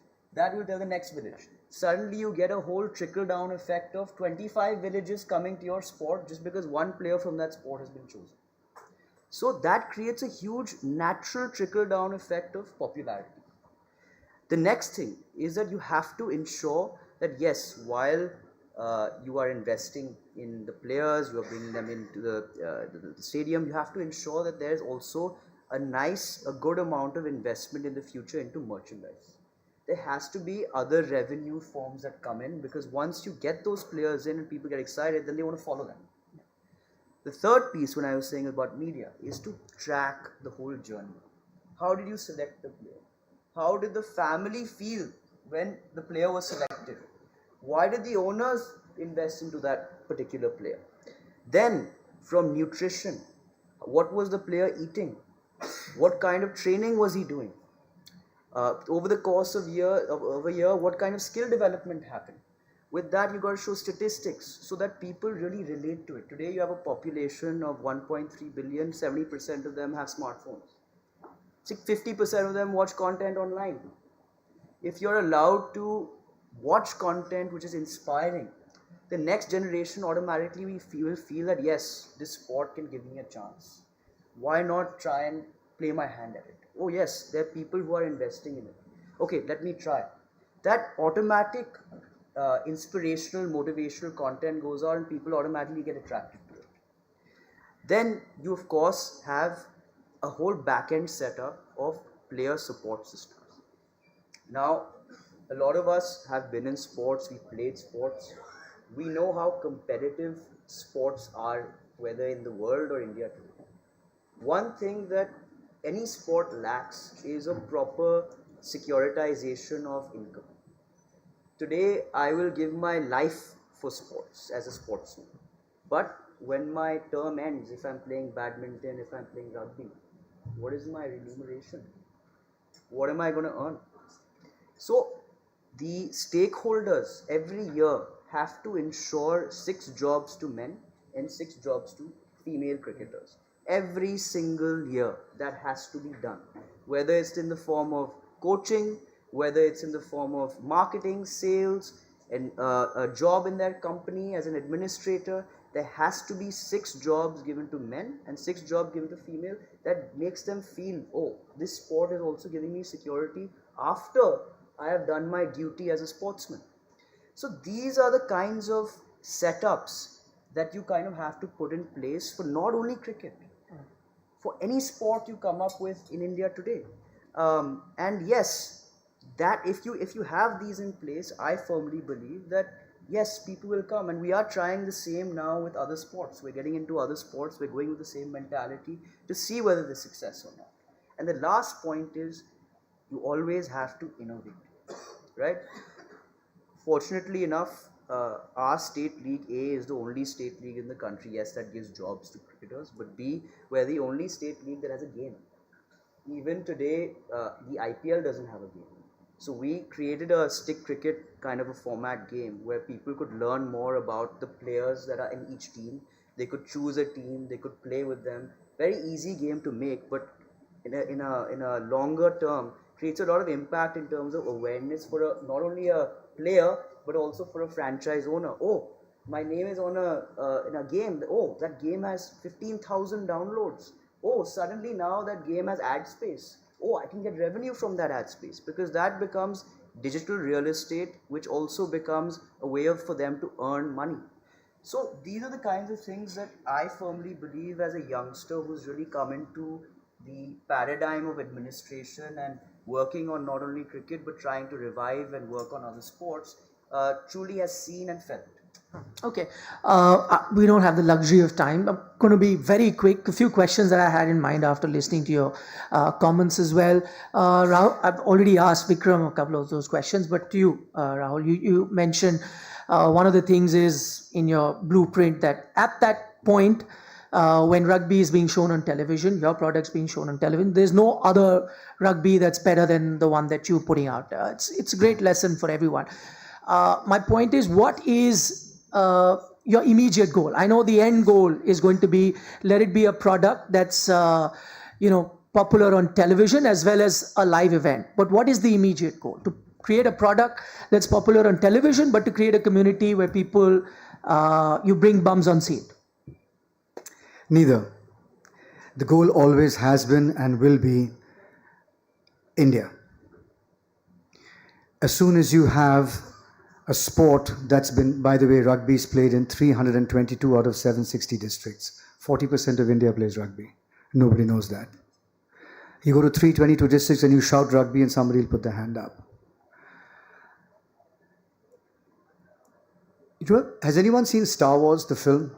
Where when Han Solo presses that Mach 5 button or whatever, the stars which are passing by very slowly suddenly pass by like arrows of light because the spaceship is shot through forward.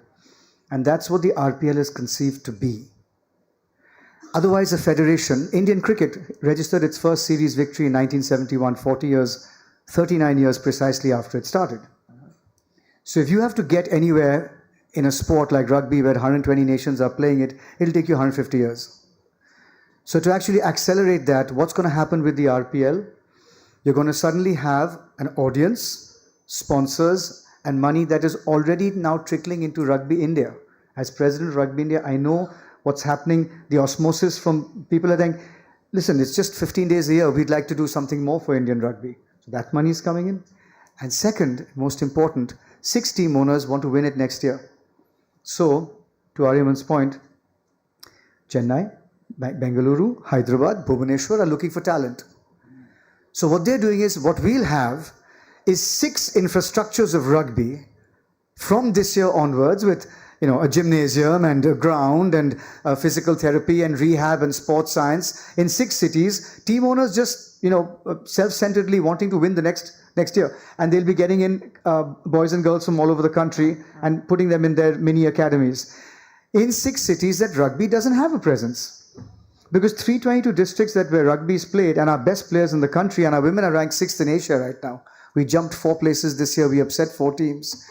For context, if you make the top 2 in Asia, you make the Olympics. And there's been no Indian team in the Olympics for 8 years except for hockey. So all of this is deeply, selfishly and beautifully and consciously centered around the growth of Indian rugby. So that tomorrow when people see, just for example, if they see Chennai Bulls, or they see the people behind the Bhubaneswar team, they're not going to be seeing some cement company or some tire company's logo and thinking, I need to buy some cement or tire. For them, it's going to just mean hope. It's a pathway. Taking my family out of poverty, that's going to be my life. That's what that flag is going to mean. And so as I've been president for 4 years, just to say that I've traveled 242 kilometers outside Bhubaneswar to go to a tribal hut for the Indian women's team captain. And I've seen the tribal village where she's grown up. And I've seen this primary school where she studied, and the fact that the only Pakka house in their whole village is her house because of the money she's got from rugby. And I've seen what it can do, and I wish I could do it for 1.4 billion people, right? But the RPL is, and all the team owners know this, every single player who played for the RPL knew this, that you're doing this because you will one day be so proudly telling your children, can you see India as the world champions today? I started this, I was part of it in the first year. So there's no question about the fact that the RPL has been created for the Indian rugby ecosystem and the larger sporting ecosystem. But does that exonerate us from not having the world's best league? Of course not. You can do both, and you can make it a kick-ass product, and everybody all over the world doesn't have to know about how my heart is bleeding for Indian rugby. They can just watch it for the rugby. But equally, if your heart does bleed for India, then come and watch the rugby.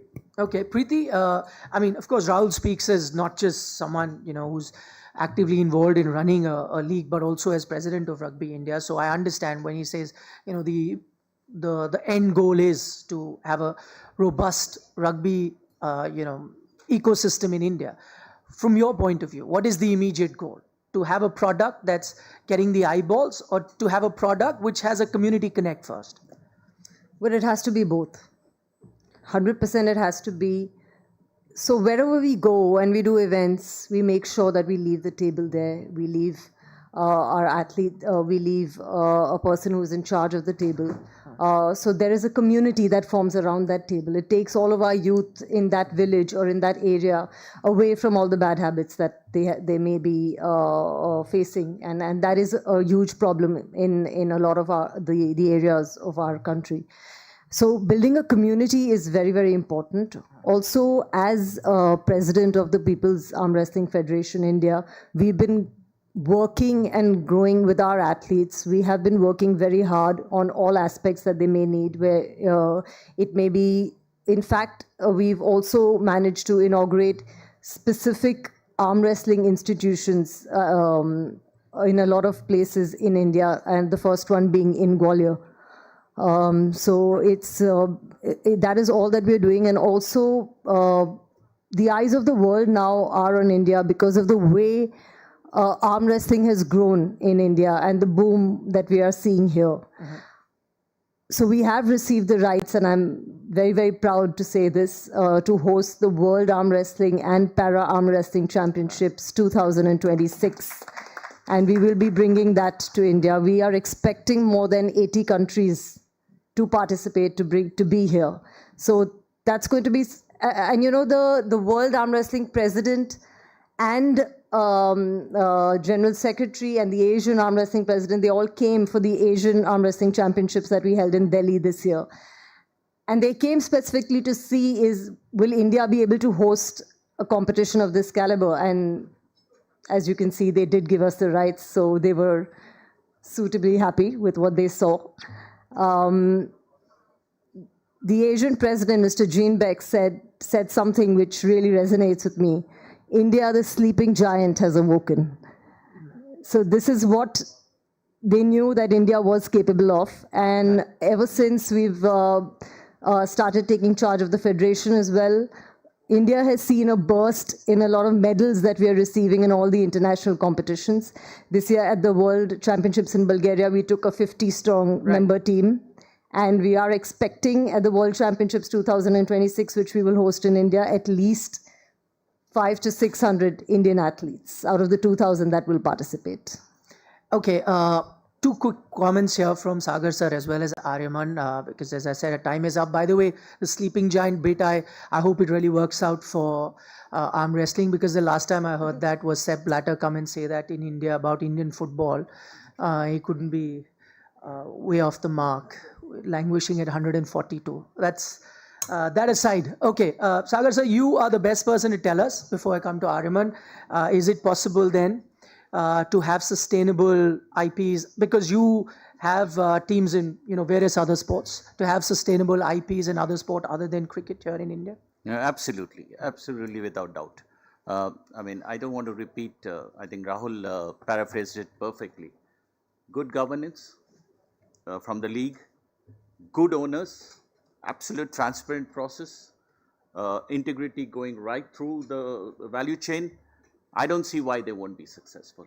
And Kabaddi has shown, Charu is here, I mean, Kabaddi has shown that it's sustained so well. But a word of caution is probably games after some time need a boost of adrenaline. Probably Kabaddi needs one. We are one of the owners of the team, so we need for a revival of the fan engagement again. But rugby is shown a way, arm wrestling is showing its way. I'm sure sports can be very, very successful if run very well. Aryaman, final word to you. Tell us, what is the immediate goal? Is it grassroots development, because you alluded to a lot of that in your opening remarks, or is it also financial sustainability? Maybe not in the short run, but of course in the long run. No, I think it's I think it's both, because the way we look at it, right, when we talk to franchise owners about financial stability, the way we sell a team is that we're not selling just a franchise, right? This is a way for you to market your company, right? And we don't sell at very exorbitant rates. We sell at very normal rates compared to other leagues. So the idea is you spend an X amount of year on your marketing of your company, but your real ROI comes when you start creating players. So you start an agency next to it. You start also your academies next to it that start giving you your own revenues, because you have a franchisee, you're creating players, you start your academy, that starts making money. So for a franchisee, the financial sustenance comes from there. For a league itself, absolutely, financial prudence is extremely important. At the same time, you will not get a successful league unless you have the financial prudence, you have the backing, and you have the grassroots support. And that's what we've achieved in Madhya Pradesh Premier League. Today, we're proud to say that we're the most watched league in the country. All our stadiums are packed. I mean, when we had a final match, we had people on the hills next to the stadium trying to get in, but watching from the hills. That's how packed it was. We had to close down the gates. People were climbing over the walls to try and see, the final of the match.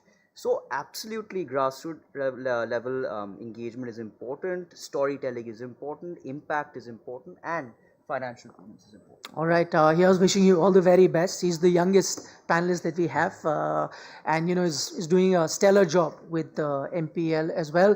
I wish I had more time. So many things to discuss, but unfortunately, we'll have to wind up here. Thank you to all the panelists, Vikram, there, Preeti, Rahul, Sagar sir, as well as we keep that for next year. Next year we'll meet again for another such a stellar panel again. Thank you, Nikhil. Thank you, everybody. I request our panelists to please be here on stage. I welcome on stage Sanjay Adasara, Co-Chair FICCI Sports Committee and Chief Business Officer Adani Sportsline. Sir, please come up on stage to felicitate our... Before we wrap up, I just want to tell everyone we are having, just before the awards ceremony, a small curtain raiser. And it'll be an exhibition arm wrestling match, which I think you'll find very exciting. And this is our champion, our gold medal winner from the World Championships in Bulgaria. A young boy, one of our youngest athletes, Rajbir, who's 14 years old, against our athlete Mohit from Haryana. So please stay back for that. Thanks. Oh, this is wonderful. We all will, for sure, and everybody's staying back for the awards as well. Preeti, I request you to please come and join us in front. Thank you so much for this absolutely wonderful session with so much insight. It was wonderful. And I've had the privilege of being at both the Madhya Pradesh Cricket League and the Pro Punjab League, and both were fantastic.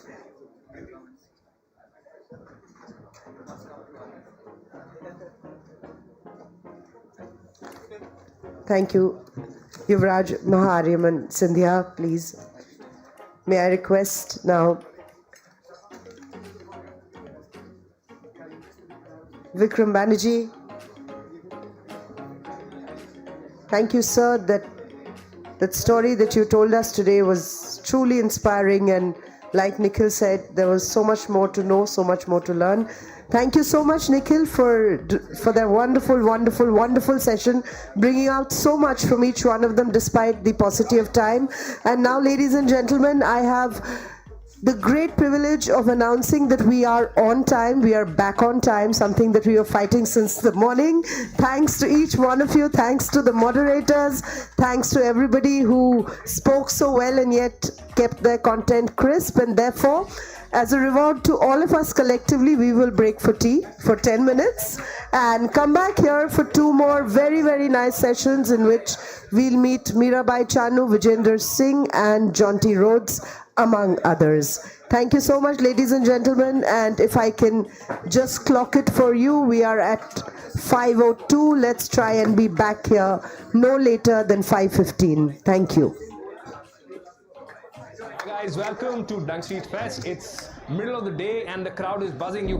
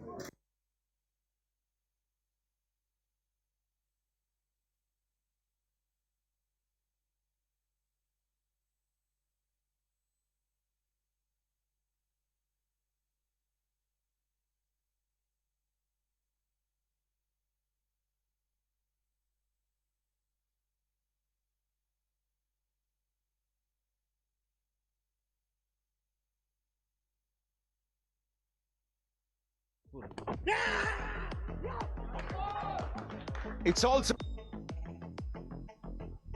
yes, there is a spike as the ball passes the bat.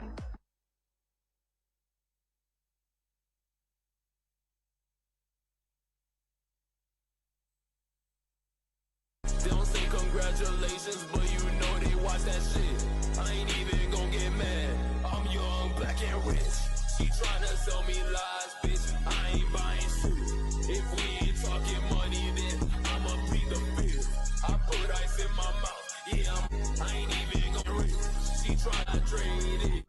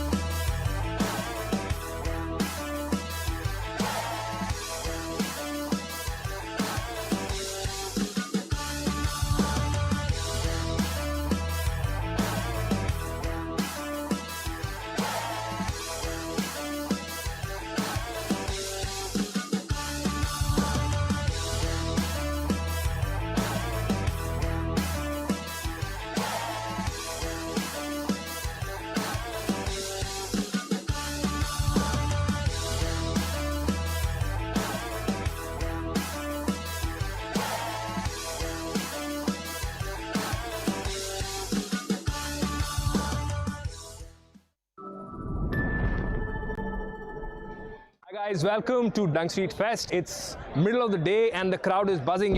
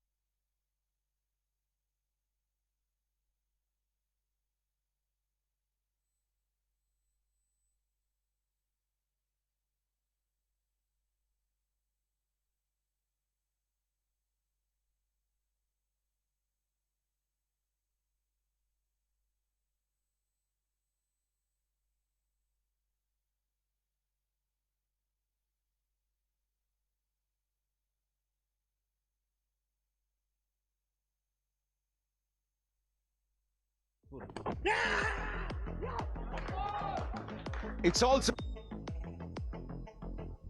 yes, there is a spike as the ball passes the bat.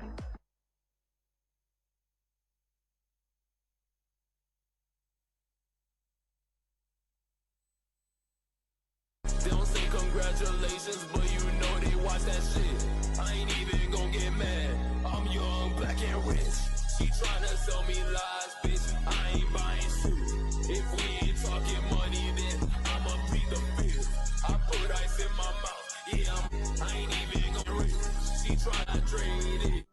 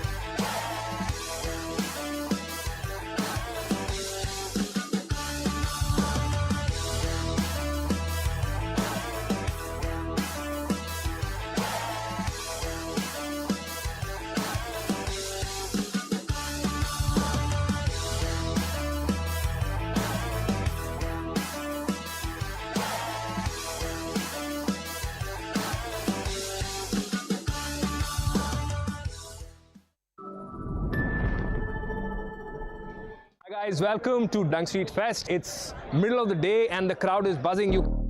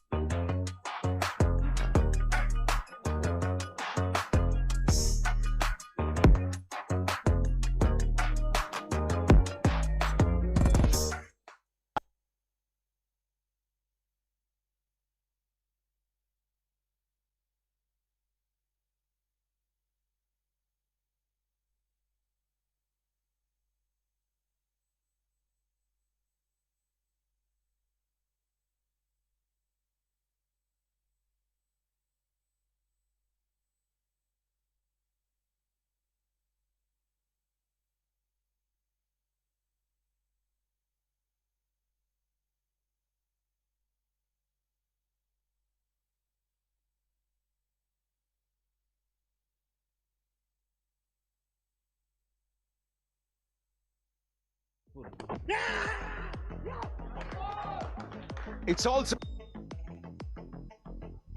Yes, there is a spike as the ball passes the bat.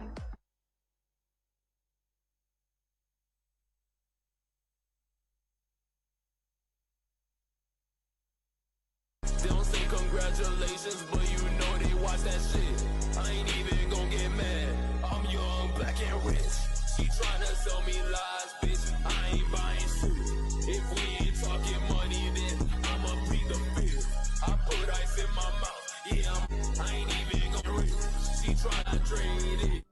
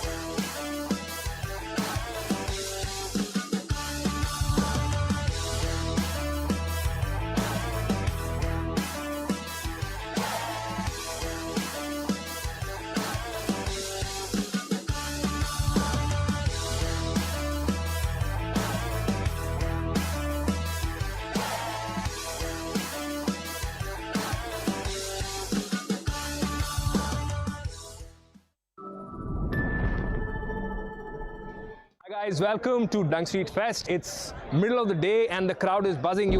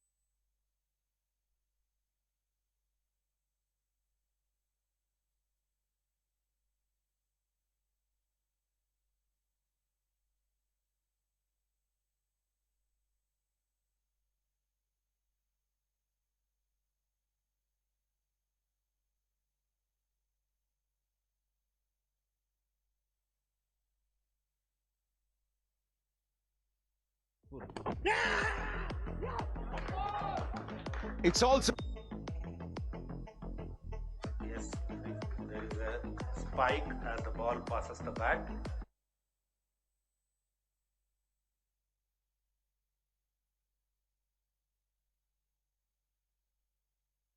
They don't say congratulations, but you know they watch that shit. I ain't even gon' get mad. I'm young, black and rich. She tryna sell me lies, bitch. I ain't buying shit. If we ain't talking money, then I'ma plead the fifth. I put ice in my mouth. Yeah, I ain't even gon' rich. She tryna trade it.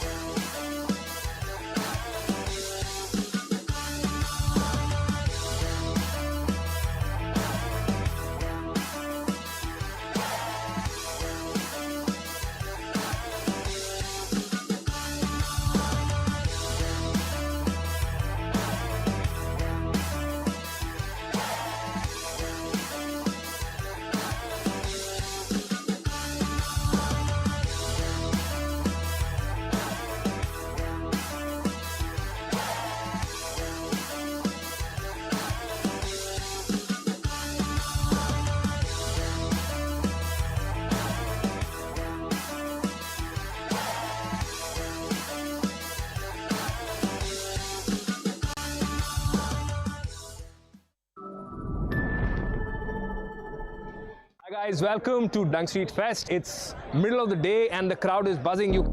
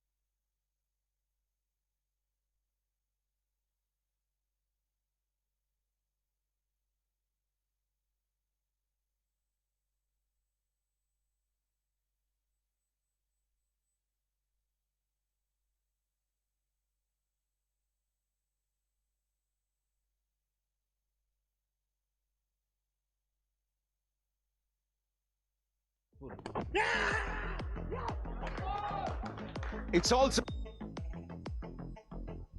yes, there is a spike as the ball passes the bat.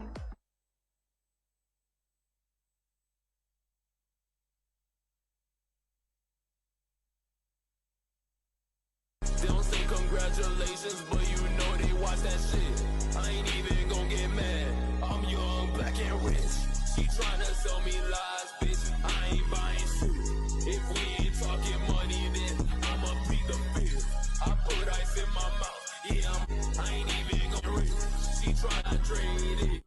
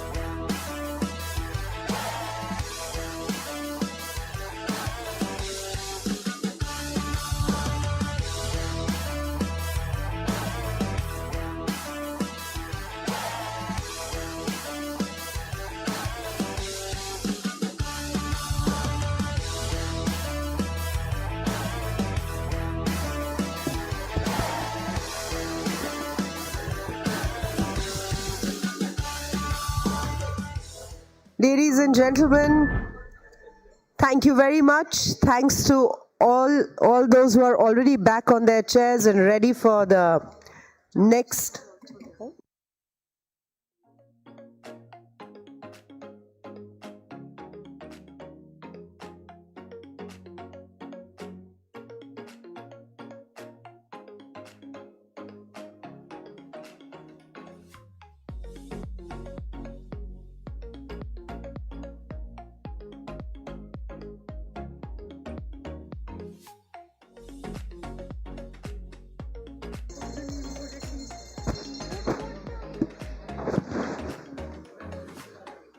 Thanks to each and every one of you who've had your quick cup of tea and come back to witness the next session. The next session is going to be fantastic for all of us who are fans of Olympic sport, as I am, because we have We will have with us two of India's most loved, most respected, the pride of India, both of them, Mirabai Chanu and Vijender Singh, both Olympians, both defined how the sport would be seen in India, and both of them are going to join us today here very, very soon.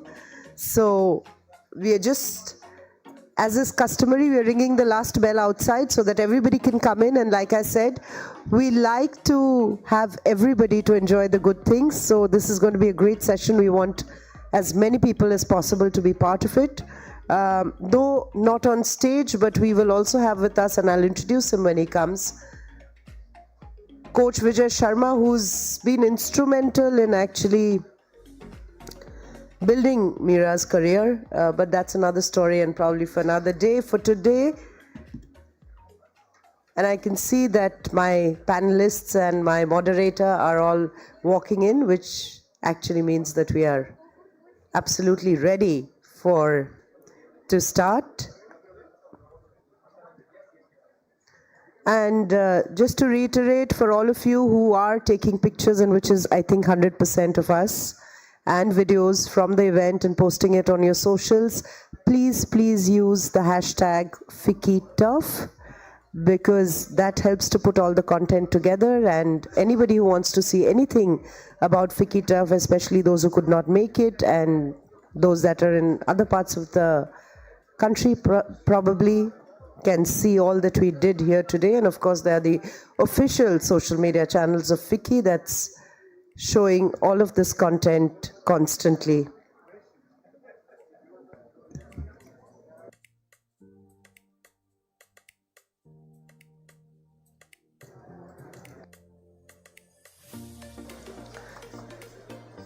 Thank you, ladies and gentlemen, and that brings me back to our session. And like I said, we will have with us on stage two people who made India proud, two people who taught us how to dream, two people who defined and redefined how Indian youngsters would look at Olympic sport, Vijender Singh and Mirabai Chanu. But let me go in the order that we ought to. So, like they say, every Olympic gives us new champions, new dreams.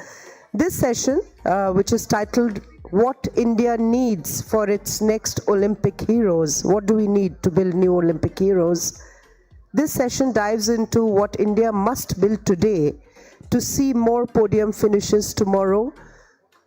Very, very relevant in the context of India holding the ambition of hosting 2036 Olympics. In this session, we will explore athlete ecosystems, coaching pathways, sports science, and funding models. Much more than that, but first let me invite on stage my speakers.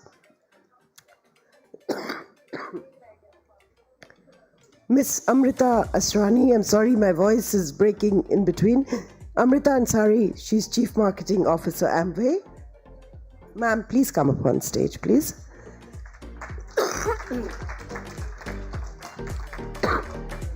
She will be doing the keynote address, so we will have her for that. But I request you to just be here for a minute. And Mirabai Chanu, Olympian and Indian weightlifter, we don't need any introduction of the mighty Mira. I invite on stage Vijender Singh, Olympian and Indian professional boxer. Sir, you've been the heartthrob of many, many young Indians. May I add, and we are at that time of the day when we can be a little less serious, a lot of girls. So welcome. Mira with that smile is forever the darling of Indian sport. I also have the privilege of inviting on stage Neerav Tomar, Managing Director, iOS Sports and Entertainment. Thank you so much, sir, for being here. And finally, the moderator of the day, Arshi Yassin, founder, The Bridge, and very special guest, Charu sir, you have to join us. That's what I've been told. And about Arshi, I want to say that Arshi is a very brave young woman because she decided to start reporting on Indian Olympic sport, non-cricket, at a time when there was nothing in, Olympic reportage that was happening. She started The Bridge, And today we all know what it is, the most fantastic reportage, and also the special social media partners for the 15th FICCI Turf. Thank you, Arshi. And now I request everybody else to take stage, but I request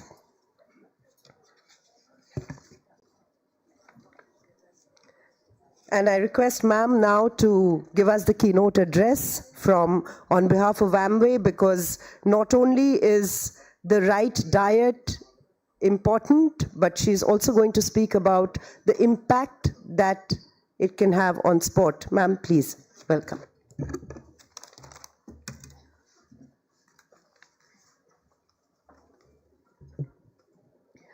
Thank you so much for this warm welcome, and a very good evening to all of you present here. It's indeed an honor and a privilege to actually, share the stage with such an august audience over here as, the panelists on stage. And it's such an amazing occasion for us to get together, because I think what's the need of the hour is how do we all talk about India gearing up for 2036? And this platform, thanks to FICCI Turf, for creating a platform like this, which will enable us to ignite more and more conversations. So in the next 5 to 7 minutes, what I'm going to do is talk about, 7 key interventions that we need to really deliberate on. And that's what we need to do to get our next Olympic heroes.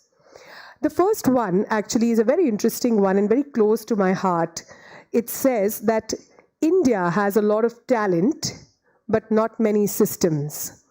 The second one that I'm going to touch upon says that we all know the body composition divide that we have for India versus our Western counterparts. And the third one is the nutrition revolution that we need to start working on. The fourth area of intervention is all about the ecosystems that we need to create of high performance. The fifth one is another one which is very close to my heart, which is early talent identification. Now, for India to really succeed, we need to make certain choices. Which sports do we invest in for the short, medium, and long term? And finally, I would like to end by talking about setting the stone for our vision for the India Olympics 2036 and how industry can play a key role in this regard. So let me just start by the first topic. India has natural powerhouse of talent, but not any systems, especially when it comes to our athletes and sports. Why do I say so? Because right from Haryana, we have the strength, and right up to Ladakh, we have the altitude endurance. But talent is only a raw material, and medals are actually manufactured outcomes. So champions are produced, and they are produced when we really have a system, not just by miracles. The second area is the body composition divide. I think we know a lot about this, and our athletes actually experience it as they begin their journey of performance. So some very interesting facts tell us that Indians actually have 15 to 20% of more body fat, even if we compared ourselves to our Western counterparts for the same level of BMI. In terms of, even the lean body mass, it's about 8 to 15 grams, which is, much lesser for the Western counterparts, and that makes them more agile. Also, when we talk about the height, we know what that means. But we very often say that this is, a genetic divide. That's not so true, because there is intervention through nutrition and coaching, which can actually help us bridge these gaps. And then I come to the third area, which is the nutrition revolution that we all need to work towards for our athletes. Now, this is something very, very, noteworthy, that when one is an athlete, in India especially, we train them like a Ferrari, but we fuel them like scooters. Is that really justified? Not really. And that's why we need to work towards the nutrition revolution, because our athletes deserve an equal and more amount of attention when it comes to their daily protein intake, the kind of protein, the type of protein, the vitamin D, the micronutrient deficiencies, the vitamin B12, the omega-3, and most importantly, athletic food in all our academies, meals which are not for regular Indians or just casually high protein or any one nutrient that we prefer, but athletic meals which are specially designed for all academies. The next area of intervention is high-performance ecosystems. Most countries that actually have winners in the Olympics, they have these ecosystems created of sports science. And that's what we need to do in all our schooling and education systems, have these curriculums. Early talent identification. If we look at most of the countries again, wherein they have the highest number of medals being earned, you will see that they begin to identify talent for sports right from the ages of 10 to 14. And we know that in India, this talent identification starts from 17 to 18. It's not really the right age. We've lost out, and that's why creating those elite physiology body systems, we lose out on the key years, and identifying early talent is one area that we really need to focus on. Now, when we play any sports, I think the most important thing is everybody wants to win. Nobody plays to lose, correct? So why don't we invest as India into those areas where we have the right to win? So play to win. Of course, every sporting area is super interesting and we are all fans of different types of sports. But let's say if we have to plan to win in the 2036 Olympics, can we have a short, medium and long-term plan? Can we play and invest our resources more strategically in all the sports where the Indian phenotype, the Indian body type, the Indian physiology has an advantage over the rest of the world? And those should be our strategic priorities. So in the recent few years, obviously the number of medals that we've earned is significantly higher. But was that a choice or was that a chance or a mix of both? Can we make it more intentional? What I mean is, when you look at light body wrestling, when you look at light body boxing, when you look at badminton, when you look at endurance sports, some of these areas, we are naturally designed to win because of the Indian body type. We have an advantage over our Western counterparts. So can these be the strategic short-term wins we start investing in today from a nutrition, coaching, training, and ecosystem standpoint, so that we have sure short wins and many more wins in the 2036 Olympics? And then, of course, the rest of the sports, we start building on them from a mid to long-term perspective. The last point that I want to touch upon is basically a vision that we need to set for 2036. And this is where I feel that a lot of the industry needs to play a role. Of course, the government is doing a lot. And how can even private sector players play a pivotal role? I will touch upon, what Amway's vision is. So Amway actually helps people live better lives. And we are the leaders, not just in India, but global leaders of plant-based dietary supplements. So over 90 years of legacy that Nutrilite has. And you would be amazed to know that certified organic farming, a lot of rigorous quality checks in our products, 200 quality checks are done for every supplement that gets produced from the house of Nutrilite at Amway. Our manufacturing excellence, the seed to supplement traceability philosophy, and extensively backed clinically researched formulations. That's not all. It's a very proud moment actually for India and for Amway, and for all of us sitting here to tell you that Amway is one of the first direct selling companies in India to have 5 of its flagship Nutrilite supplements being certified by the NFSU. Now, as an athlete, and as India, which is supporting the vision of many young athletes, there is always a fear in the mind of Indian athletes that how will we fare versus our Western counterparts, which are fueled much better. And in light of that, there is a lack of confidence in terms of quality, trust, and safety.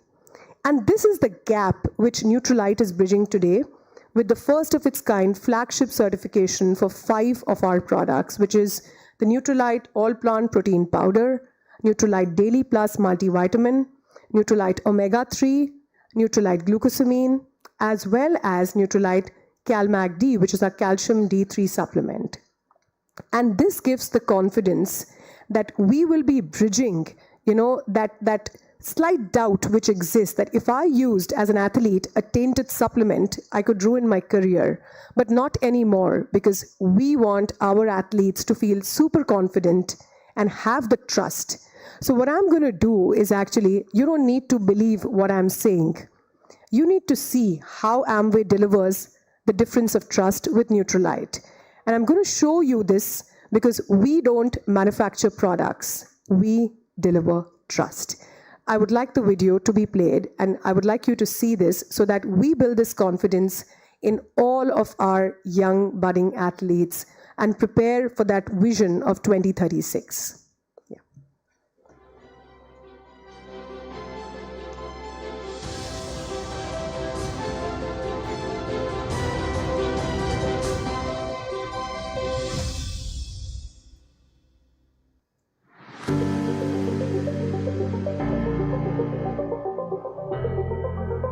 At Amway, responsibility begins with clean and transparent design grounded in science. Across the globe, Amway operates only on 3 owned manufacturing powerhouses, of which one of them rises from India, in the heart of Tamil Nadu. We don't just follow GMP in India, we define it. Our world-class manufacturing starts right from the establishment. Design and facilities all have been constructed considering pioneering GMP practices. Amway is just not a brand. It's a legacy of trust, innovation, and empowerment. For over 6 decades, we have been transforming lives through cutting-edge nutrition, premium wellness, and an unwavering commitment to quality.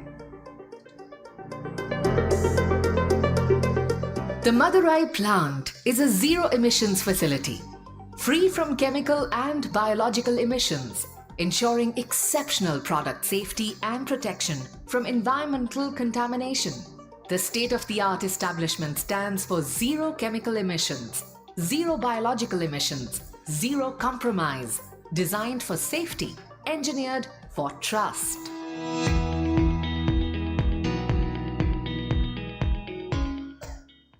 Behind every capsule and cream lies a foundation of scientific excellence. At Amway's Madurai plant, every product begins its journey at our advanced R&D labs and pilot plant. With over 140 products developed here, every formulation is built for well-being, tested for safety, and crafted as per global standards. Traceability is the foundation of product integrity at Amway. From the moment raw materials arrive, every ingredient is uniquely coded, logged, and tracked through every step of the production journey. With real-time digital systems and smart warehousing, we ensure zero mix-ups, complete accountability, and seamless end-to-end traceability. It's how we deliver consistent quality, batch after batch, product after product. Consistent batch quality and reproducibility backed by innovation and precision. Amway India's pilot plant is a hub of scientific process innovation in transforming the formulas into products through cutting-edge technologies in the field of nutraceuticals and novel food formats like gummies, cereal bars, and confectionaries.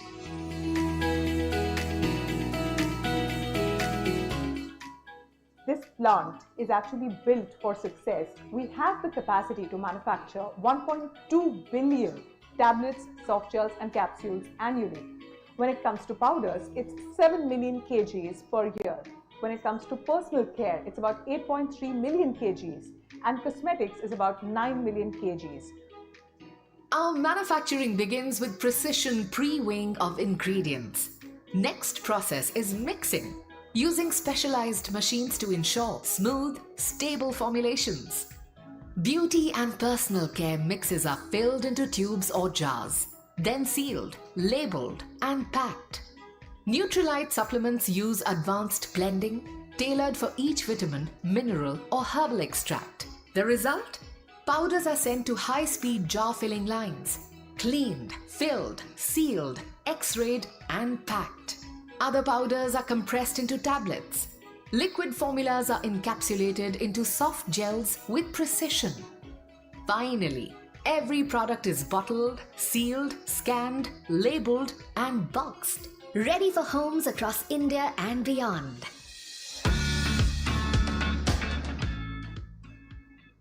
Quality at Amway isn't an act, it's a system.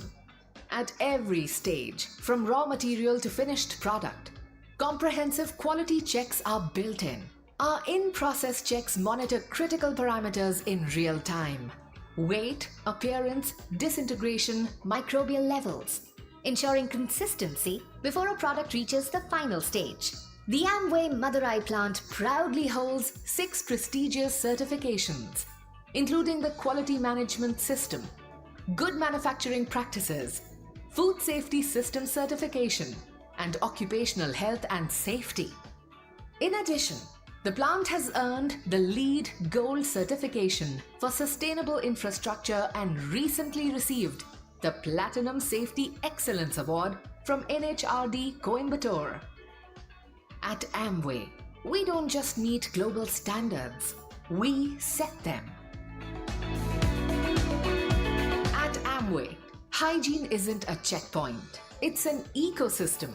Before entering production, every team member follows a strict protocol. Air showers, hand washing, PPE gowning, and airlock chambers ensure zero external contaminants. Inside, our clean rooms are maintained under controlled temperature and humidity. All equipment is sanitized using validated cleaning protocols. Then, swab tested for microbial traces before every batch.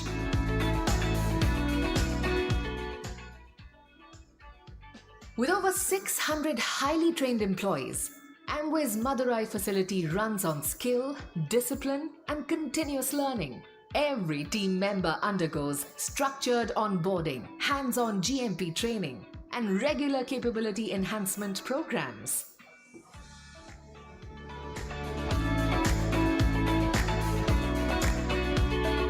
We not only have a state-of-the-art manufacturing facility, but we have also ensured that we run a very sustainable business operation. We run a zero discharge facility enabled by the effluent treatment plant and the sewage treatment plant. 58% of our energy is coming from renewable sources, making it a very, very sustainable business operation.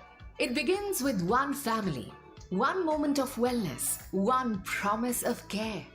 But behind every promise are thousands more. Over 5.5 lakh Amway business owners empowering millions of lives, one choice at a time. Together, we create more than help. We build trust, hope, and opportunity.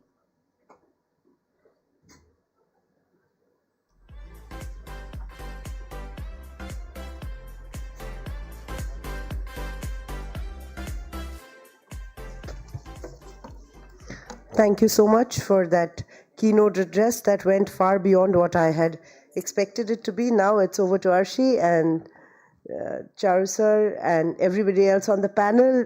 We've been waiting to hear from our heroes. I call Meera a hero. She's the mighty Meera. You should see her lift. Over to you, Arshi.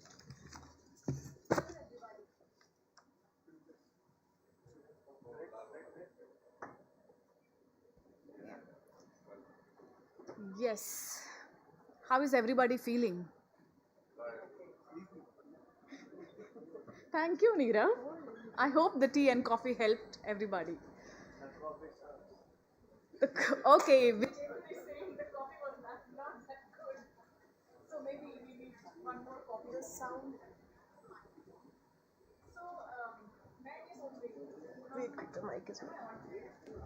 Okay. Hello people. Hello everybody. Am I audible? Yes, yes. हम दिल्ली में हैं, देश की राजधानी में हैं, तो हिंदी में गुफ्तगू हो जाए?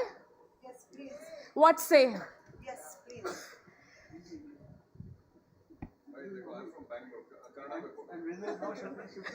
England, British. No, no. Haryanvi Punjabi.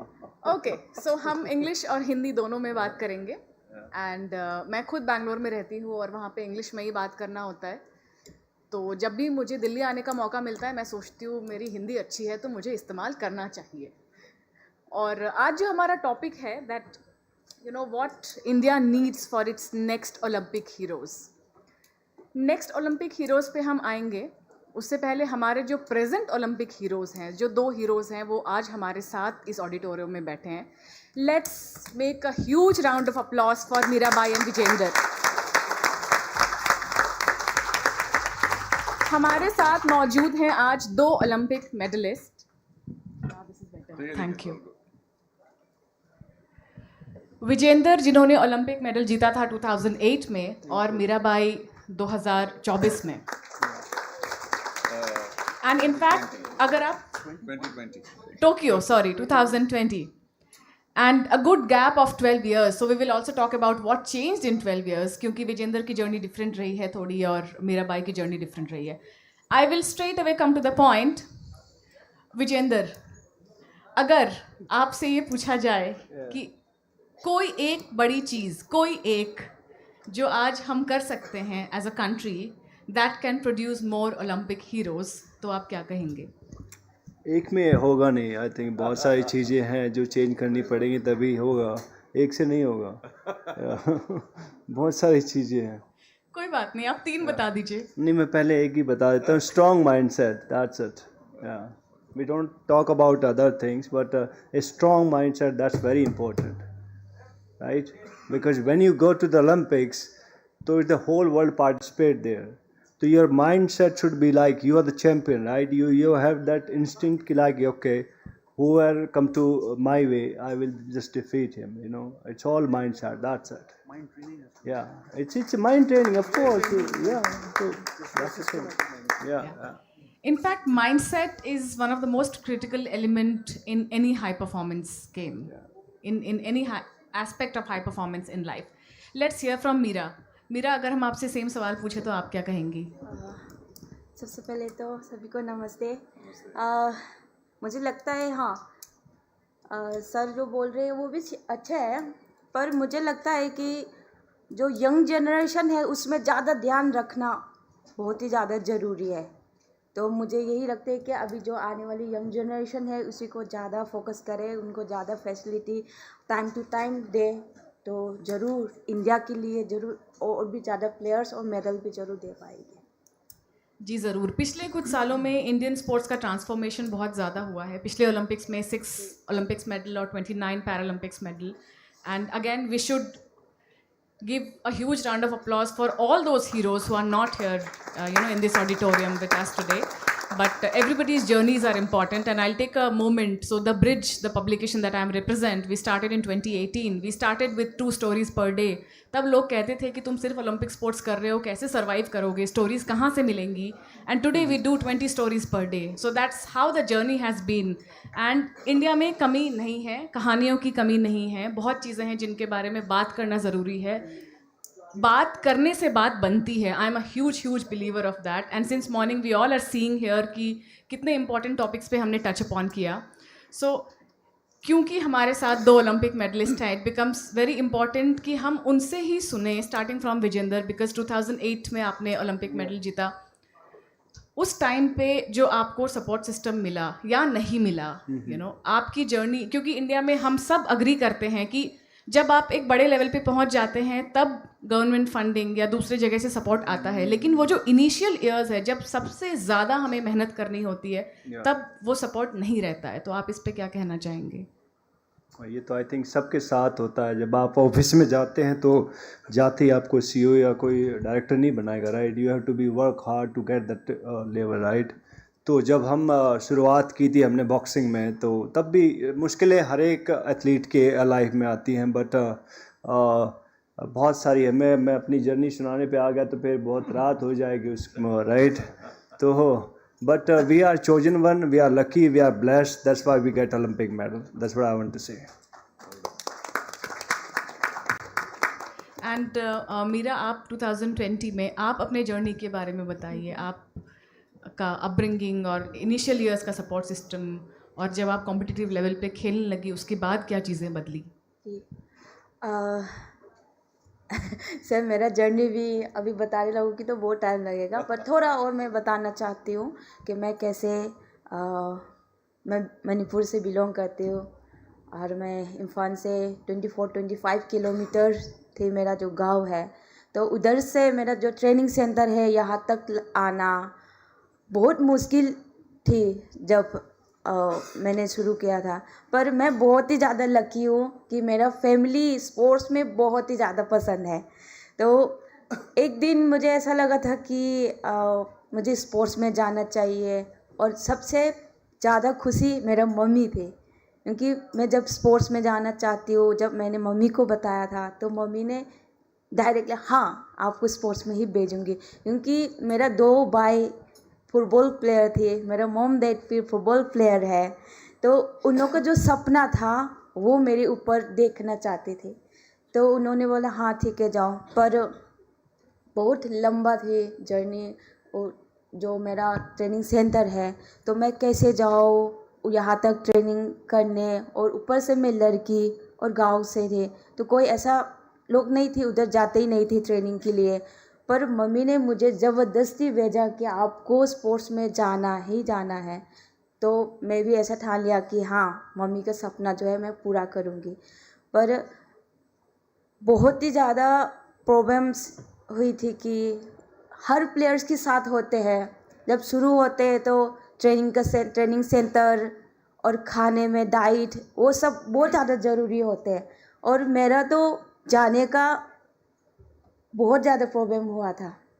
हमारी उसी लाइन में ट्रक जाते थे, तो ट्रक के ऊपर मैं साइकिल डाले थे, साइकिल ऊपर रखा और मैं ट्रक में बैठ के हमारी जो वेट लिफ्टिंग सेंटर है यहाँ तक जाके मैंने रेगुलर ट्रेनिंग की थी, क्योंकि मुझे ऐसा लगता कि मुझे कुछ बनना है मेरा फैमिली के लिए, और इंडिया के लिए कुछ बनना चाहती थी, इंडिया के लिए रिप्रेजेंट करना चाहती थी।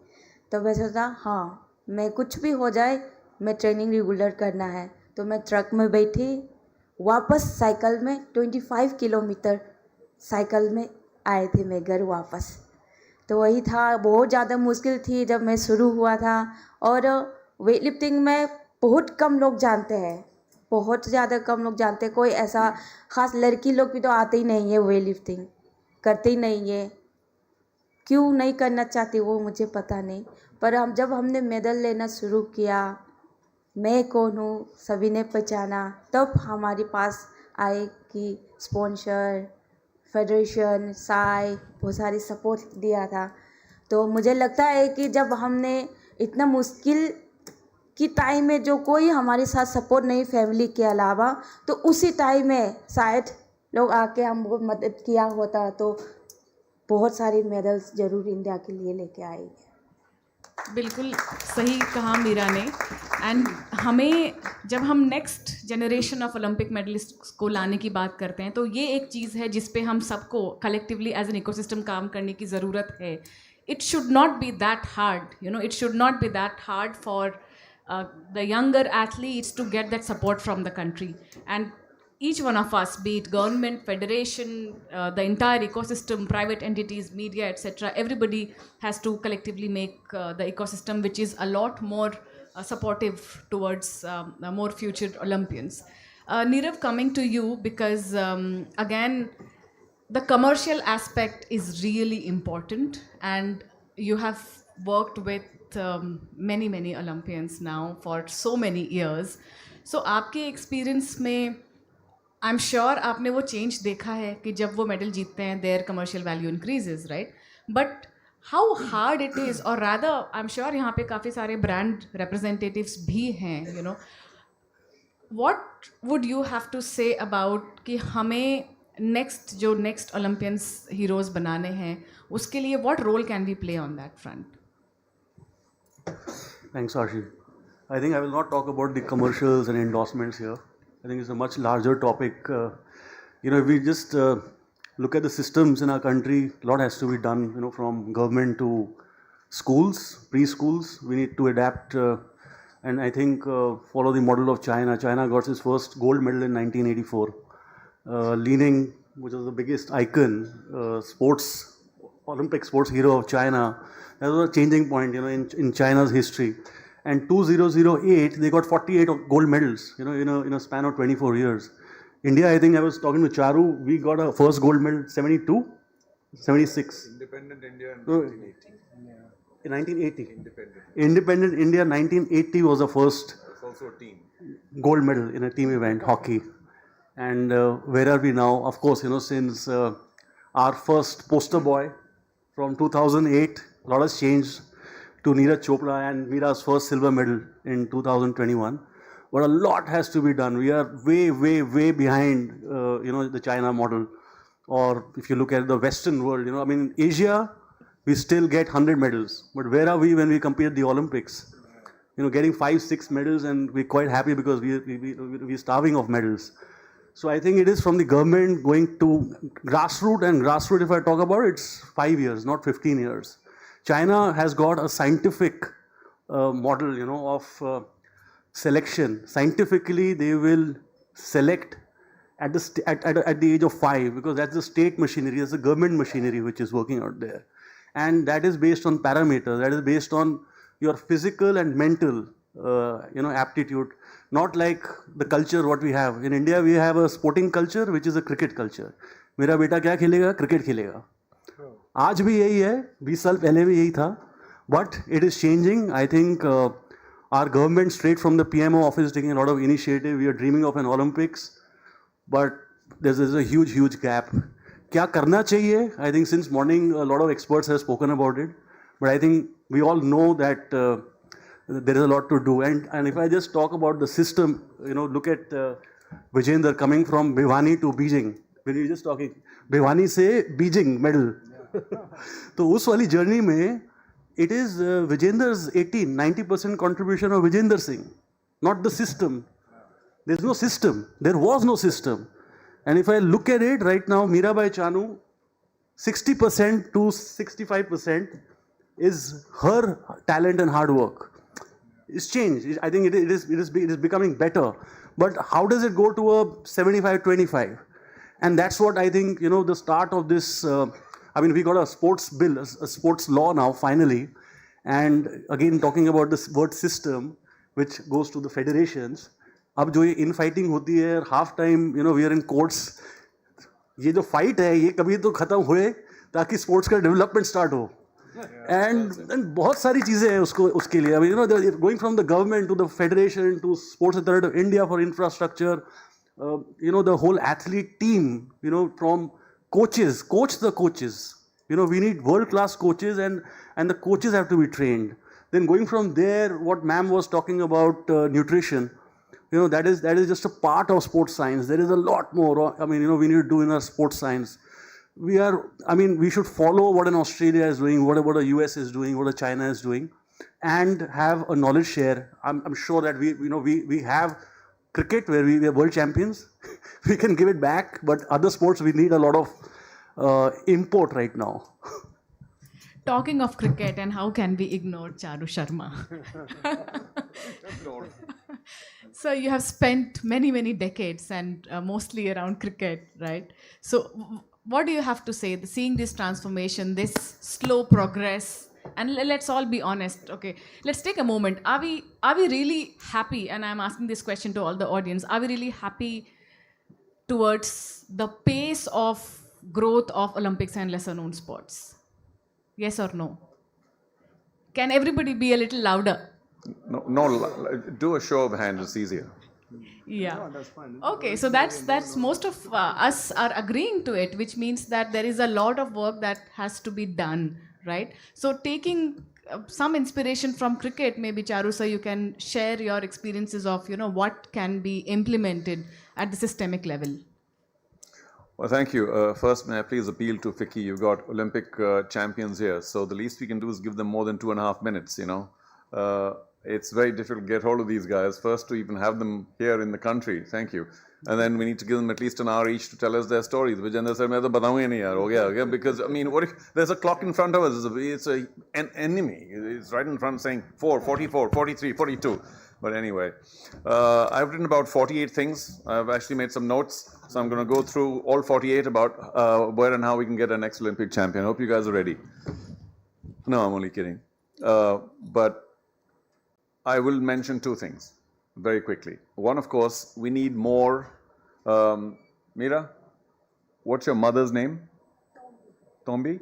We need more Tombis. That's for sure. We need the mothers particularly to say, go, play, work hard. Not, oh my God, don't get hurt.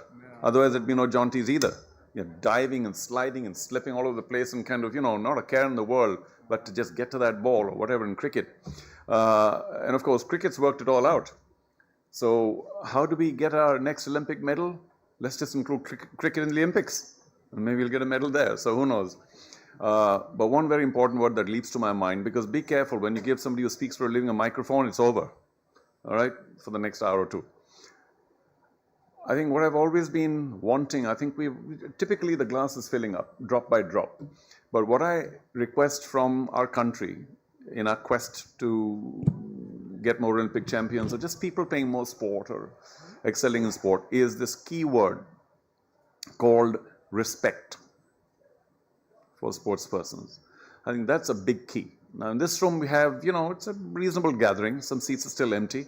What if there was a serious business honcho or a politician or an actor? I mean, you wouldn't get room to breathe. Here we are, we're kind of okay, but there are a few empty seats because it's a sports person. We need more respect. I can give you 1,000 stories, but I'll give you one. Unfortunately, because I'm here, it relates to Kabaddi again. There was a big meeting before the Pro Kabaddi League. We were all there with the Federation people upstairs in one of these places in Delhi. And downstairs in the lobby of this building, there was a double Asian Games gold medalist hanging around waiting to meet people upstairs.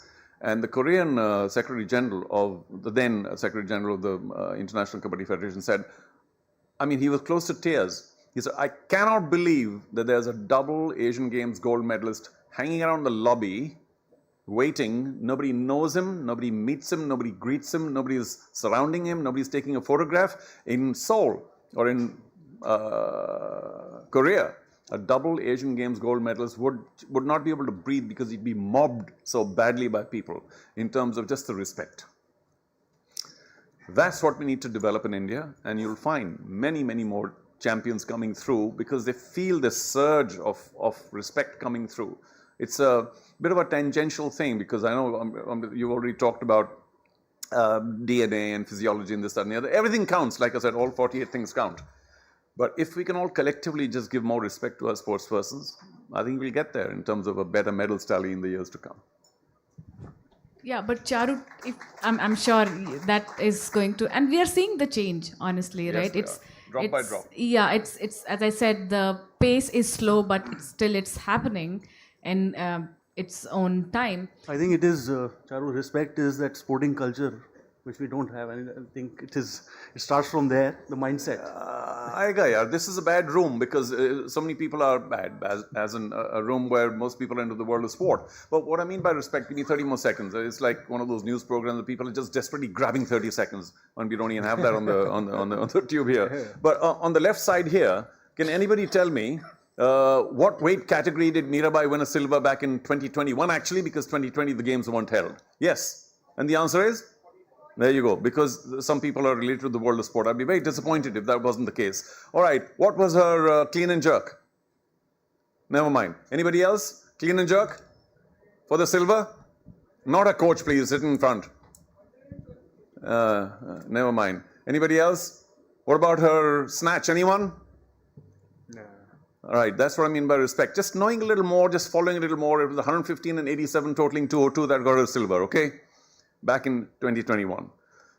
That's why we need to get for all other sports. We know everything there is to know about cricket in this, sorry Johnny, about 100 here and 200 there and what have you here. Other sports too, they're Olympic sports. People are winning medals. I mean, look at the journey. It's been incredible. And now nobody connected to boxing, please, but everybody else. What was the weight category that he won his bronze in? Sorry? Thank you. And what was the name of the what was the category called? Middleweight. Never mind. कोई बात नहीं, छोटी-छोटी चीजें. But this is all to take our sporting culture forward. And of course, Ashi, you are doing so much because of your website. We need more media support. We need more everything that equals a circle of respect for sport. That's what we need, and we'll get our champions. Totally, I totally agree. बूंद बूंद से घड़ा भरता है और हम सबकी कोशिश यहीं रहेगी. Okay, time is up. Pranav, can we take 2 more minutes? Is that okay? Let's make it interesting. बोलो, come on. That's fine. Yeah, एक जो aspect है जिसके बारे में I really wanted to talk about is the mental well-being of high-performance athletes, right? And recently in the Asian Aquatics Championship, we were speaking to Srihari and how he opened up about this constant performance pressure leads up to, not so pleasant mental health. And unfortunately that, the concept of having a mindset coach is not that common in our country in all the sports, right? तो विजेंद्र आप share करना चाहेंगे इस पे? It's very important. और जब हम Olympic के लिए गए थे like 2008 like बहुत सारी इंजरीज थी एंड लाइक मेंटल तो भूल ही जाओ लाइक हमारे पास तो फिजियो भी बड़ी मुश्किल से मिला था हम जब जा रहे थे उसके लिए but it's very important these days and समाज के लिए भी बहुत ज़रूरी है बिकॉज मेंटल हेल्थ इसके बारे में कोई बात नहीं करता but we have to open about it हमें इसके बारे में खुलकर बात करनी चाहिए हमारे जितने भी एथलीट हैं whether they going to any competition whether they going to Asian game Commonwealth games Olympics तो लेकिन उससे पहले कोई बात नहीं करता उनके प्रॉपर सेशन हो उनसे बात की जाए they have to guide them कि लाइक हाँ ये है ऐसा है वैसा है might be they are feeling good might be they are feeling sad कुछ किसी भी तरह की बहुत सारी चीज़ें हैं they can change it but I hope कि अभी धीरे धीरे चेंज हो रही हैं सब चीज़ें जो सुनने में आ रहा है लाइक या बिकॉज जब क्वार्टर फाइनल फाइट है और ये आई एम श्योर हमारे पास हमारी 2 वर्ल्ड चैंपियन आ गई हैं लड़कियां देखो पीछे जसलीन और वो बैठे एक बार जोरदार चले उनके लिए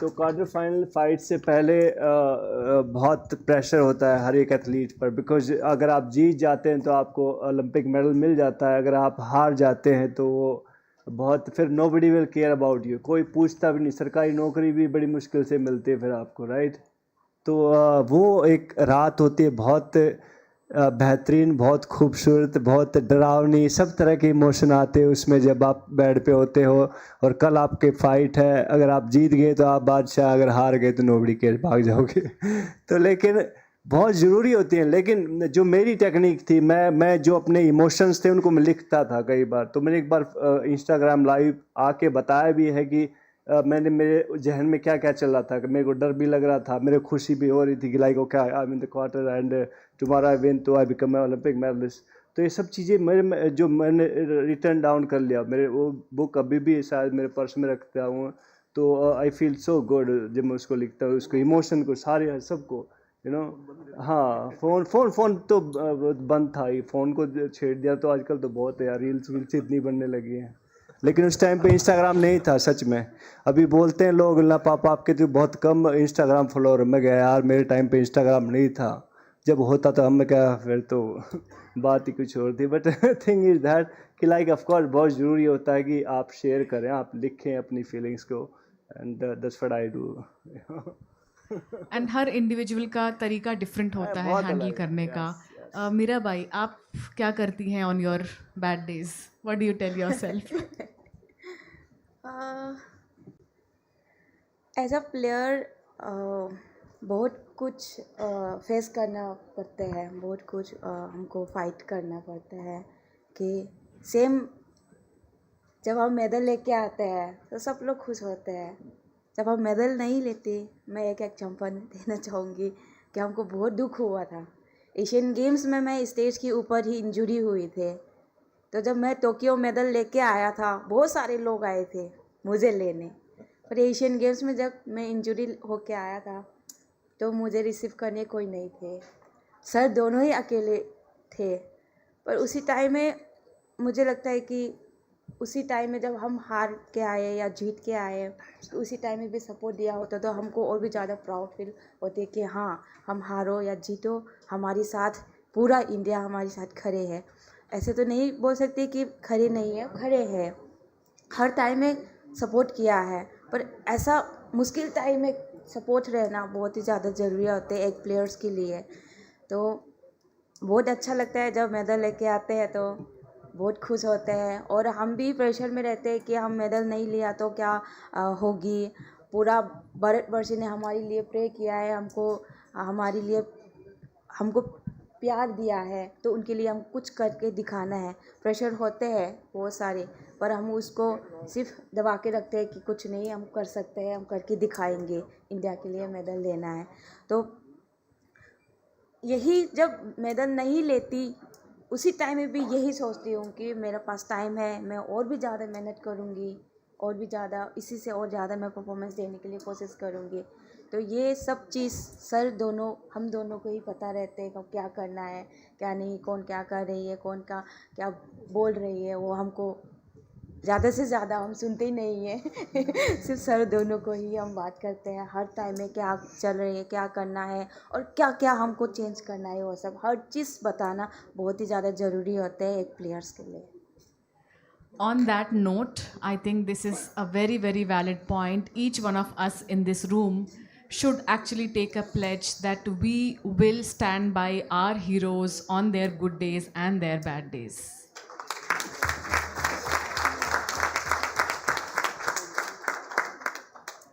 Thank you, Vijender, Mirabai, Charu sir, Nirav, for sharing everything, and all the best, Mira, especially to you.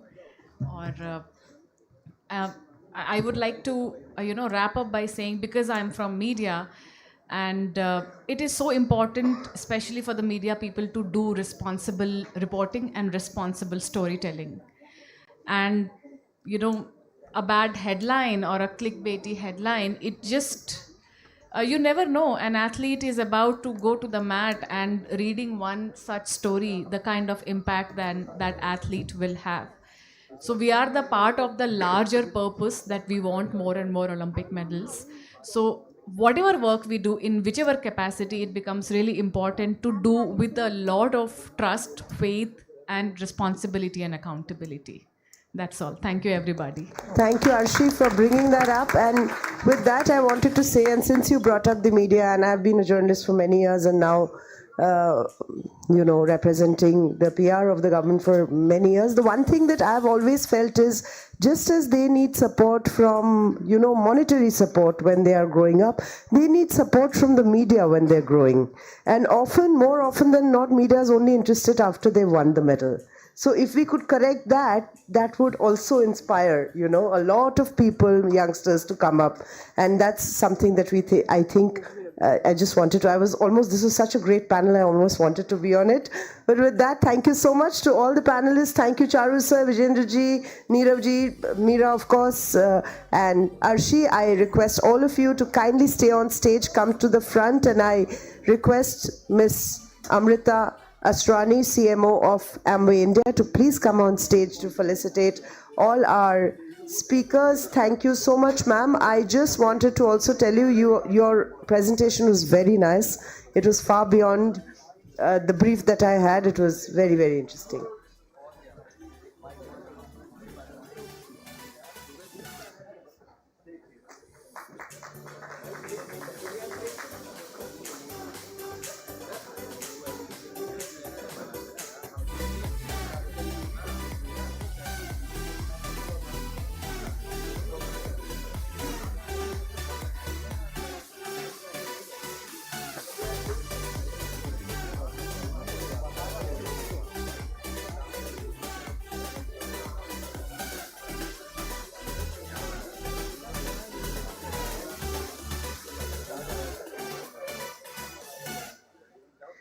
And I also take this opportunity and request all of you to Vijay sir, can आप एक बार खड़े होके अगर सामने आ जाए?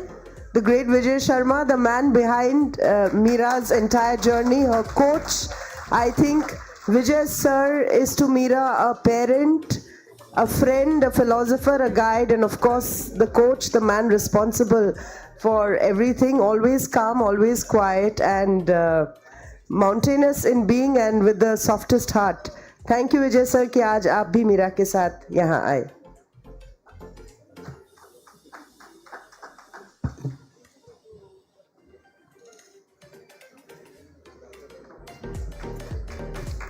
On behalf of FICCI, I invite Anirban Chatterjee to please come on stage to felicitate our. I request our Meera. It's done. Okay.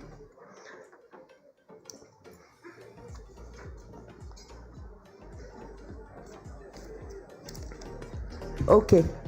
Have we saved the best for the last, or I think not? What you want me to invite them back on stage? Or do you want to felicitate? Okay, so have we saved for the best for the last? Actually, everything was so good, it's difficult to say which is or will be the best session of the day.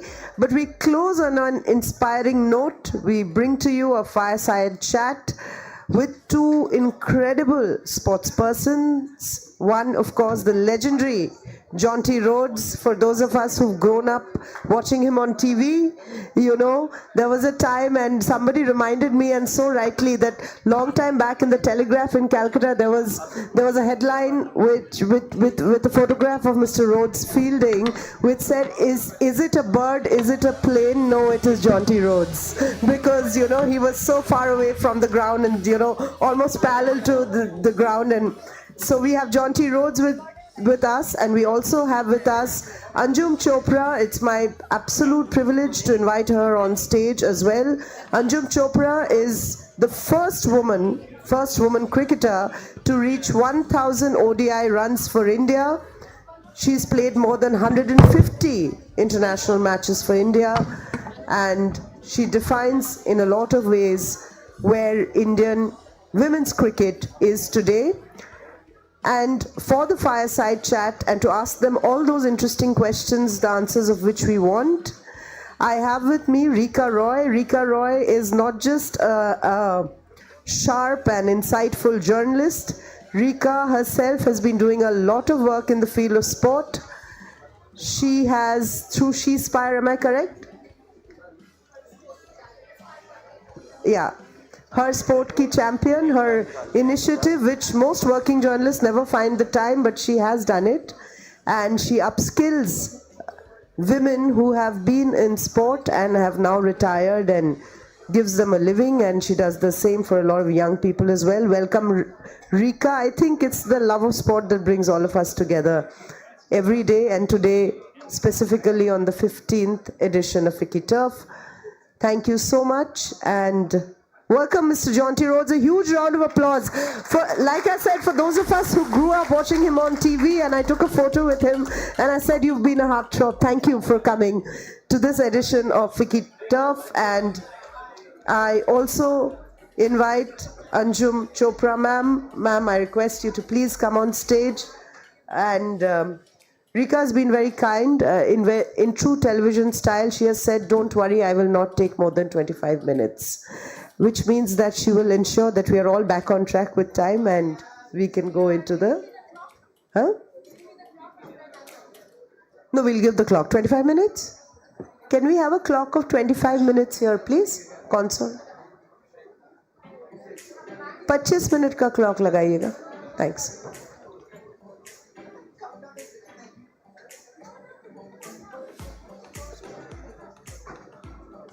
No, don't begin the countdown right now. I think it's a TV thing, so she'll need the exact one.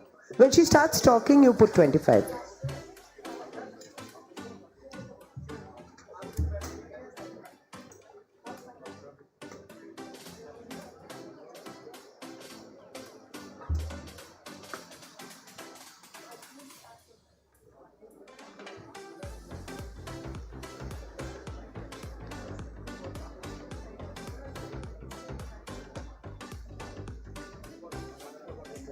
Welcome to this room once again, ladies and gentlemen.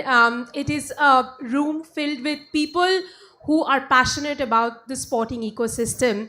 Well, our last session is about sports. It's about a big win. It is about cricket because we have two cricket elites sitting on the panel. Former Indian captain Anjum Chopra and former South African international John T. Rhodes, who made fielding legendary. Anjum, I'll start with you, of course, and our minds and hearts are still not over that big win. Many, many congratulations to you first, because these girls have. They said, in fact, I'm not saying that they have been standing on your shoulders, all of your shoulders, and you laid the path for this big win. It's been a few days now. Have the memories settled? Have you settled in inside? What is your heart saying at the moment? Thanks, Rika, but yes, I haven't settled. I'm still like a moving part around, and I'm still feeling very elated and happy. I think for the very first time that beautiful, illustrious trophy was handed over to Harmanpreet Kaur, and then in their victory lap, they had no choice. They had to share it with us. But no, it was always a very beautiful moment for the entire present Indian team to share it with all the seniors. Apart from me, there were other players as well, but it's still a very special moment, and I feel and I think it will not get replicated even if we go on and win another one. I think this first win will always remain very special. Jonty, this win happened at the commiserations because South Africa was the finalist we were playing. India was playing. This win also happened at the back of, WPL, 2 WPL titles for Mumbai Indians, a franchise you happen to also work for. Tell us a little bit about how much, that system has contributed towards this big win. Well, I think everything, and whether it's business or whether it's sport, that success breeds success. So yes, we know we need the infrastructure. Charu spoke so rightly so about respect. And I think the key for me with respect is that we in South Africa, in Australia, the same thing happens. Kids get to play so many different sports. And we know how damn tough it is to play all the other sports. So I think we have that respect in us. The respect for the cricket players now, I'm nervous as a South African because we know, I've seen what the success of the Indian national cricket team has done. I've seen what the success of the IPL has done for men's cricket in India. And I know the same for young girls and women's cricket in India.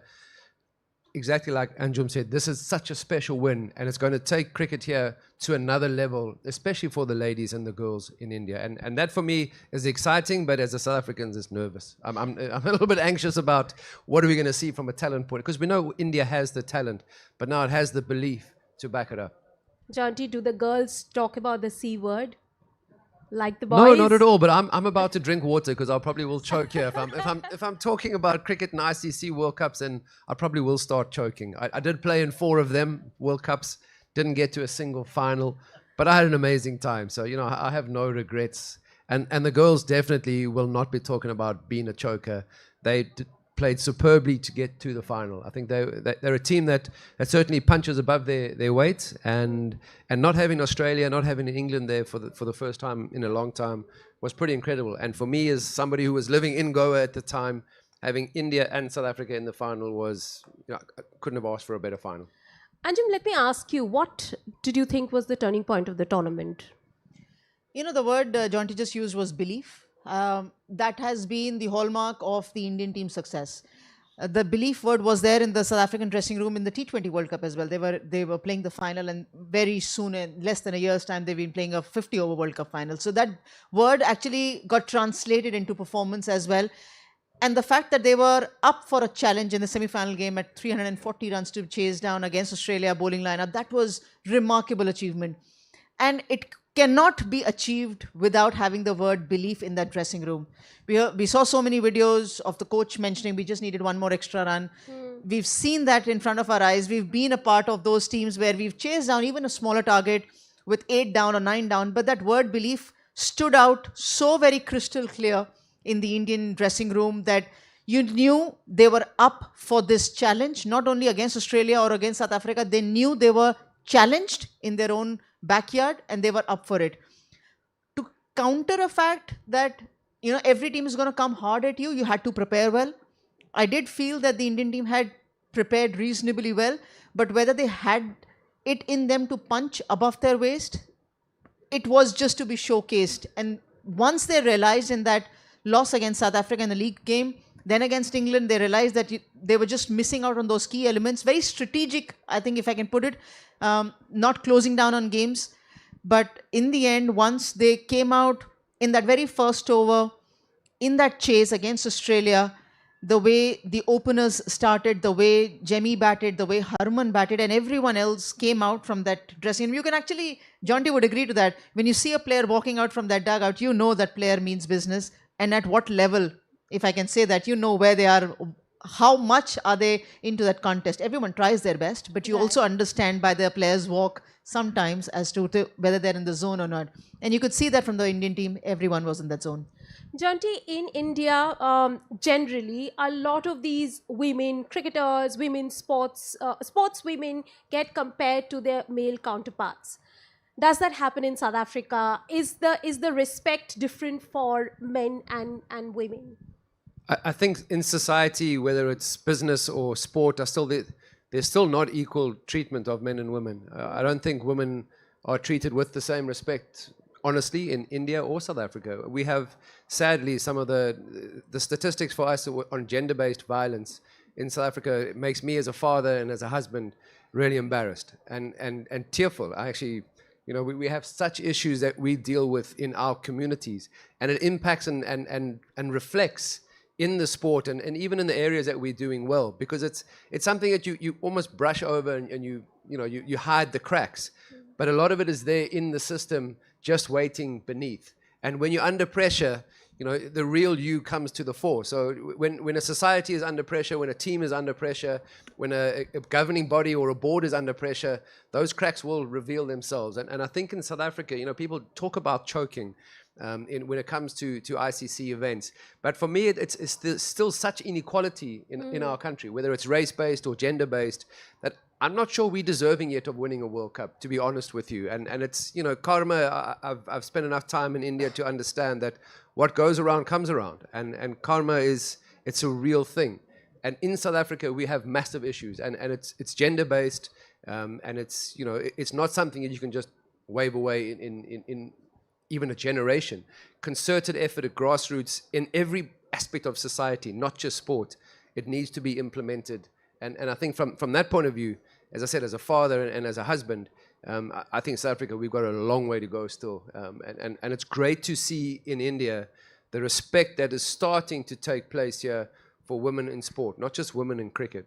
Because I see it as a cricket coach. In 2-3 years ago, if I came to do some coaching in an academy with 30 youngsters, there would be 3 or 4 young girls in that academy. Right.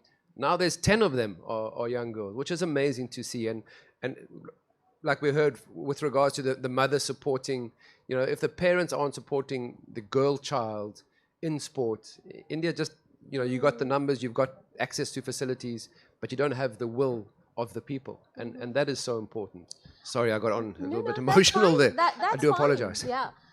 We wanted to hear you on the platform. Anjum, would you say this is that pivot moment when the Indians and maybe the South Asian ecosystem will look at men's sport and women's sport differently, look at women's sport with a different lens, because women's sport is not men's sport?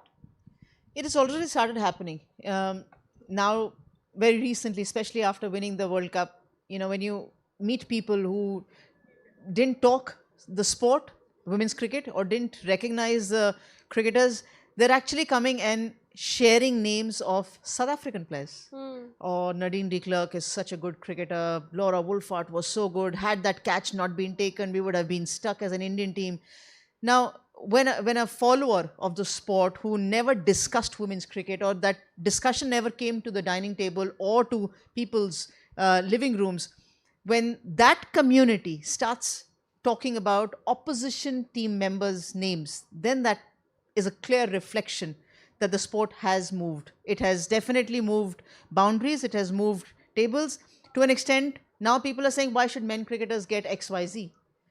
But I guess that's never been, from my perspective, I think that's never been a discussion point. Why is X cricketer getting more than a Y cricketer? It's about the sport gaining momentum, getting traction, getting those eyeballs. What a player earns is what the player earns. It's not about male or female. I think it's a sport which drives all that income towards a player. But now I do feel that the shift has happened. Now they're not only discussing why not women's cricket. It's like, wow, the women cricketers have done so well at the World Cup. And I think that's been the greatest shift that this victory has brought about. And yes, to say that whether South Asian communities or I'll say people who just don't watch sport are talking about women's cricket. And I think that's the biggest growth that this World Cup has provided us. Jonty, taking a cue from what just Anjum said, parity, if we are talking about parity, in a way, Indian cricket has pay parity because the women have equal match fees like men, but they don't play equal number of tournaments. So do you think it is about time that, there is a concerted push towards giving them more games and getting them more exposure? Because unless that is done, then you don't get that many talent. I lived in Sweden for 2 years during the pandemic because the reason why my family shifted there is that they had no lockdown. So they decided herd immunity was the way to go. So no mask mandates, no vaccination, strongly recommended from government, but nothing was mandatory. So we shifted there, and their Swedish football team, obviously football is very strong, lots of winter sports, but football is their sort of one of their leading sports in Sweden. And they were the first country to have equal pay of men and women, but the disparity came in the number of games. So, the salaries were the same, but obviously in preparation for every tournament. And I think the key, what we're seeing here with, you look at the men's cricket in India, men's cricketers can only play in India until they retire. You see Jem now, she's playing in the women's tournaments, Big Bash in Australia, and they get the opportunity to go play in the UK. So yes, it's still a path, and it's amazing that the salaries have equality, because is very rare. It doesn't happen every time and everywhere. And yes, the number of cricket, you can never tell a cricket player that you can't earn anymore. That's enough. You're earning enough. They have an opportunity because the more cricket that they play, the better they're going to get. Because you can practice as hard as you want, but it's in the heat of battle of a game, especially in World Cup or tournaments like that, where you learn the most important and valuable lessons to grow as a cricket player. So yes, more cricket is required, but the fact that there is parity in that salary, I think that's commendable. Anjum, a lot of people are saying that this is the 1983 moment for women's cricket. Sorry, I'm coming back to comparisons again because that's what everyone is saying. What do you think? Is it the 1983 moment for women's cricket?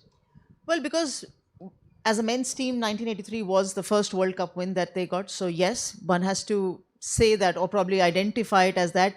But I'm not one for parallels and talking about we go back all those years back. I'll just say that I think 1983 was the first World Cup win for men, and it's happened for the first time in 2025 for women. It's just a cue from there on that let's not wait for so many years. And it's not being an emotional statement. It's just that I think the facilities have been very much available for every cricketer to improve, as a team to improve.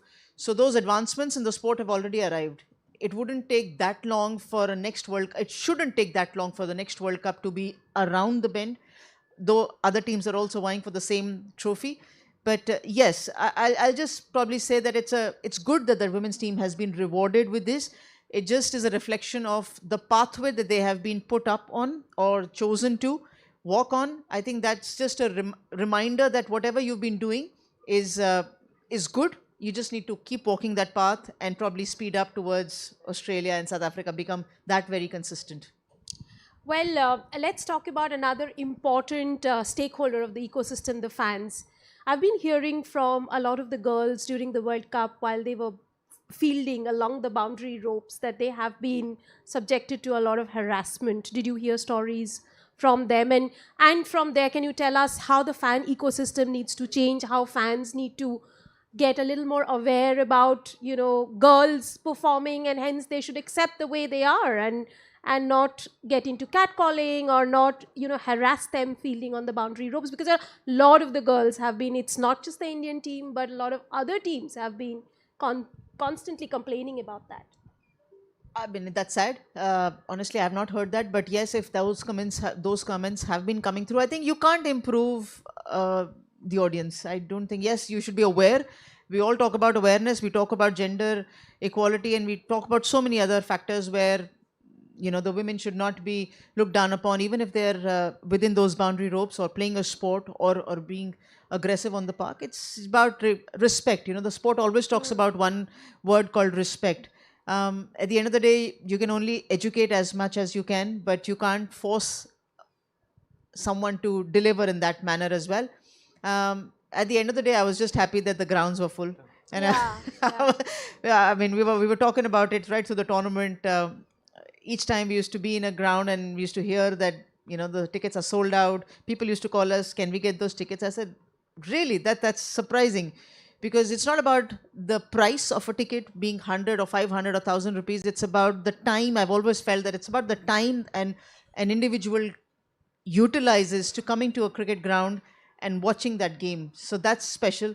And we were very much happy with the kind of crowds that we saw throughout the country. Wherever the women's team played, there was great admiration for the sports people. There was great support, great following. So yes, the World Cup win became very special. Jonty, what about South Africa and elsewhere that you've played? Have you found similar sort of disrespect towards women and women complaining that they have been harassed by fans? Well, I do know a teammate of mine, Pat Simcox. He's no woman, but he got abused on the boundary. So they would have been in Australia. So maybe it's like it's quite a select group of fans that have that. He got a whole chicken thrown at him at fine leg at Sydney Cricket Ground because you could bring in your own food in those days. So he had an entire roast chicken thrown on the back of his head. But he actually lapped it up. I haven't heard. I don't spend enough time with the women's team, understanding the sort of pressures and what they go through on a tour basis. So I wouldn't be able to add anything to that. I think what Anjum was saying though, with regards to the support in the crowd. I mean, you're going to you've got a mix of society. You're going to have elements in it which you can never eradicate, and hopefully through education, through respect, that massive word which Charu again, it's such a base of anything, and whether it's in business or especially if it's in sport, if you don't have that respect, you are going to have elements that will come through occasionally. But it's also, as players, it was a big part of the test of playing against Australia, because the players are governed by match referees and umpires and stump microphones and cameras, and it's usually the crowd that are the most abusive. So if it's happening, it happens at men's level in a slightly different way or slightly different manner, but it's a part of. And I'm not saying it's acceptable, but especially when it comes, if it's degrading, but it's very much a case of growing an individual cricketer. And then it's like having the social media these days. We could decide as cricket players in our generation, we either read the newspaper or we don't. Now it arrives, and a lot of times you have no control or gateway to keep out the bad stuff or the negative things. So it's a part of understanding that you as a cricket player, you need to accept whatever happens. You focus on the things that you can control. Right. And society and the odd person being rude or negative is beyond your control. So don't focus on that. I think as a society, we need to ensure that it doesn't happen, because ICC has regulations about what you can and can't say in a stand, and maybe that needs to be introduced to things that you can't do as well, and you can be ejected for that.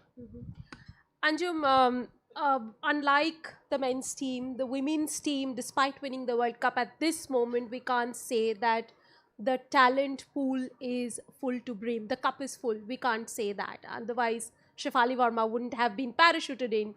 Tell us a little bit about how long would it take for the Indian women's team to get there, when we will find an Indian team and an Indian A team and a B team, all three teams as competitive? It'll take a while. I won't say that we have everyone ready right now, because yes, we do require all those players. The good thing is that after WPL, or even just before WPL, with the India tours that the BCCI started organizing, at least you are aware of what's the bench strength like. What is an India A player doing, whether it's a spinner or a fast bowler, what is the talent pool which is coming through. And that's what even helped a lot of WPL franchise teams pick their talent pool as well, looking at the India games. But it's a very ongoing thing again. It's not that somebody is delivering the goods in an India A level, so you just get them into the Indian team. No, not everyone gets that India cap. So I do feel it will take at least 5 to 6 years. I feel that that talent pool, which we say that if Indian team requires an opener, probably not the same caliber, or somebody can be better, somebody can be matching, or somewhere similar to what your talent has been or is missing out, we can just come in and substitute that player. It will take at least 5 years, but as long as it comes through, whether it's 5 or 6 or even 4, as long as India is able to have those 25, 30 players that can anytime be called upon to play for India, I think that day we can safely say that we are a much richer cricket team. Well, I have a few minutes left with Anjum and Jonty. If any of you from the audience want to ask questions to them, the floor is open for you. Just not about the 1999 Cricket World Cup. Anything else is... You can go there, no problem whatsoever. No, 99. Tell me, how did you manage without getting injured? We had a girl from our school, Pratika Raval, who got injured while fielding. So how did you manage all those antics without getting injured? What was in your mind, what was going in your mind when you fielded or chucked that ball horizontal to the ground? Sure. You know, I think with anything that I did in the field, it was always at 100%. So I realized early on that if you reluctantly dive for a ball, if you basically fall for a ball, there's more of an impact. But if you dive full pace for a ball, you almost slide across the ground, especially in India where the turf is quite hard. We have scenarios in South Africa or the UK where you dig into because it's quite soft, and that is actually more damaging. But it was pure commitment. So I think if you do anything at fully committed, again, if it's business, sports, school, whatever it is, the results will generally be in your favor. If you're not sure and you're hesitant when you go, it'll either lead to failure or injury. So I never once thought about getting injured. And the crazy thing was, I probably got more injuries at practice than I got in the game. Because if you're playing in a cricket match, you might only get 10 or 15 balls that you have to field. But at practice, you can take 75 to 100. So, you know, the odds of getting injured are way high, especially for the way I practiced. I practiced like it was a match situation. And I think the key there was that when I came to the game, I didn't have to worry, am I ready? You know, I had done all the work, all my preparation. If the ball was anywhere in my area, I was actually going for the ball first. My teammates would tell me it's a TV dive. So what do you mean a TV dive? No, you would never reach it. You're just doing it for the TV. I said, well, how do you know if you don't go, you'll never know if you can or can't reach it. I think that was a key philosophy, my mantra as a fielder, was if you don't go, you'll never know. And it meant that when I did land, I was generally landing with momentum that got me clear of injuries. I mean, I got my fair share, but it was just layers of skin, and those grow back. So, but yeah, fully committed in anything that you do. Anjum, I have to ask you a follow-up question from here. Why do cricketers play football while they are training a day before the match? I have no idea. Believe me, I have no idea. I've never understood that. Why even get into a football kind of a scenario where they say it's, well, we're staying away from the contact and we are not being very aggressive. No, it doesn't work that way. It can't happen in sport, right? No, we have players who actually wear football shoes for warming up. Yeah. I mean, they have the luxury. We didn't have that excess baggage luxury earlier on. We could have only one trainer that we could carry within those bags. But I've never understood why even try to become a Cristiano Ronaldo. No, there's only one Cristiano Ronaldo. Let's not replicate him. Well, it always baffled me. That's why I asked you. Few more minutes left. Yes, please. So this is because Anjum asked me to ask her a question. Basically to get the presence there. And first of all, many congratulations. Secondly, since Olympics is coming into cricket is coming into the sport, my question is, if today a young girl walks into a cricket academy, where does she start off from that you couldn't get when you started? The entrance is probably not very difficult or will not be very different from where I started. It's just going to be the journey. So the journey for me was very different because I was always playing in a men's cricket academy. Though the coaches were very supportive, the players around me have been very supportive. They never looked at me like a girl is playing with them from the age of 9 till the time I played. But now the scenario will be that a girl who walks into academy will be looked at as a member in a future team which has already won a World Cup before her. So the pathway will be well defined, and then she'll be more welcomed. She won't be said that go and practice in an under 15 net or an under 13 net, you should only play with girls. The boys will also welcome her because the boys would know that the fraternity has already won a World Cup. I have just one final question that I can take. Yes, please go ahead.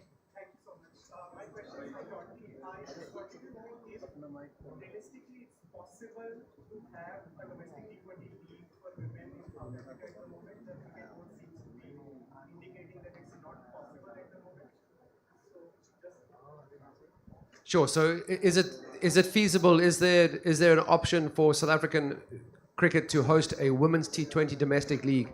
And unfortunately, it requires funding. And Cricket South Africa doesn't have that capacity financially. So we're talking about business, government, sport, getting together and doing that. South Africa right now, even with the men's cricket, we are the world test champions. We don't have, in our summer, we don't have a home test series. So we don't have a board that's strong and got a vision going forward. We're just kind of seeing it season by season at this stage, sadly, because there is huge potential. And as Anjum says that, you need the pathway. We still don't have that pathway accessible for young ladies that easily in South Africa. So no, we don't see it. And it is not because we don't want it. It's just the financial capacity is not there, sadly. Well, on that note, I'll start winding up. Well, as a journalist, I have to delve into statistics and comparisons while I report on sports, unfortunately, Jonty. But I would say, when I talk about this moment with you guys, I understand that it may not be 1983, but it is definitely a moment for change, and the change we are going to see in the next 5, 10, 15 years. Thank you very, very much for joining me in this conversation, Anjum and Jonty.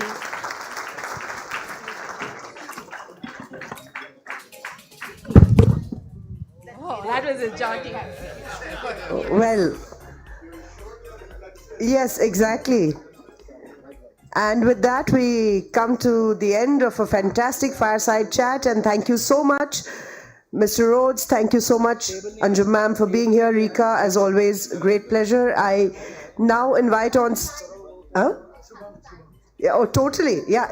You brought us back on time track.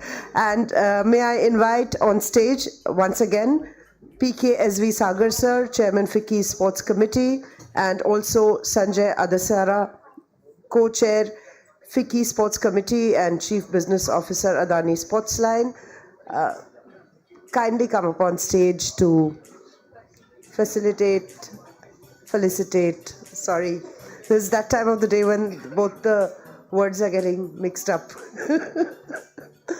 To felicitate both our speakers. Thank you so much. Huge round of applause. Thank you, Mr. Rhodes, for coming here to the 15th FICCI Turf, and thank you, Anjum ma'am, for being here. Like I said, your work and the work of many like you have defined where Indian women's cricket is today. Thank you so much. And I request all of you to pose for one group picture. If I can ask all of you to just come here in the front once. Sanjay sir, if you could just come up, please, and we could have one group picture for the keeps for memory, something that we will look at in 2037. Like Sanjay sir said, in 2037 we would.